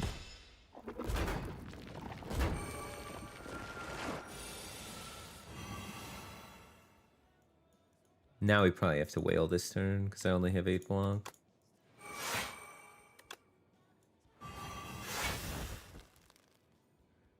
Hitting me for 3, and I'm blocking for much more than 3.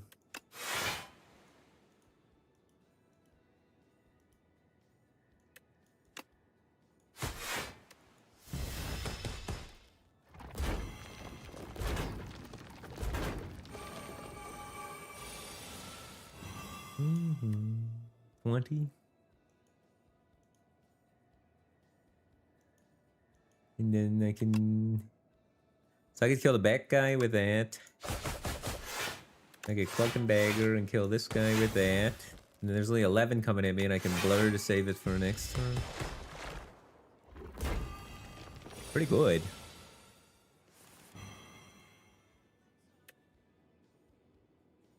If I can kill this turn, it'd be great, because then my flower's set up.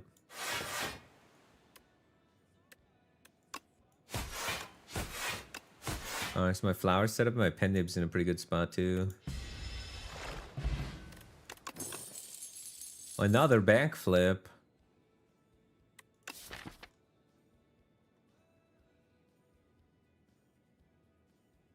I have Phantom Blades just for Blade Dance and 1 Cloak and Dagger. So there's also this leading strike that's kind of tempting.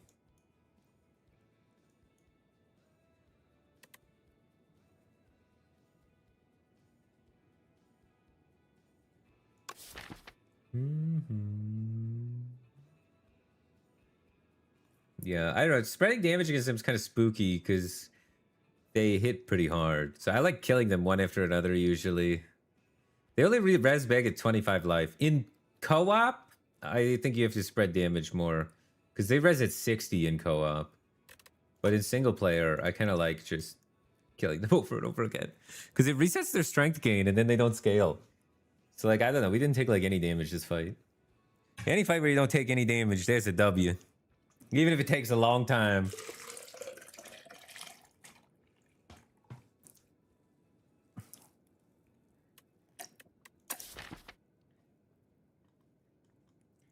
I have 3 backflips.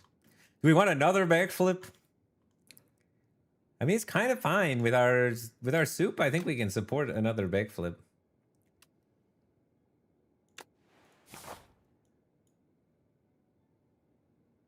want to take the fight because I want to upgrade.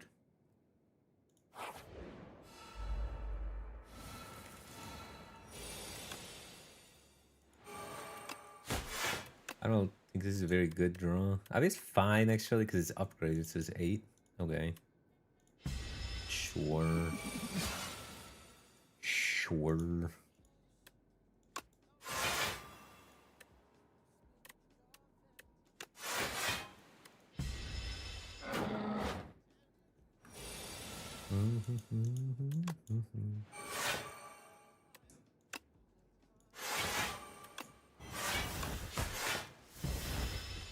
Penny back there.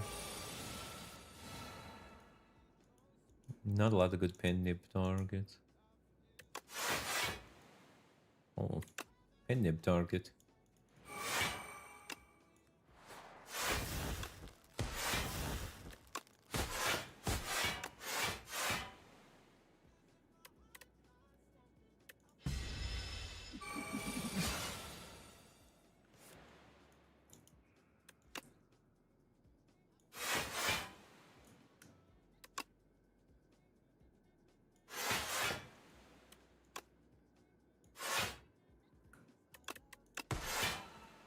Oh, big tincture, bro.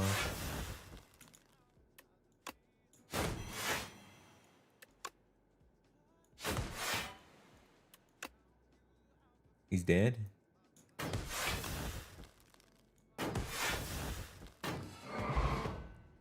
Nice. That's one thing that's nice about the soup is like my fishing rod procs. It doesn't matter what it hits, it feels good. I hit a defend, I'm like, cool, I got more block. I hit a strike, it's like, cool, I got more damage. Second leg sweep? Sweep. Yeah, our deck's kind of thick. Now I'm down. Stack more weak, baby. Smith it up. We have Pantos who are healing to full, so it's always a Smith here. Now I guess it's probably time we get the after image. Innate after image is pretty good for just consistently having block.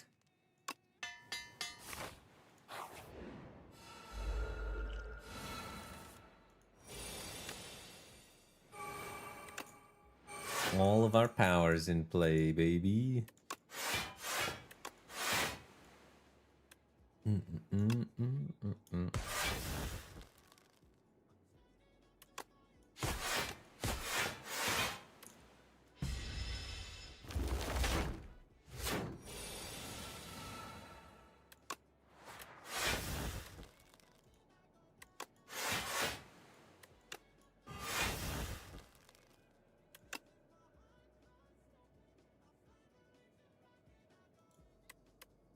Am I turning around, I guess?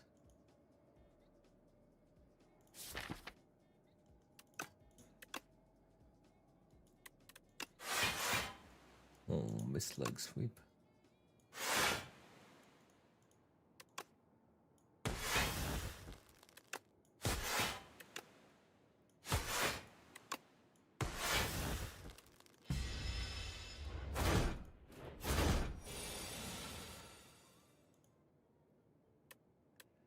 Okay. I can weaken them both. Because this guy, I want him to be weak next turn. This guy, I want to be weak right now. Because he's about to hit me for 14.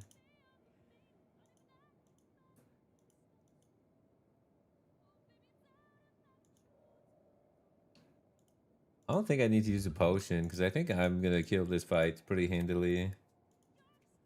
I'm just probably not playing flechettes this turn.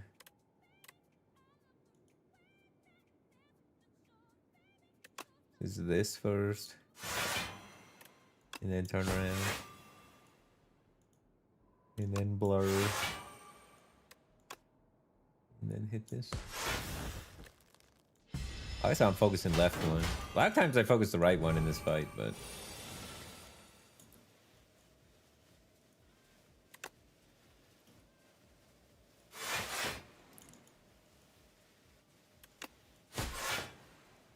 Can I play footwork? Yeah. Taking like nothing. I'd take 5 damage any day to get footwork down. Bottom deck noxious fumes. Where have you been all my life? That's a lot of backflips. I need a way to turn around. I can play another backflip. Where? Oh, I'm gonna draw all my strikes at once. It's too many block cards.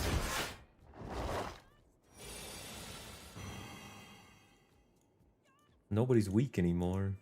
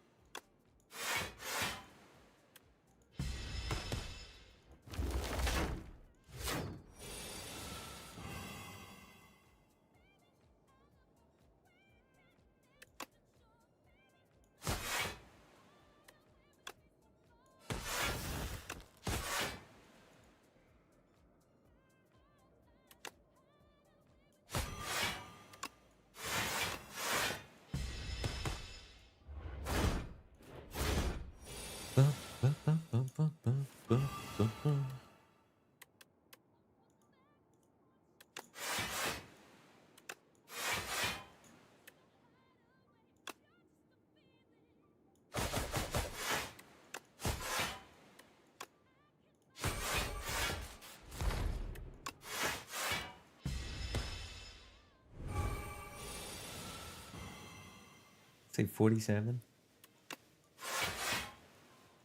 Are we for real right now?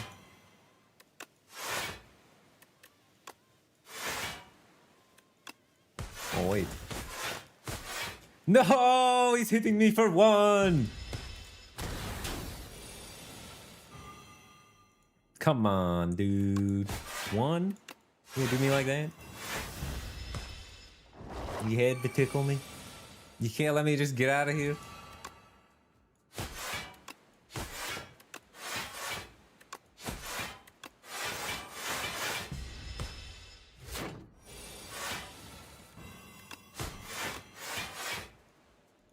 We absolutely slaughtered this guy. It wasn't even particularly close. I lost 6 health. And didn't use my potions. Adrenaline corrosive wave? Oh my god, that's actually a tough decision. On the one hand, adrenaline is busted. On the other hand, we have like 18 backflips. Look at, we could be backflipping through the corrosion. Like, it's a lot of damage corrosive wave does with like our deck. Imagine we take corrosive wave, we get bracelet too from the ancient reward.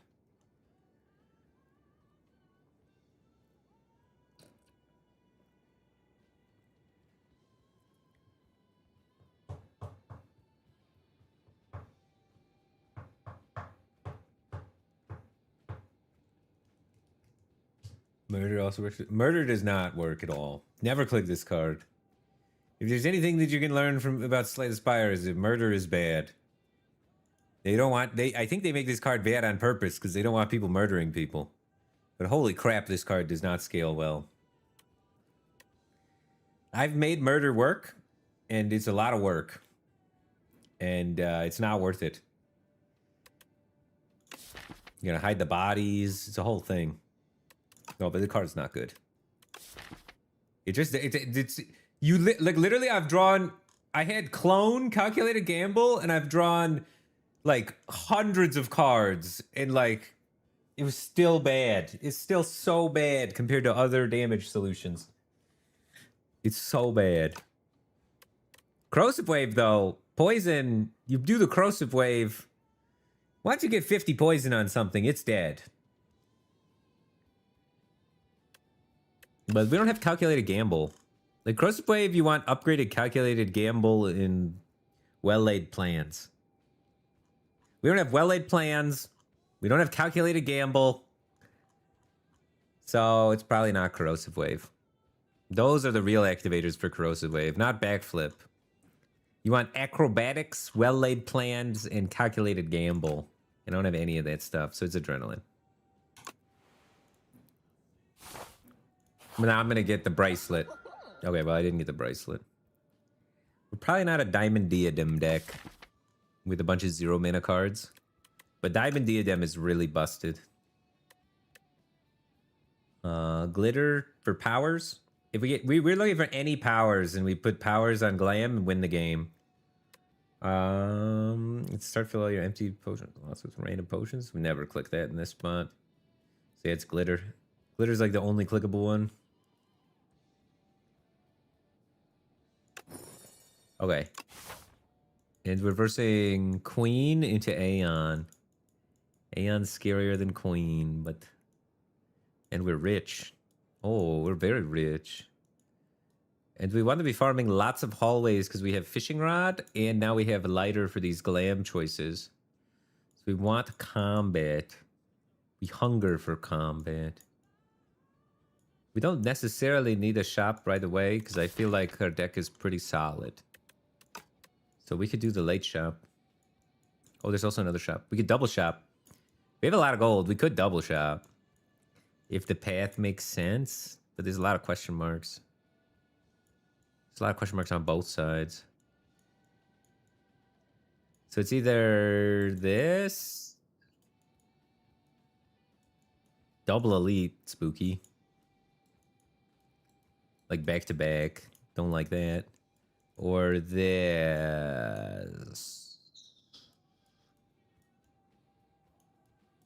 With more resting.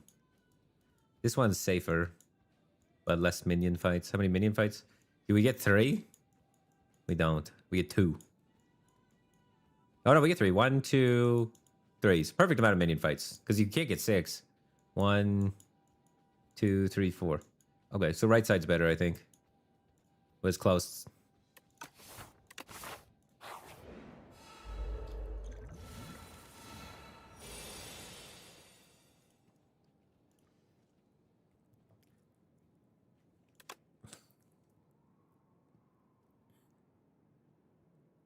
Okay.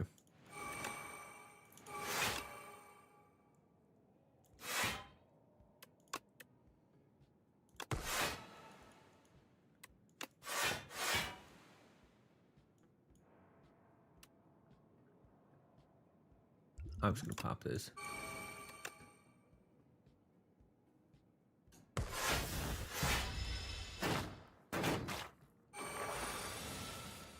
Oh, 6 minion. Oh, I have fishing rods. Every 3 normal combats, I get a random card and my deck gets upgraded. So, if I could get 6, it'd be cool. It doesn't matter like a ton, but it'd be cool.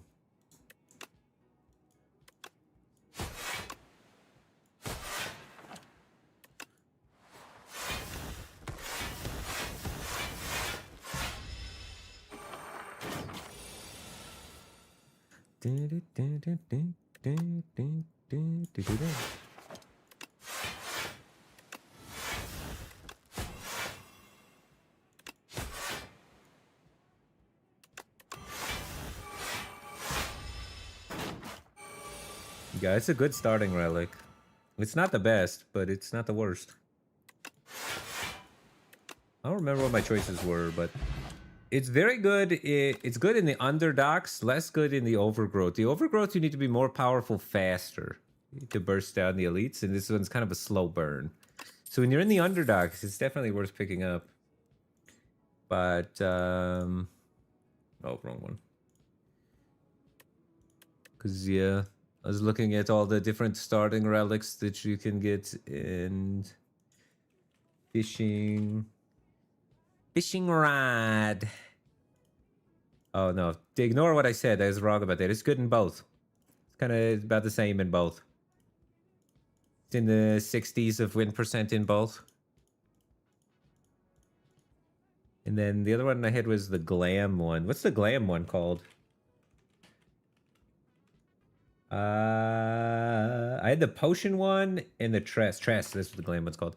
And then Tress, though, this one was really interesting. The data on Tress is kind of interesting.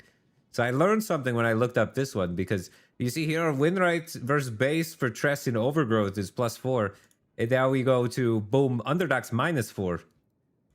So you go from 70% win rate to 59% win rate, just between underdogs and overgrowth. So Tress, a lot worse in the underdogs. And it makes sense if you think about it, because in the overgrowth, there's a lot of fights that you can get through just by like bursting things with a powerful glam card. Just any damage card, just bursting down the statue, bursting down the frog parasite by turn 3, stuff like that. Whereas the underdogs has a lot of fights that are a lot more slower burn. So the glam's not as good. So interesting a little bit. Holy, prepared? We could churn through our deck. It's probably worth. It's upgraded. 6 dexterity is also wild. But then I have that card in my deck, which is a bummer. Double prepared seems like it will find adrenaline in my powers. So, probably take that. Glam upgraded prep.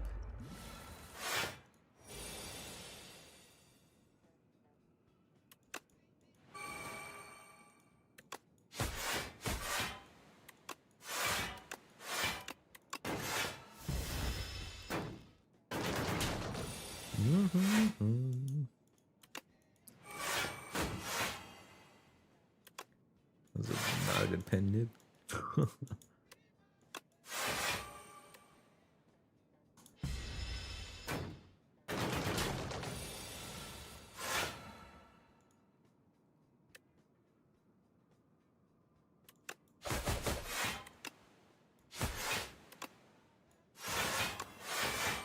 Keep that guy weak.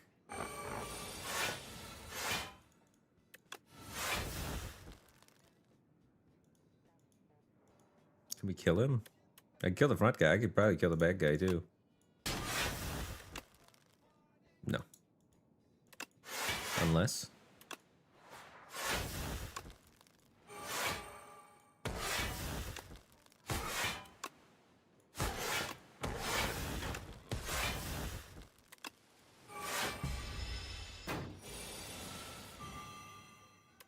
Holy prepared.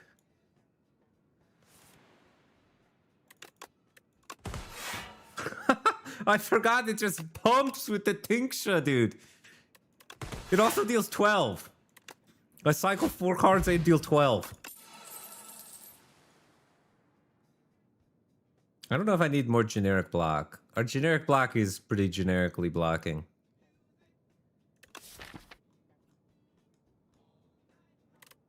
I don't know. Do I want to glam to dodge and roll? I feel like my block density is already kind of crazy, though. But it is not a bad card. Don't worry. We're gonna get glammed corrosive wave.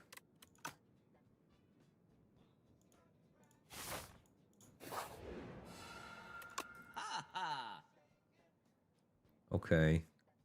So what is the problem with our deck right now?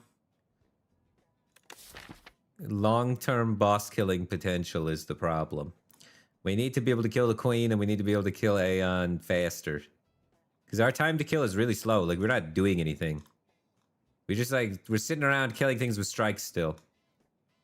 We need finishers. We need real finisher potential. Does any of this scream finisher potential to you? Entropy is maybe. Entropy to transform the Aeon curses. Does Gnarled Hammer hit anything? Gnarled Hammer flechettes? It does not scream endgame potential, but we could make it work. Go to second shop and pray for better? What does second shop path look like? We just skip a campfire to go to a second shop?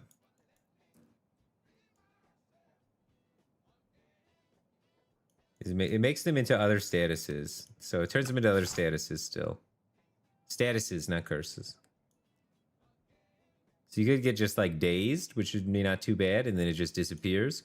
Or you could get like the curse that you get from the status you get from turbo, and you just lose a mana instantly.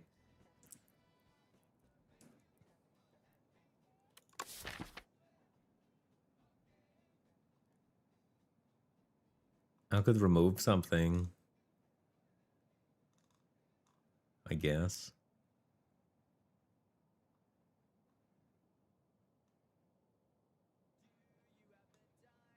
Well, I'd be removing defend.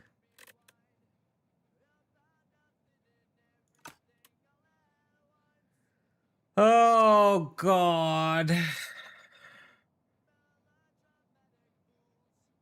Moving a defense not even good. I don't need healing. Joss paper? Is Joss paper buyable? I have Blade Dance. Joss paper draws like 1 card a combat.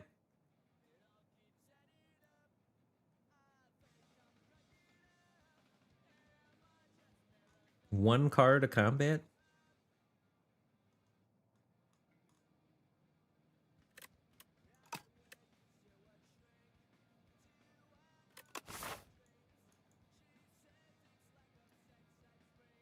So it's kind of speculative if it's good.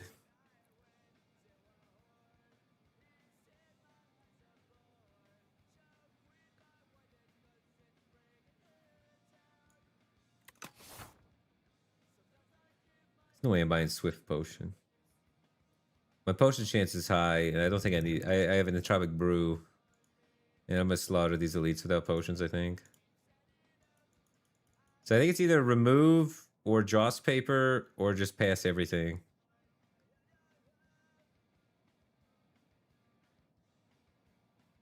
And there's also this entropy angle.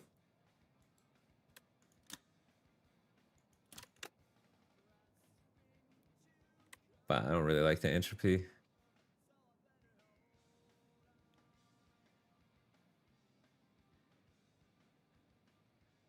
All right, next shop and pray. Screw it. You got the Swift Potion for Aeon Glass. Is entropy great against Aeon Glass, or is it just okay? I'm not worried about the statuses. I mean, the statuses will accumulate no matter what. I'm worried about the fact that I can't deal 600 and whatever damage or how much health he is. I need damage. Screw it.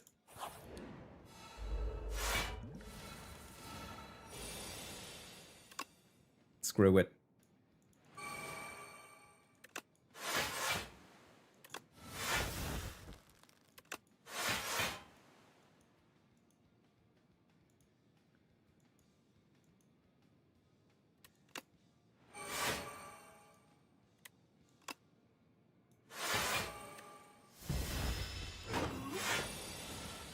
I wouldn't even buy Murder still.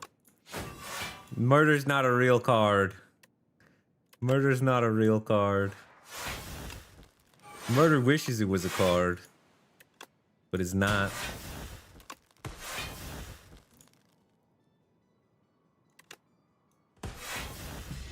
I should just like sweeped him. Not gonna lie.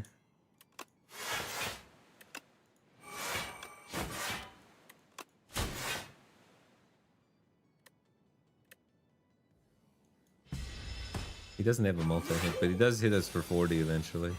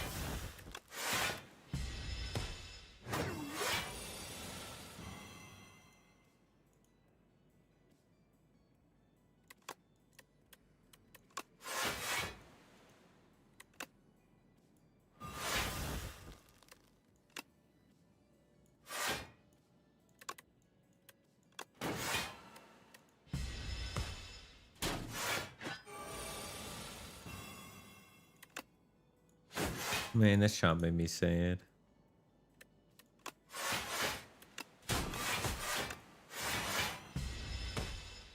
The next shop has to be good. The next drop has to have something. You can't have nothing again, right? That'd be crazy. It'd be impossible. I guess I don't need to play leg sweep. I could just play more cards. He's already week 3.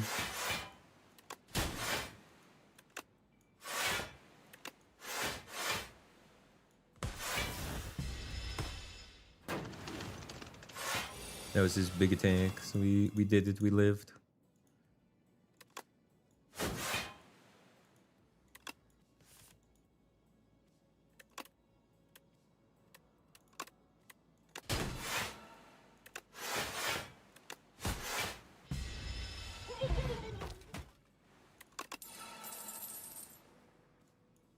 The hunt! We could super hunt, dude! Double hunt? Get all the card rewards? Blade Dance feels like I'm not gonna have the hand space.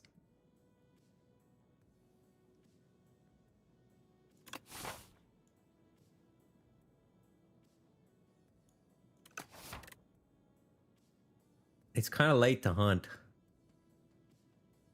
But we do need cards. So the card rewards will have Glam.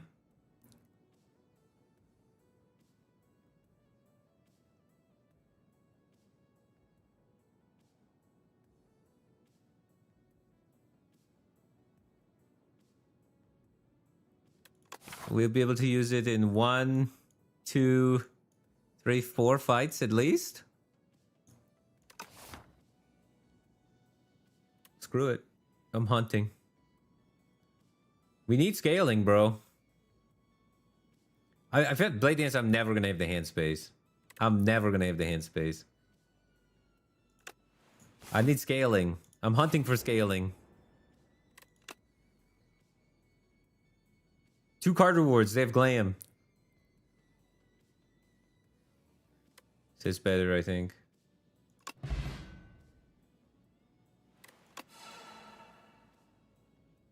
Alright, Cloak and Dagger. Phantom Blades. Phantom Blades is scaling. Definitely Glam Phantom Blades. We're gonna have the biggest shivs the world's ever seen. I don't know. Do we need Cloak and Dagger? I guess now I have 3 Phantom Blades and only 1 Cloak and Dagger, so I guess.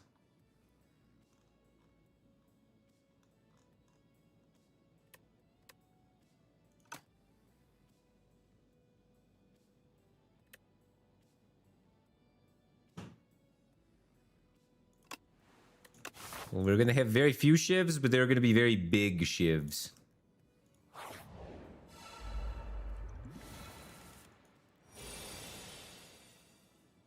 I'm opening the potions.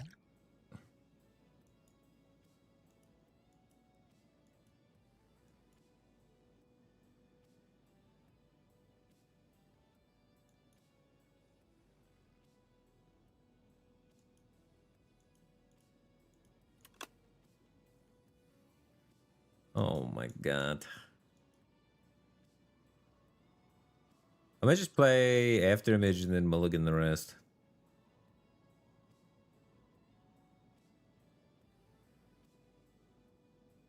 Try and get like a Glammed block card or something, or Piercing Whale, or Adrenaline.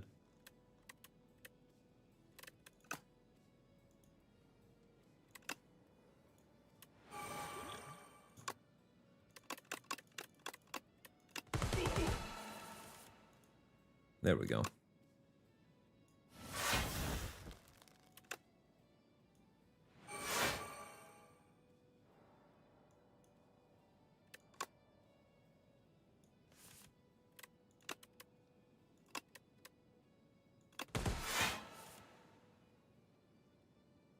Probably can't leg sweep this turn.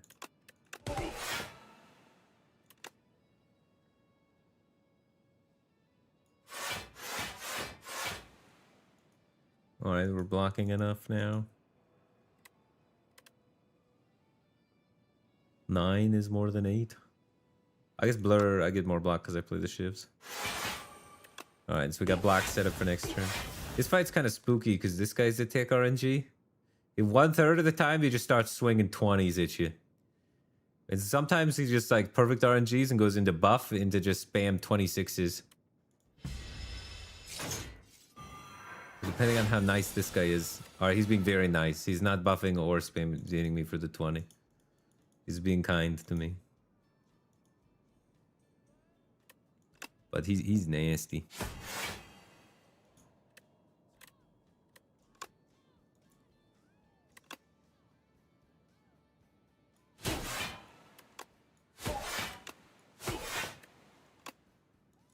I think I just let this go.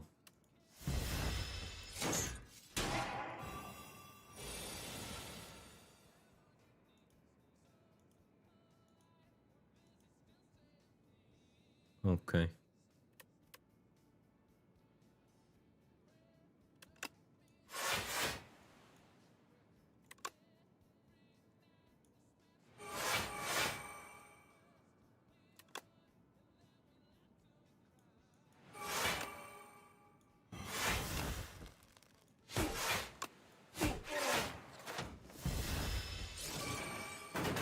Oh shit, it's plus 18.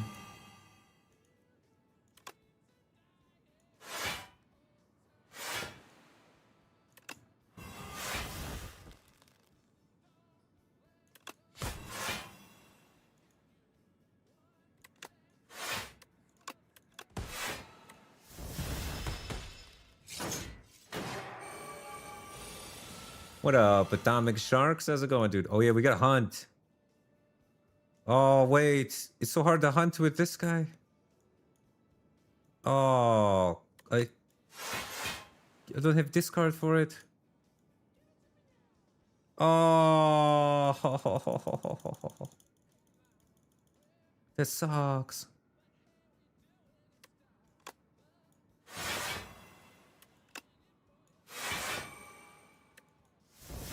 I ripped my double hunt.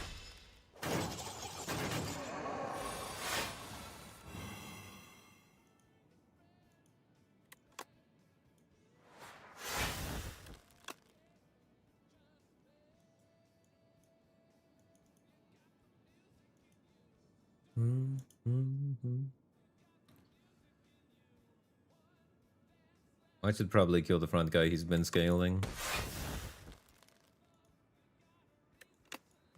But it does mess up with my whole Phantom Blades thing.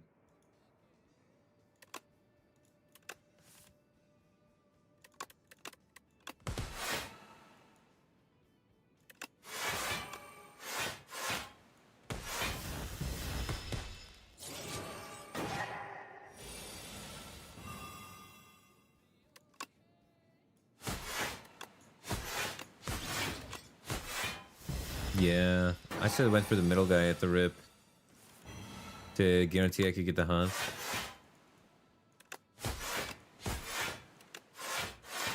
It worked out better.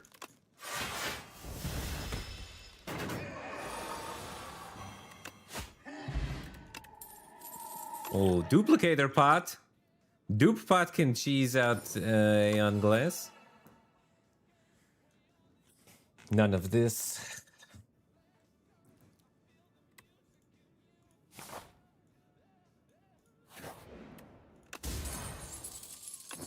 Lantern's good.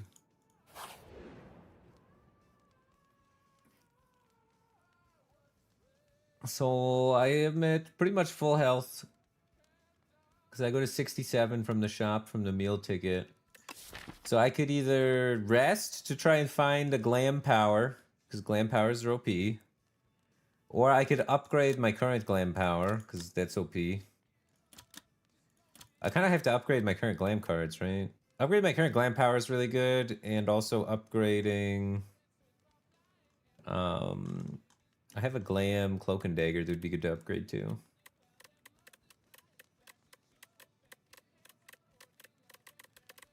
It's only 3 health I gain off the rest. I need to upgrade Phantom Blades.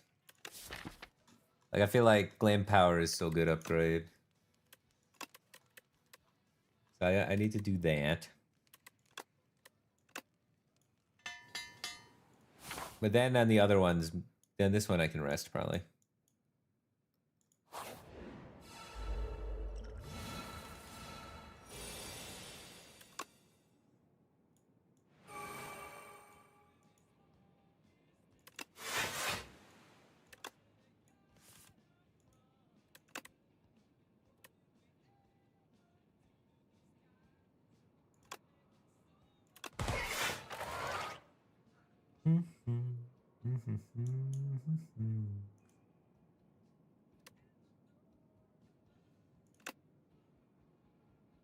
One, two, three, four.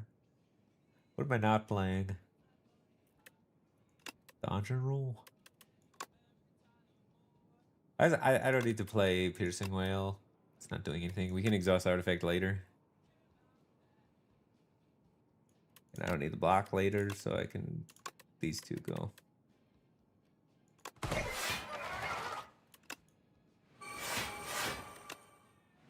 My shivs get plus 33. The biggest shivs.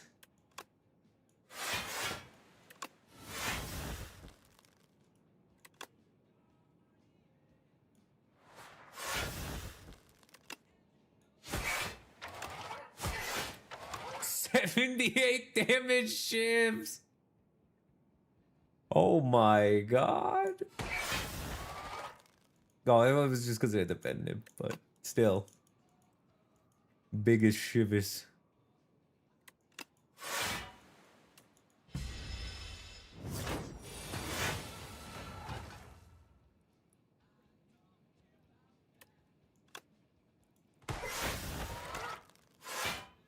One shiv at a time.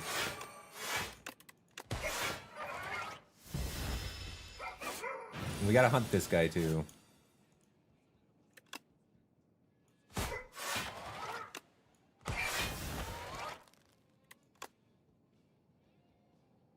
I guess I replenish my shivs. Hopefully we draw some block.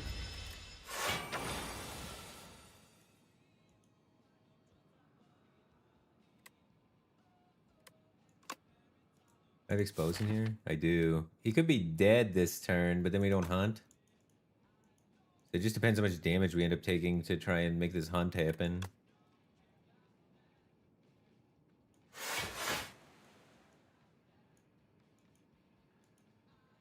My best blocking is probably weakening him.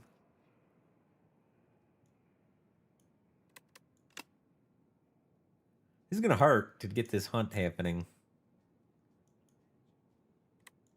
We could also kill him.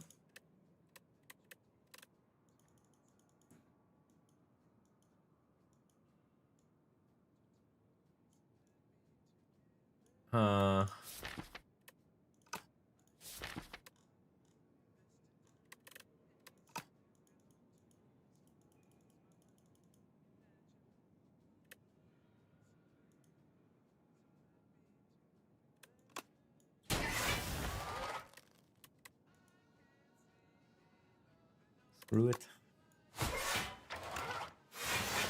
Going for the hunt. I'm gonna play the shiv just for block.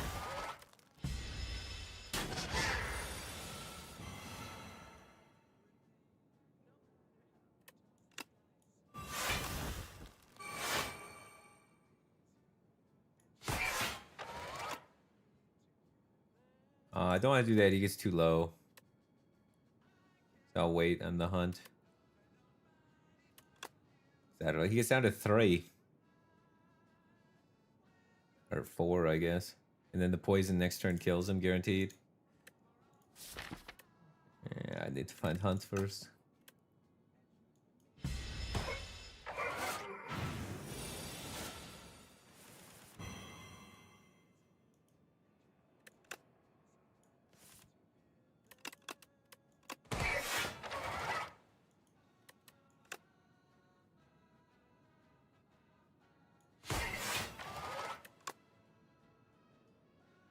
+16 plus 5 is 21. So he's not dead. Then hopefully we draw a hunt, but I don't want to risk getting killed by his attack, so I think this sets us up in a nice spot.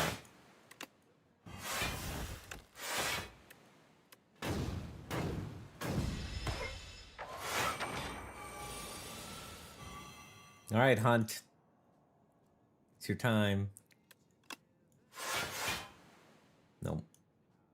No hunt.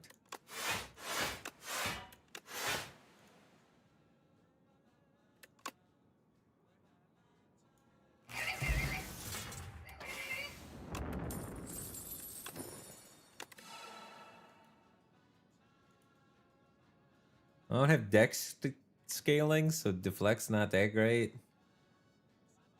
I only have 1 footwork and no dex relics. And my defense is fine. That's not what the problem with the deck is. The problem with the deck is I can't kill things. Which we're working on with the Phantom Blades. Which is, it's not horrible anymore.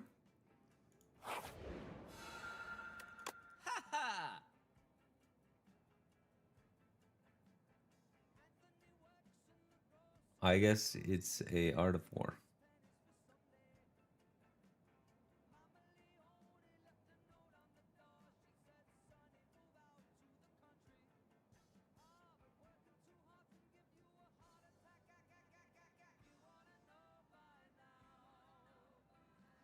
Oh my god, dude.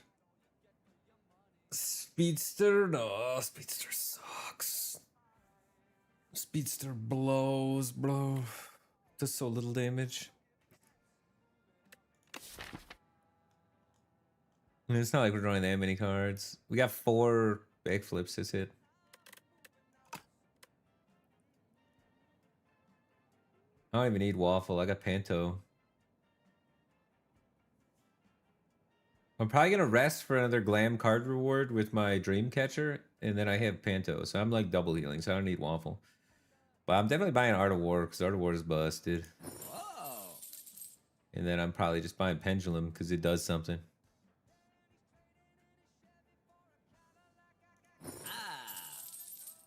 Alright. I mean, it's fine. Didn't high roll, but it wasn't too bad. And okay, we'll hunt this guy. This time the hunt will land. We need the hunt, dude.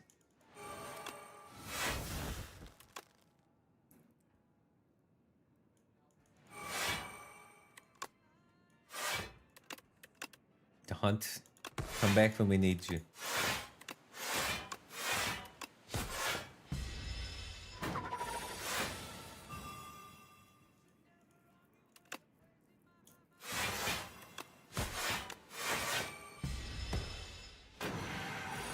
We have the duplicator pot. The duplicator pot's actually really good. That'll be very helpful for ending the game. So we have stuff and things. Oh,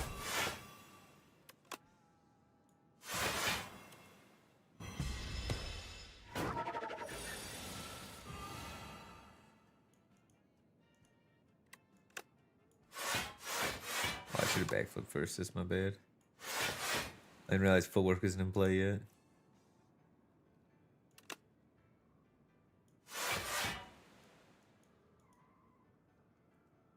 I don't even want to play my prepared. I kind of do because I kind of want to expose, huh? Okay. I'm gonna miss footwork sometimes. I could just not play Phantom Blade, I guess. I feel like I have to play footwork. It's too good.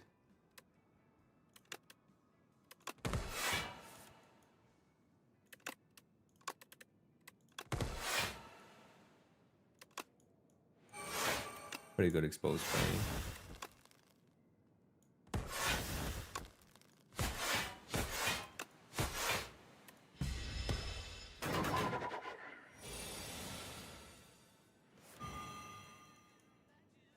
I think it's just 3 copies with the glam dupe pot.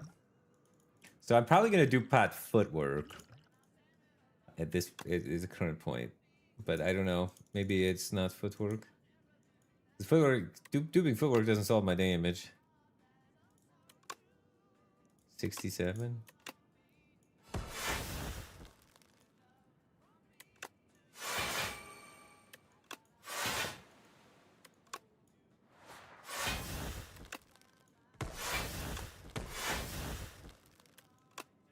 I actually don't want to play this with Phantom Blades because it'll kill him, and we're in the hunt.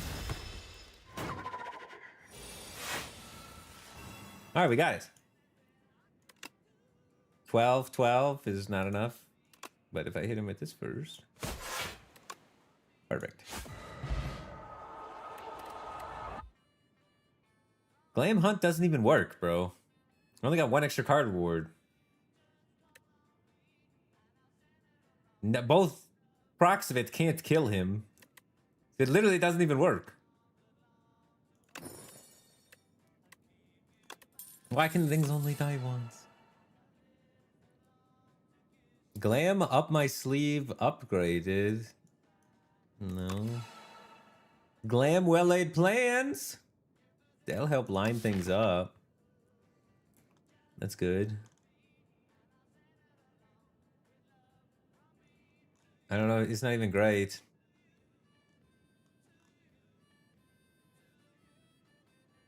Oh, but for Queen, it's really good. Yeah, true. True. For Queen, it's crazy. I mean, we're definitely taking it.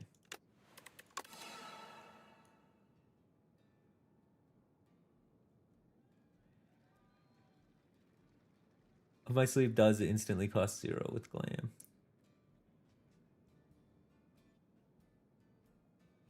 But I also overdraw 5 shivs. I overdraw so many shivs. The problem with my deck is I don't have accuracy. So like against Aeon, playing 8 shivs is a liability. Playing 8 shivs means I'm generating a curse against myself. Because I only want to play 1 shiv a turn. I'm big shiv. Because all I'm scaling them with is Phantom Blade. So it's actually just a liability. He's just going to make... He's going to overdraw shivs and then make curses against me. Snakebite might be good. Snakebite's a lot of damage. If we're just trying to cobble together random damage. Snakebite could go pretty hard.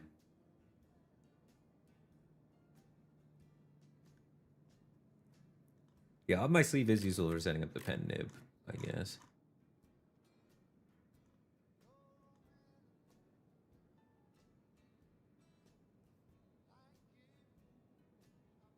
Yeah.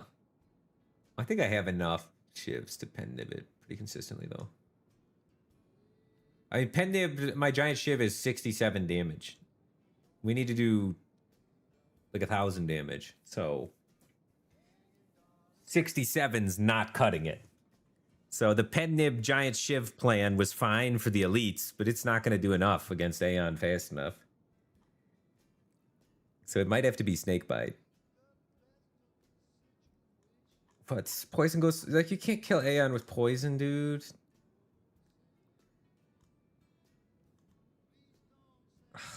We're in trouble. I think I hold out for more powers. I think I how many card rewards do I got left? 2? I get 2 more card rewards? I'm holding out, I think. I don't know.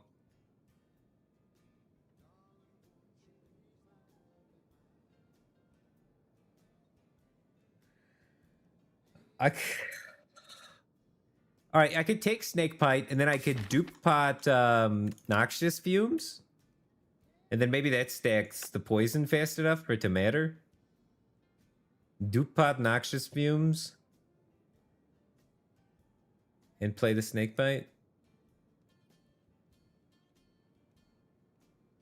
God, we are just cobbling together the most depressing damage.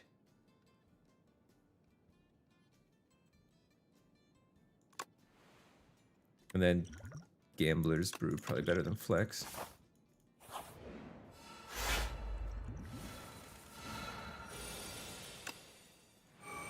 I need damage game.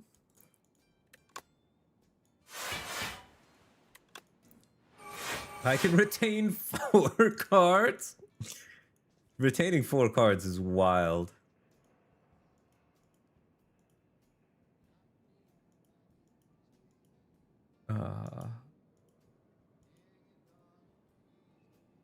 I don't even know what I want to retain.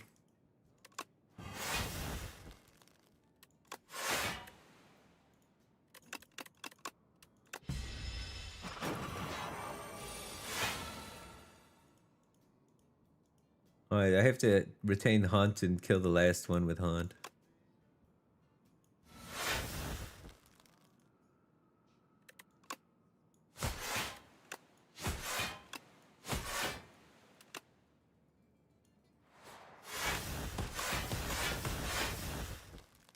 Oh, I just could have done that.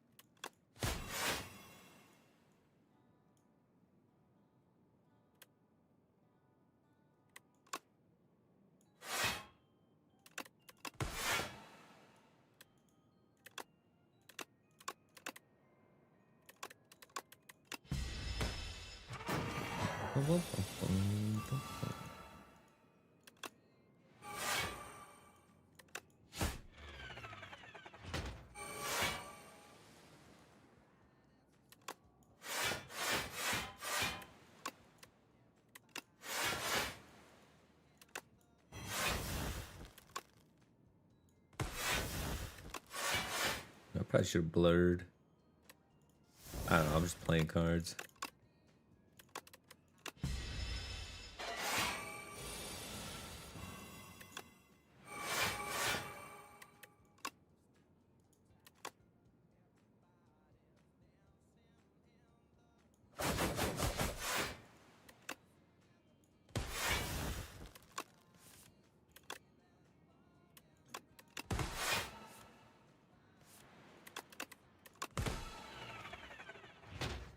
Alright, this one I gotta hunt.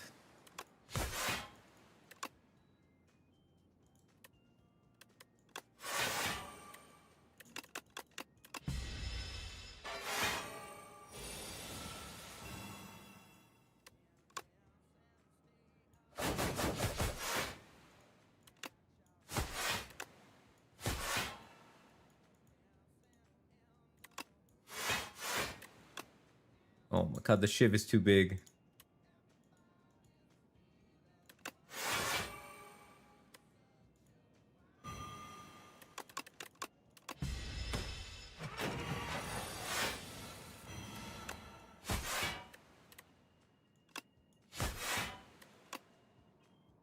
Okay. Maybe this will give me 2 card rewards. Because it doesn't kill him on the first one, but it kills him on the second one. No. Skewer Untouchable Slice. Hidden Daggers, Backstab, Leading Strength. It's all junk, man. Hidden Daggers discards the curses.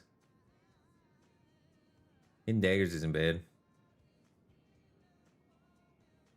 And they're upgraded shivs. Quality over quantity.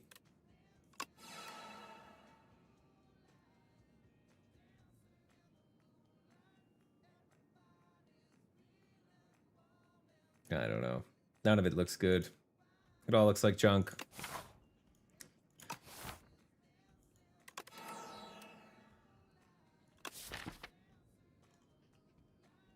Ugh.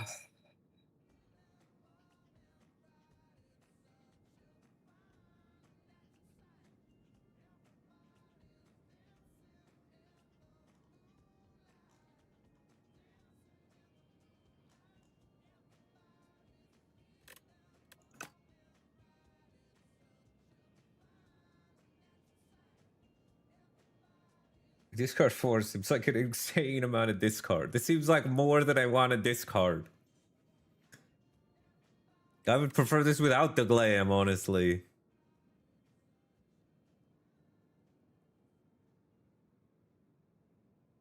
This seems hard to... This seems unwieldy.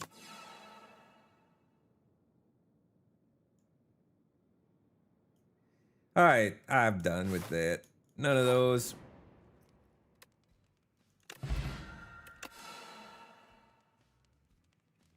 Ah! Game, why don't give scale? I don't need mana, I need damage. I have plenty of energy.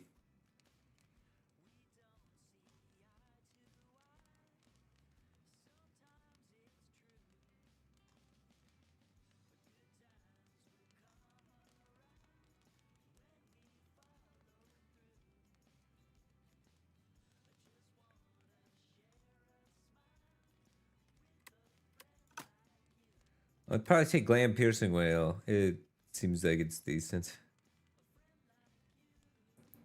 It shreds the artifact. It's kind of nice. Your Pantograph's still going to be nice, because we're going to take damage in the Queen. I need to save all my potions.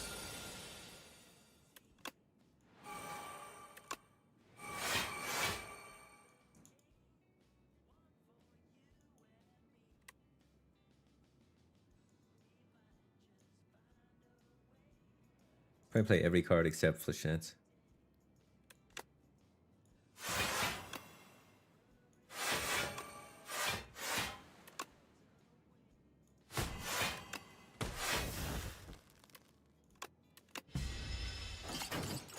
I guess I could have retained the ship.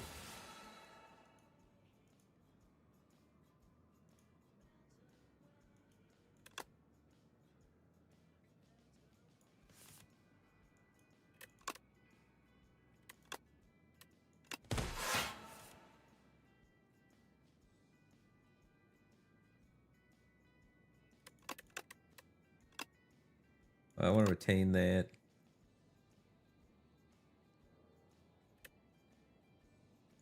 Okay. I guess I start pumping snake bites on the Queen.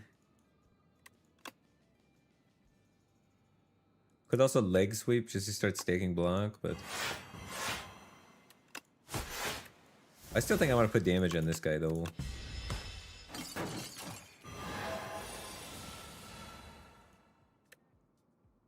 Or block. Pretty good whale turn.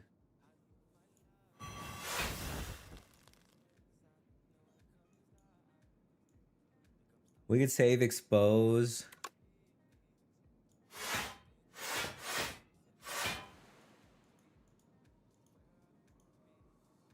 It's a lot of cards I'm retaining.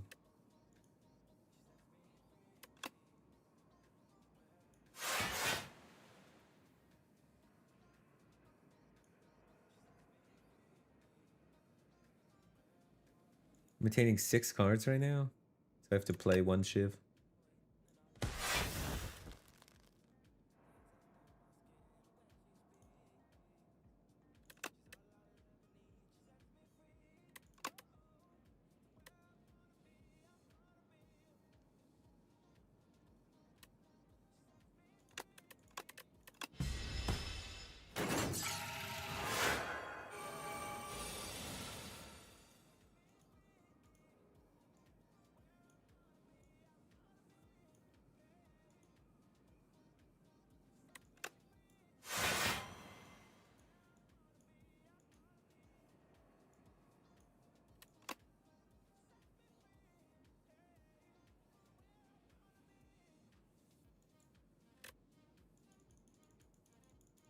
I still don't have any of my powers.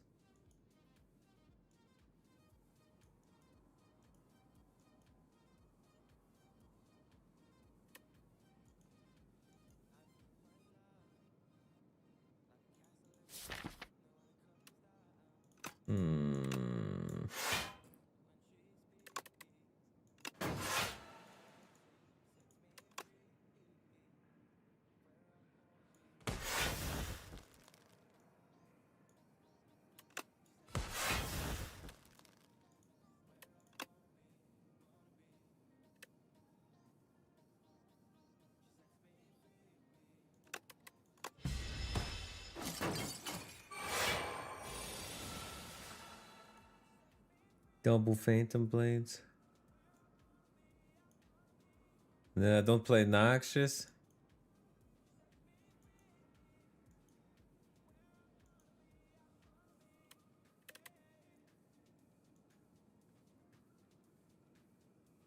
Well, it's probably more. I mean, whichever one I don't play, I just retain the other. So I'll play this one first.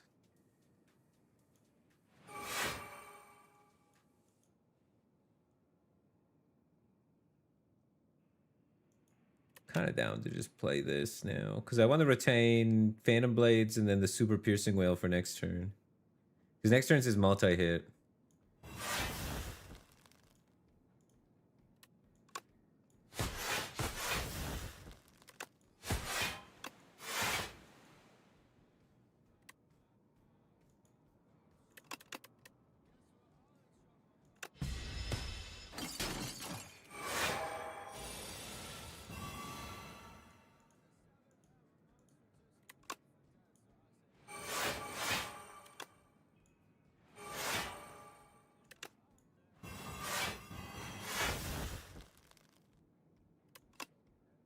41.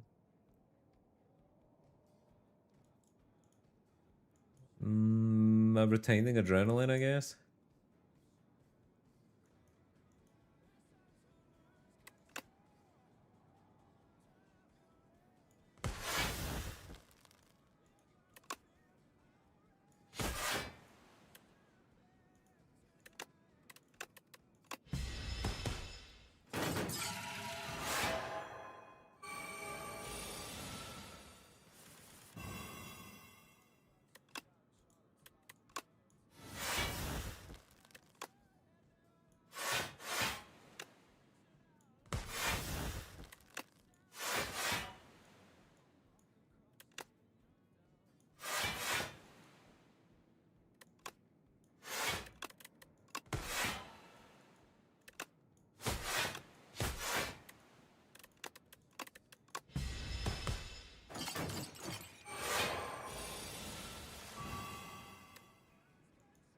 All right.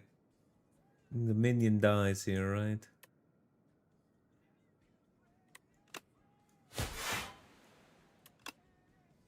Seven times 5.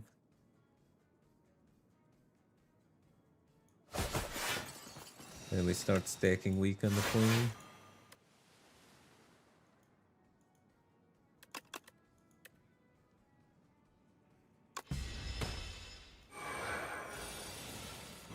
I already played Hunt. Otherwise, I would have tried to go for it, I guess. But I had like a convenient time to exhaust it earlier, so I just sent it.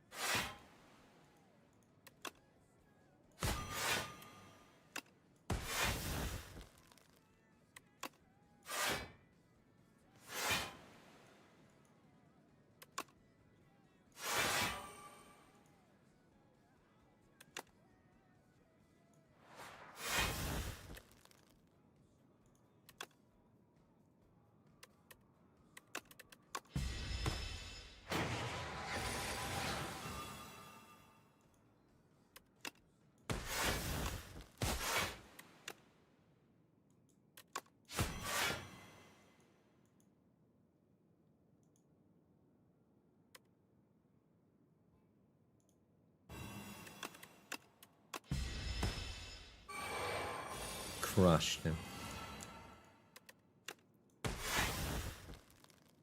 Is it dead? He's only hit for 3 without the Phantom Blades. So he's not dead. Wait, 45. I might have said crushed him too early.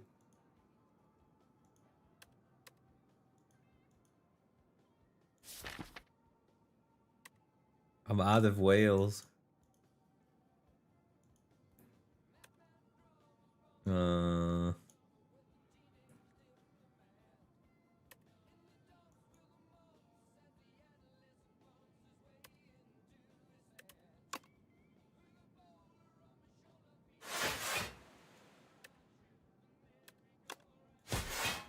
Is he 15? 56? He's close.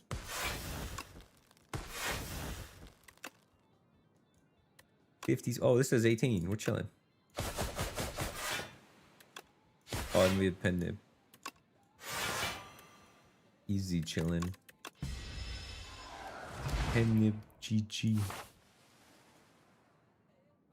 Okay. Full health, full potions. Not a lot of scaling offered.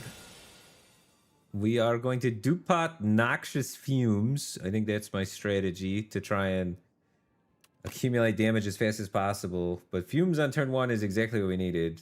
We probably would have had to gamble to try and get it if we didn't get it. So AI into Dupot Fumes. So that should hopefully accumulate a lot of damage on him pretty quickly.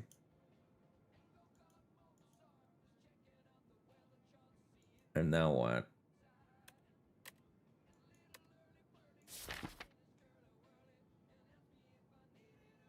Do I gamble for exposed adrenaline?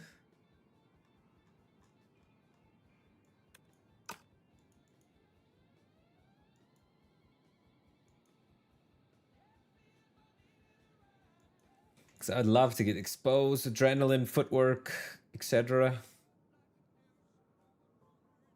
I think the earlier I use the gamble pod, the better. I think I just send it.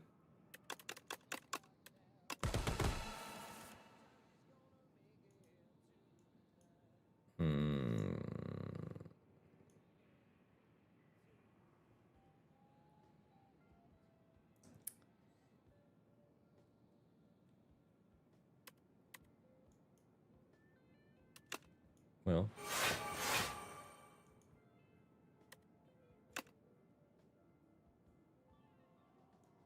I don't even know if 9 damage is worth playing. I don't know if 5 block is worth playing. I mean, I gotta play this because it exhausts.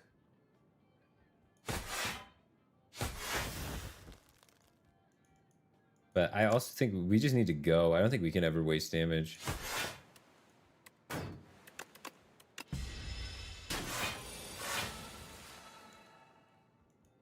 Oh, the double piercing whale. The shred piercing whale, that's huge. We can actually get weak on him this turn. I can't miss this.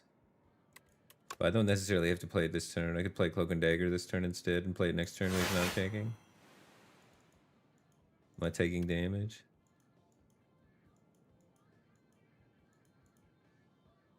I'm not taking damage, right?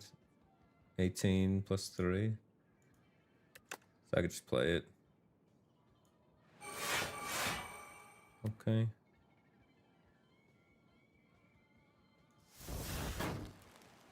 Need that.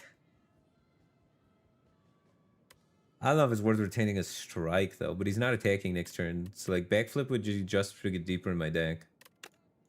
So I guess I'll take the strike. Screw it. Maybe help set up pen nib stuff. What other Phantom Blades?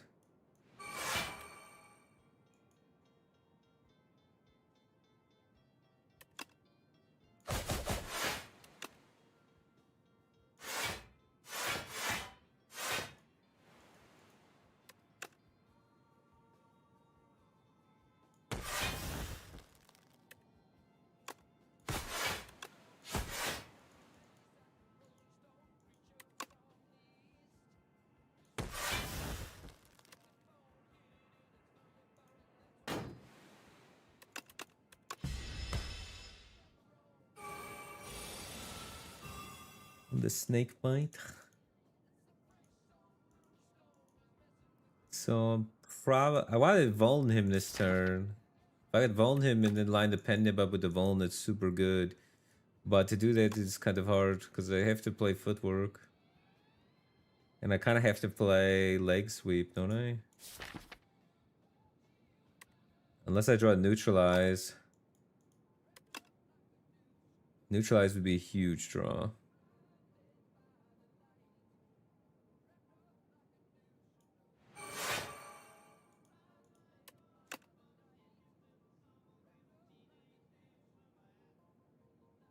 Or I could just play footwork and guarantee it. I have exposed, prepared, and neutralize are all big hits. So I have 30% per draw.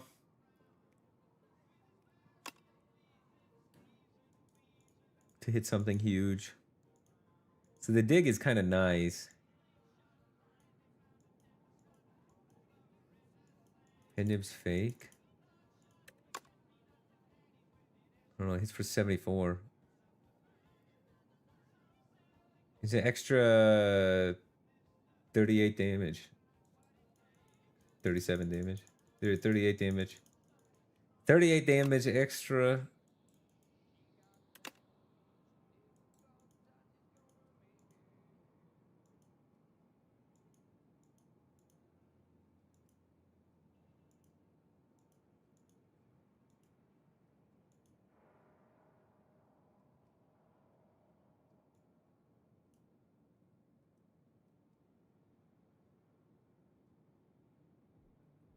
It's either take the guaranteed weak or gamble on the backflip.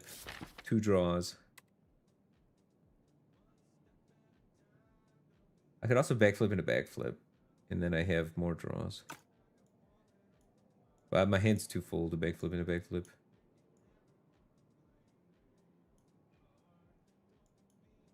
I think I'm just gonna take the guaranteed weak. That's probably good enough.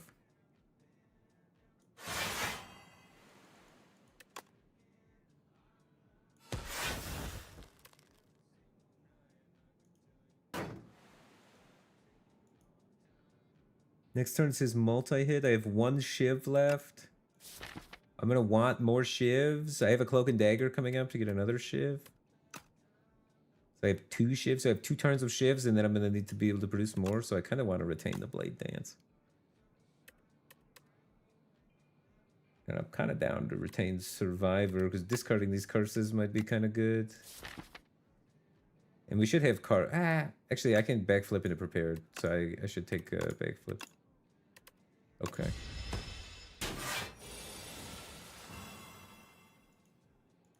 Expose goes hard here.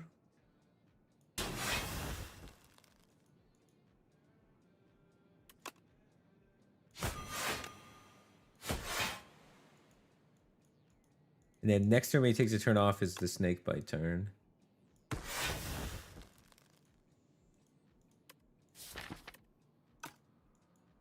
How am I blocking him this turn?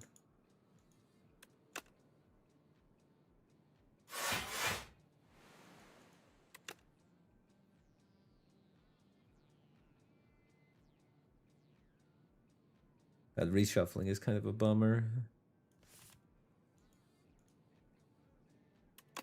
But that's a good way to block him this turn.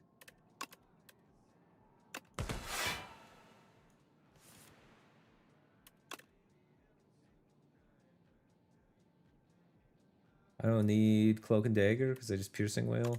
And Blade Dance gives me all the shivs.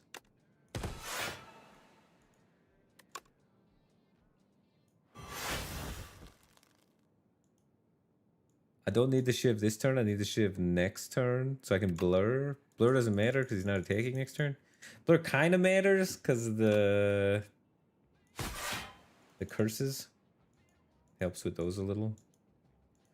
I could just make the curse this turn.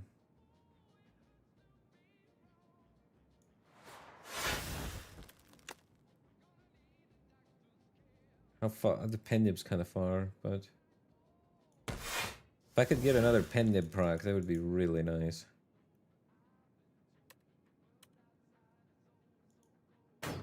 Before the Vuln wears off.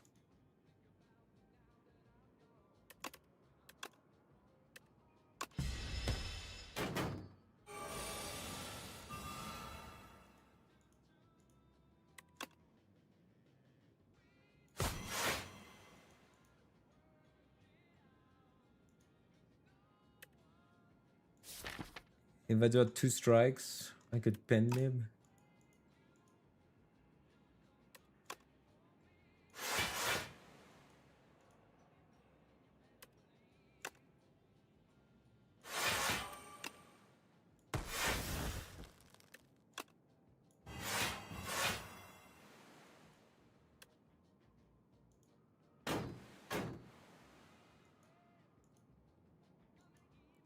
Coming up with sort of big attack next turn.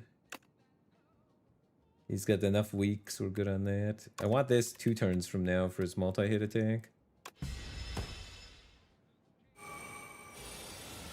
Might not be a 2 turns from now. This guy looks dead as hell. If I do 2 strikes, I can kill him this turn.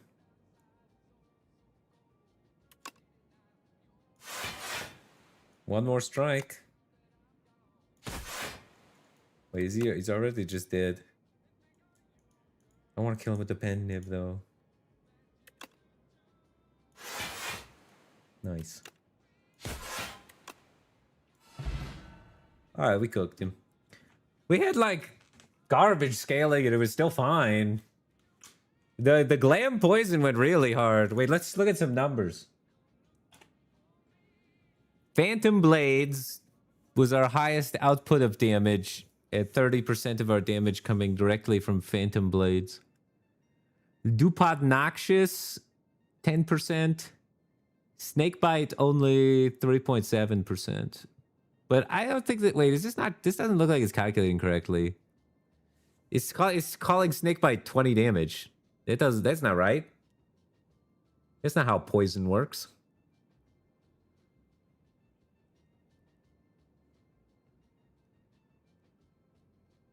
Oh, okay. I didn't play... It is calculating correctly because I played Snakebite and it only procced once. I see. Noxious Fume did 10%. I had to dupe on it to make that happen.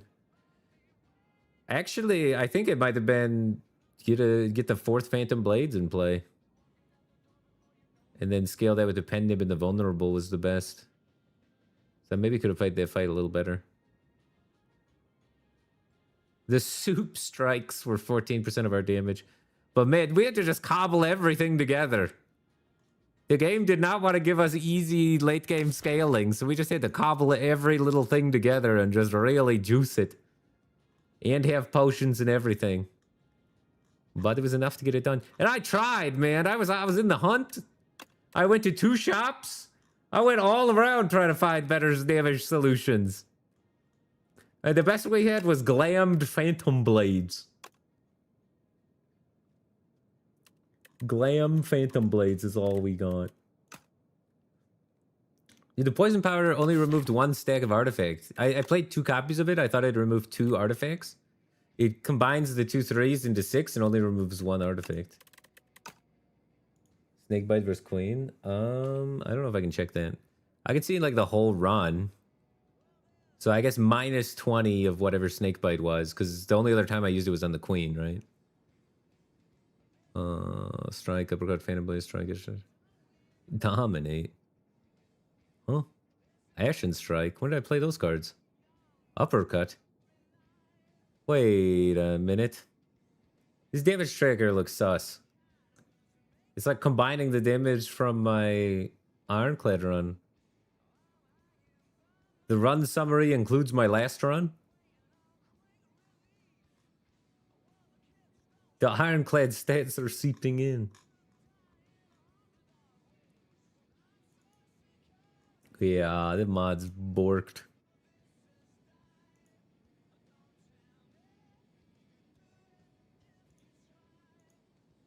I don't know. Update title. Current streak 3, baby.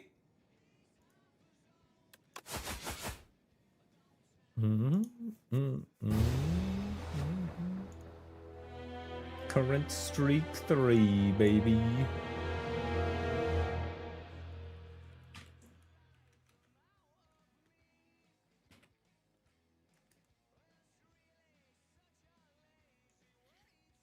All right, guys.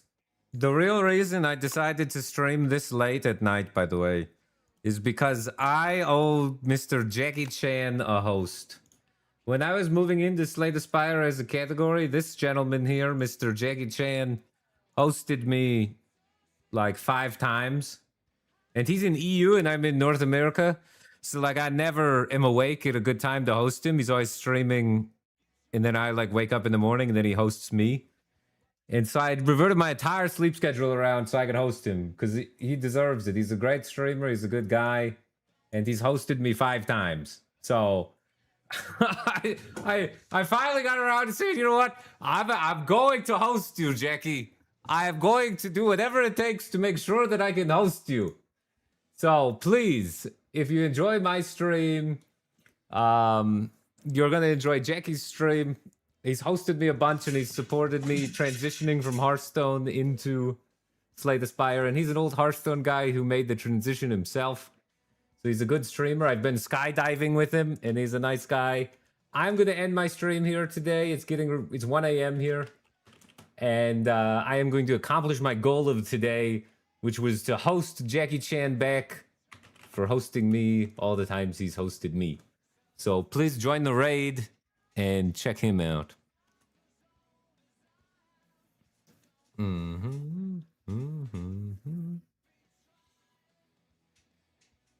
Bump, bump, bump. All right. Thanks, guys, for tuning in, and have a good rest of your night. Take care.